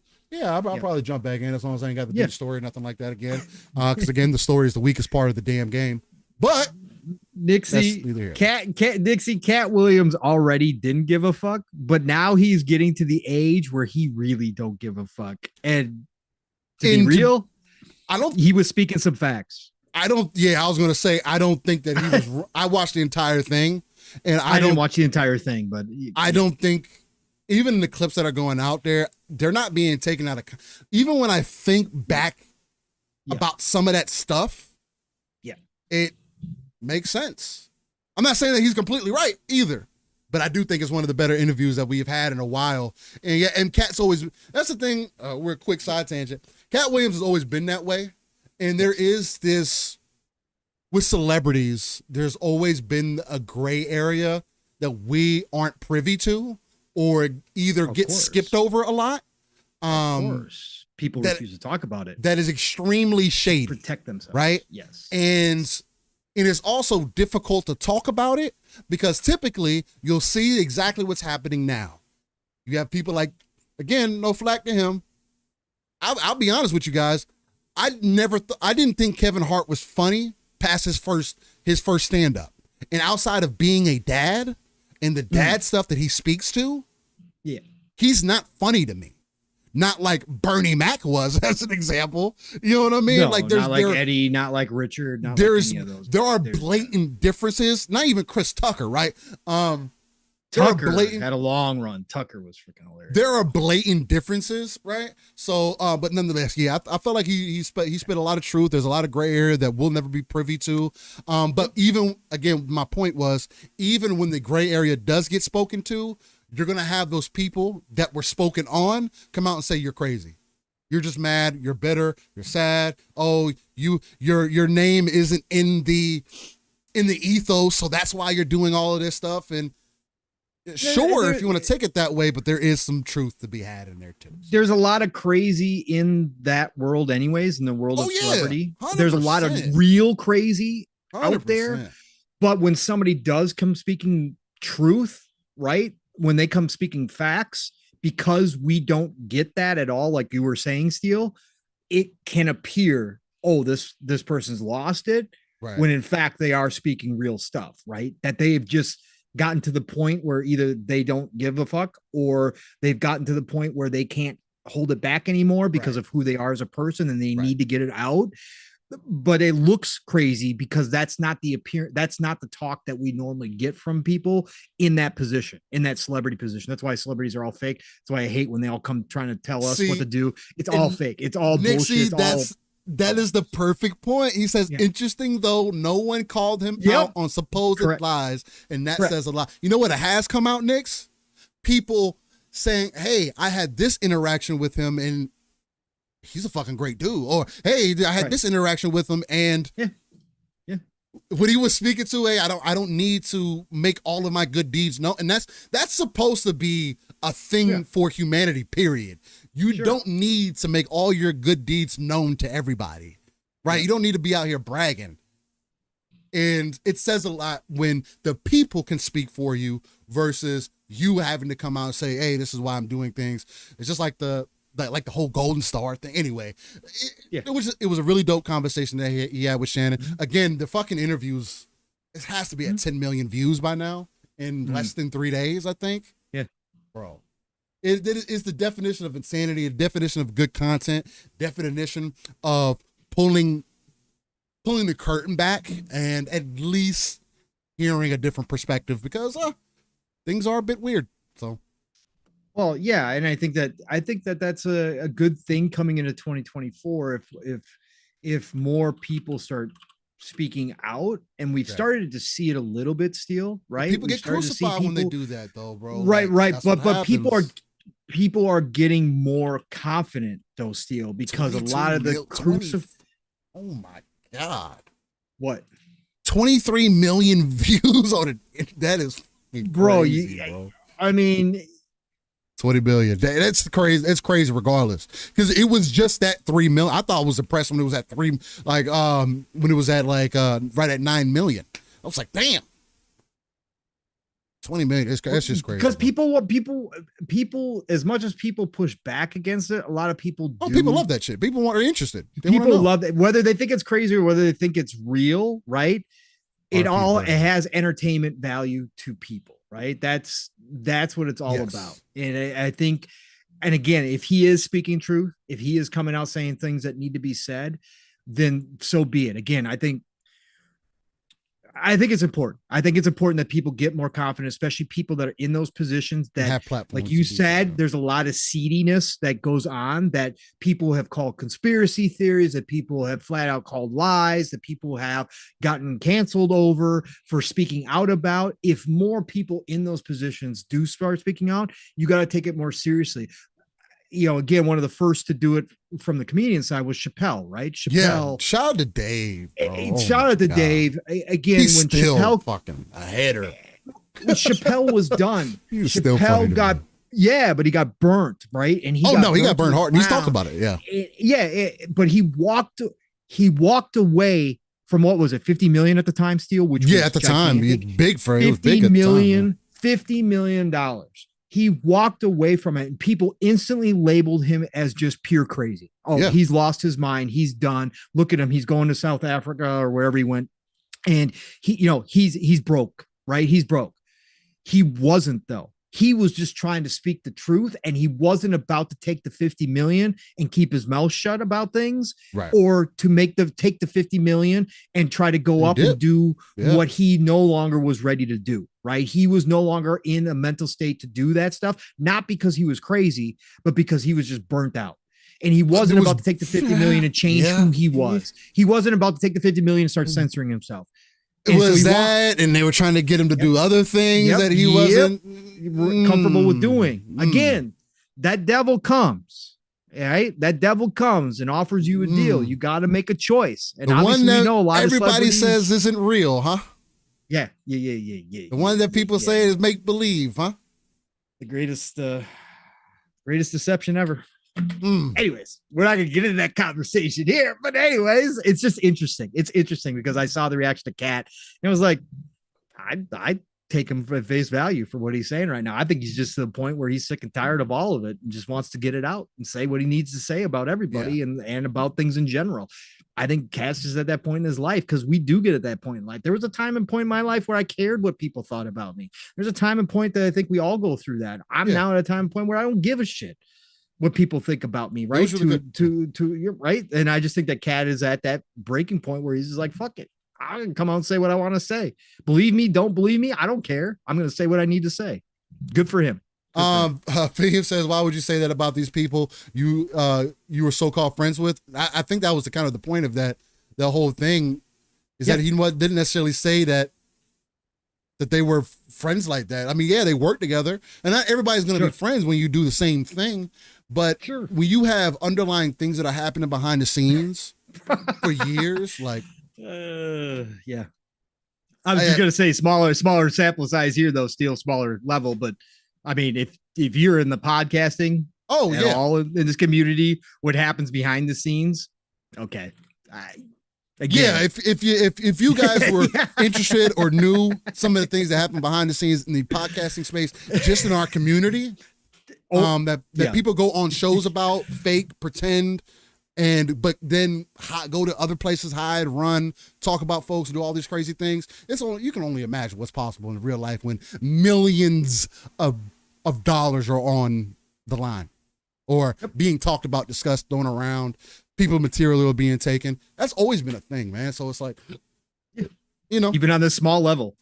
So imagine blowing that up when there's millions of dollars on the line and people have nothing to worry about financially. And think about what happens behind the scenes. Cutthroat industry. The other thing too, I want to add on to that for him. Friends. Comedy has always been competitive though.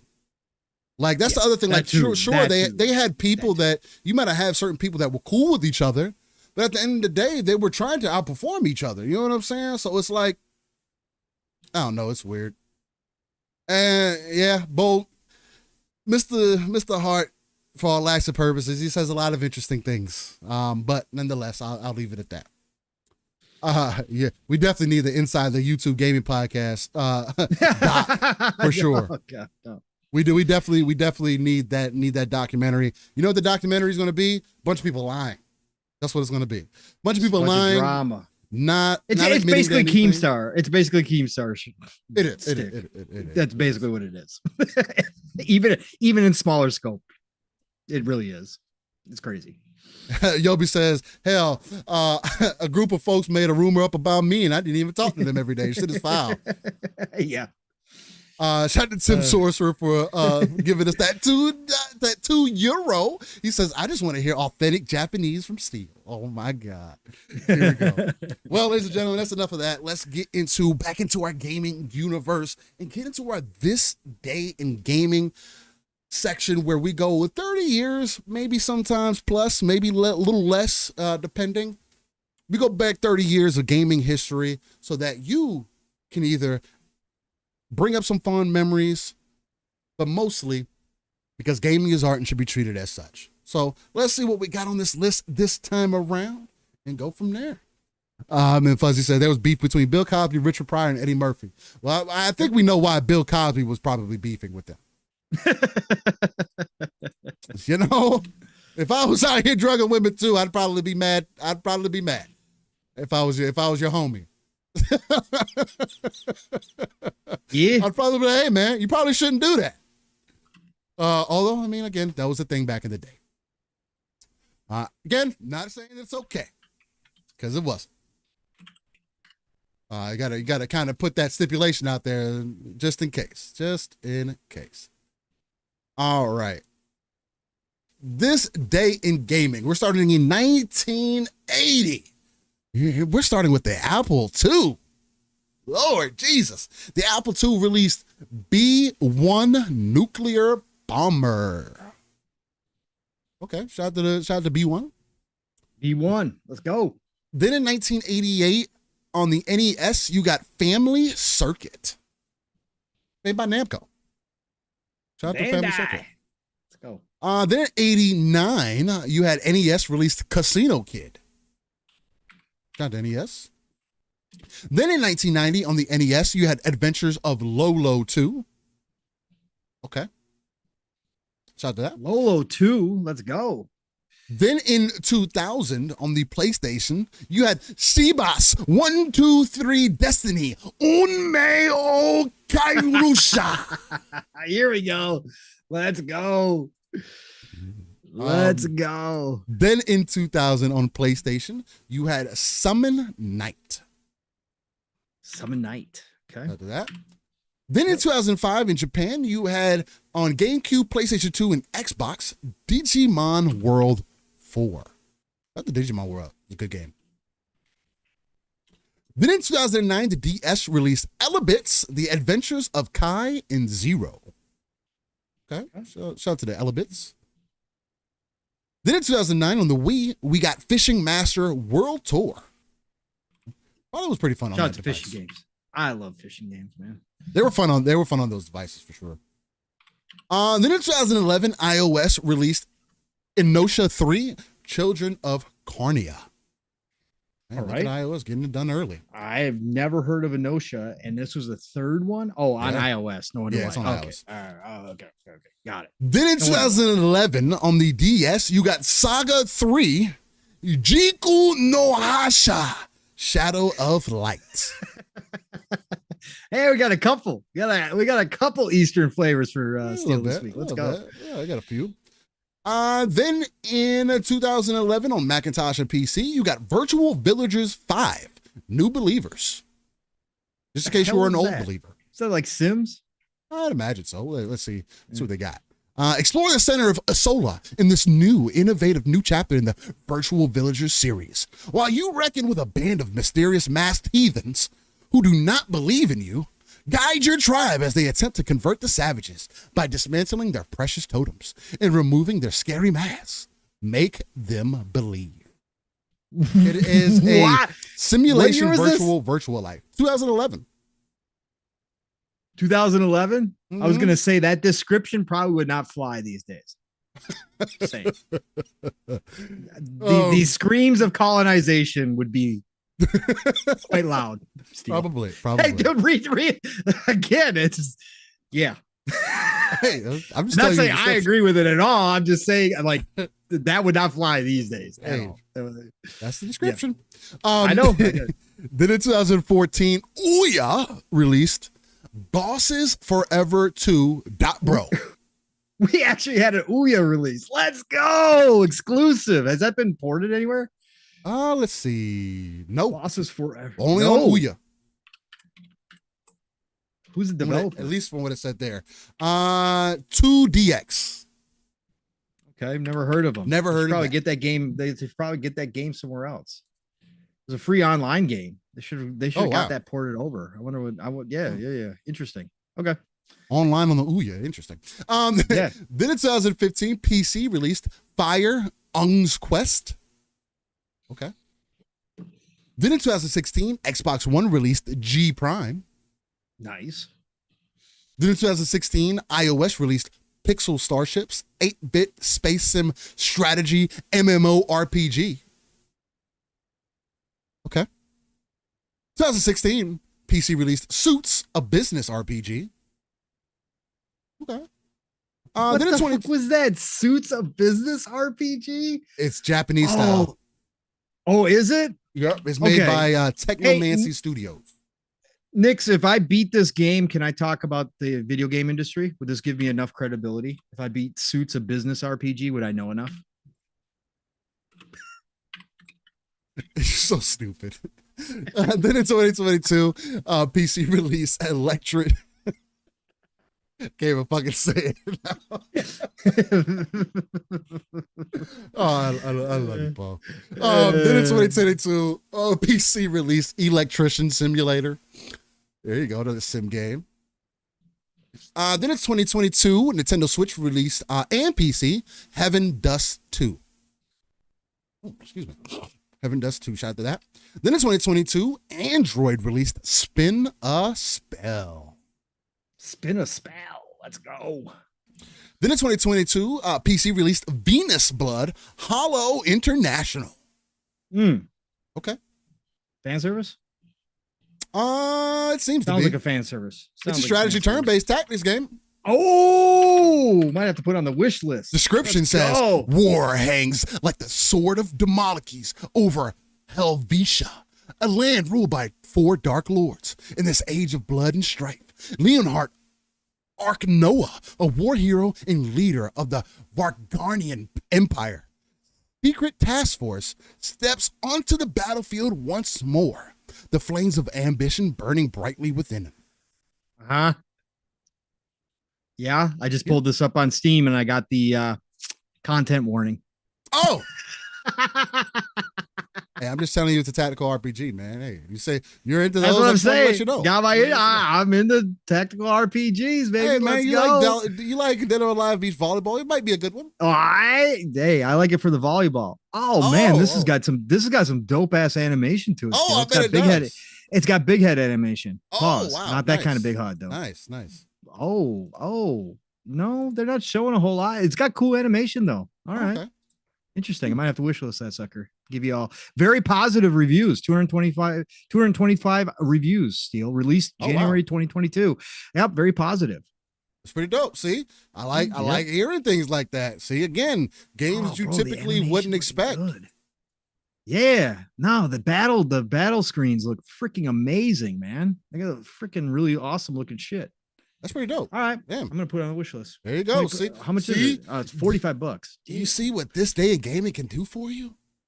Then in 2023 on PC, we got Dawn of Grisio. Shout out to that. I don't know if I need to add the flavor to it, but it felt like it needed. No. Yeah, no, but you can. You're Steel Rain. You can do whatever you want.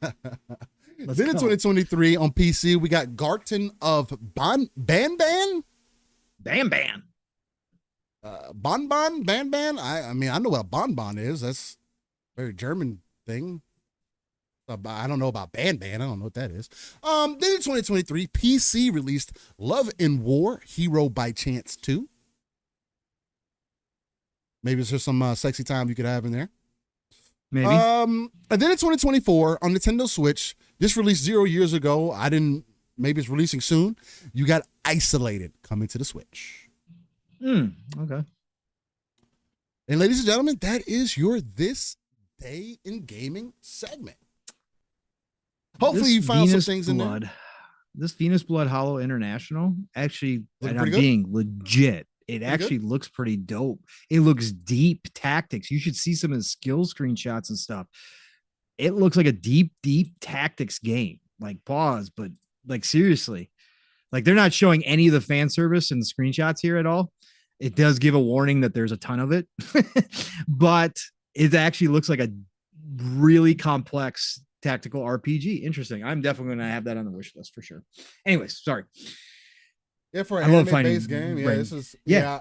You're not going to find much of it on YouTube because if it does have that, then of course YouTube's not going to allow that. Can't have it. Yeah. That's why I've been holding off on doing Skyrim Novice because it can randomly happen. Because there is nudity in that. So it's like right. I get you got to be kind of careful with it. So that could be why. Well, ladies and gentlemen, hopefully you have enjoyed episode 132 of Living Split Screen. This is our first time. Well, man, I think we've done it a couple times here of us multi-streaming to multiple platforms. It looks like things leveled out. We stopped having issues for 3 hours at least. I don't know what was happening. I guess it was maybe the chat box or whatever. That's the only other thing that I did differently was pull the chat box out of OBS. And OBS is the streaming software that we use to bring this content to you all.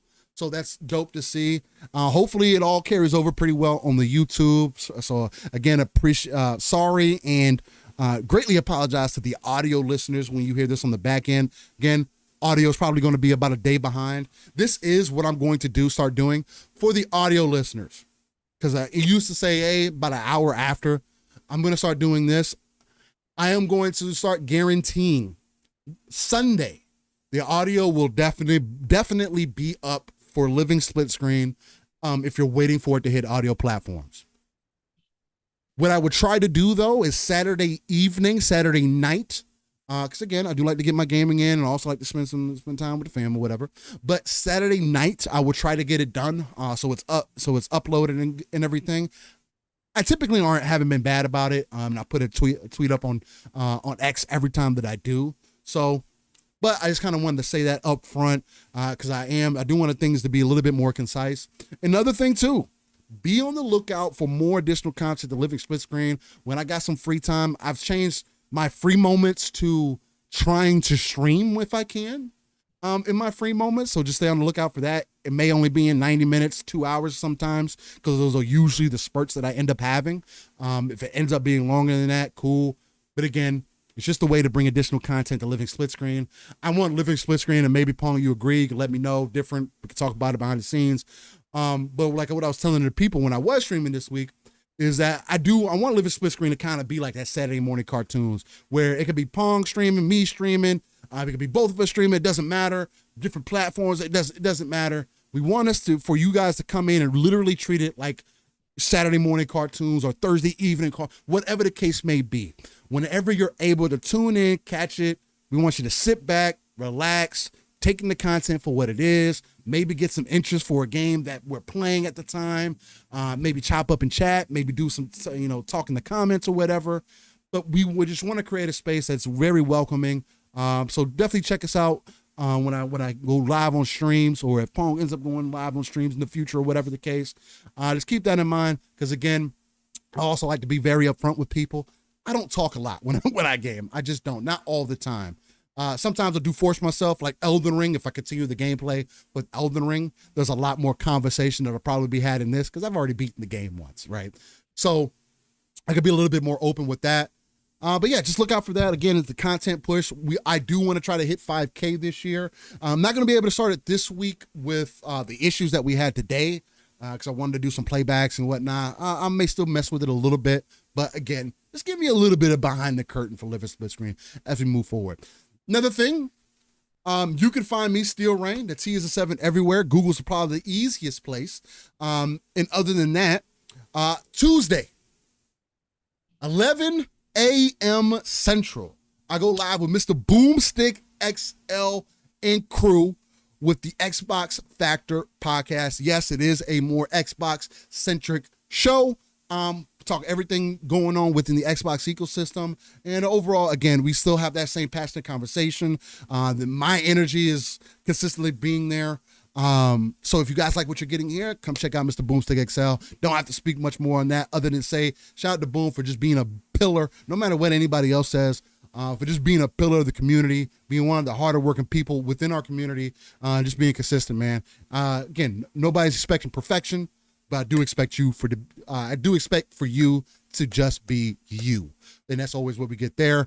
Then every Saturday morning, 9 a.m. Central, 10 a.m. Eastern, 3 p.m. UK time, Living Split Screen goes live. Again, we are non-console centric. We touch on everything happening within the gaming industry. And not only that, we take that RTS approach where we pull ourselves out of the world, look at the darker crevices of the map, pull our resources together so we can build up that foundation for those 3 billion gamers that Phil always talks about. And not only that, we are also the home of that ECP, educated consumer perspective, because again, we're not in the gaming industry, but we are two gamers who have an extreme passion for this hobby. And, our professional customer service, sales, or people dealings, and for lack of how other people may feel, business dealings, because not everybody knows what people go through on a day-to-day. I feel pretty much shape out our topics and our conversations pretty well for that ECP side of things. So with that being said, there's also one additional thing that is happening behind the scenes. So stay on the lookout for that. Shout out to our brother in the chat. I will let that be as it may, but definitely look out for something happening over the weekend. I think it's the current plan. I think it's also going to be another dope place to tune into. It's gonna be tight for timing. It's gonna be tight for timing because again, I don't know how much I'm gonna be able to invest time-wise into some other ventures because again, full of many different directions. But we'll see. No promises here or there, but stay on the lookout. But Pong, the uncanny gentleman himself, the X-Men that is not Cyclops or Iceman. Get the beautiful people out of here and tell them where they can find you, bro. Well, first of all, Chad, listen up. Couldn't end the show on some outros without Decado coming through and saying, I heard we were at a Mach 3.25. I can't end the show at a Mach 3.25. Maybe we were at a 3.5. I think we might have actually gotten a 3.5, but I want to push it a little bit further as we roll out a Saturday on the living split screen. I want to make sure the hype train is rolling down the tracks to the next town in the right way. So he comes in with a dunk. That's right, an easy $10 dunk. The 10 bomb, the 10 sack of coal just got thrown into the furnace, and we hit a Mach 4.0 to end the show with a $10 super chat. And he says, choo choo, motherfuckers. Thank for another great start to my work week. Thank you, Decado, and thanks to everybody else in the chat for tuning in today to Living Split Screen. Appreciate it so much. Never expected, but always appreciated. But that's how it's done around here. Again, the goal remains at 69. Keep that in the back of your head. It's going to be 69 for the entire year of 2024. So get used to it, everybody. Get ready for it, because Living Split Screen hype train does not end today. It just keeps rolling on through, like Steele said. All right, everybody. Xbox, X formerly known as Twitter. You know how to find me. It's Pong Soul. You guys got that down pat, right? And then, of course, tonight we are back on the Shop Podcast, PTK Blam's channel. Be there, because tonight it's going to be Blam. It's going to be Fuzzy. It's going to be me. And tonight we have the one and only Insipid Ghost, otherwise known by his real name, Luke Lore, on. And he always comes through with absolutely awesome takes. So be there tonight on the Shop Podcast, the best way to end your Saturday night, 8 p.m. Eastern, 7 o'clock Central Time. Get your seats early, buckle up, because we are definitely going to have some great combos tonight. So be there for that. And then, of course, next week it starts all over again. As Steele already said, he is now a part of the Xbox Factor podcast, Double Barrel Gaming channel. Mr. Boomstick, the man, Mr. 14K, he hit it before the end of 2023. Shout out to him. But Steele being on Xbox Factor gives it a little bit of a cherry on top. So be there every Tuesday, 12 p.m. Eastern, 11 o'clock Central Time for the Xbox Factor. And then we did not have a show this week.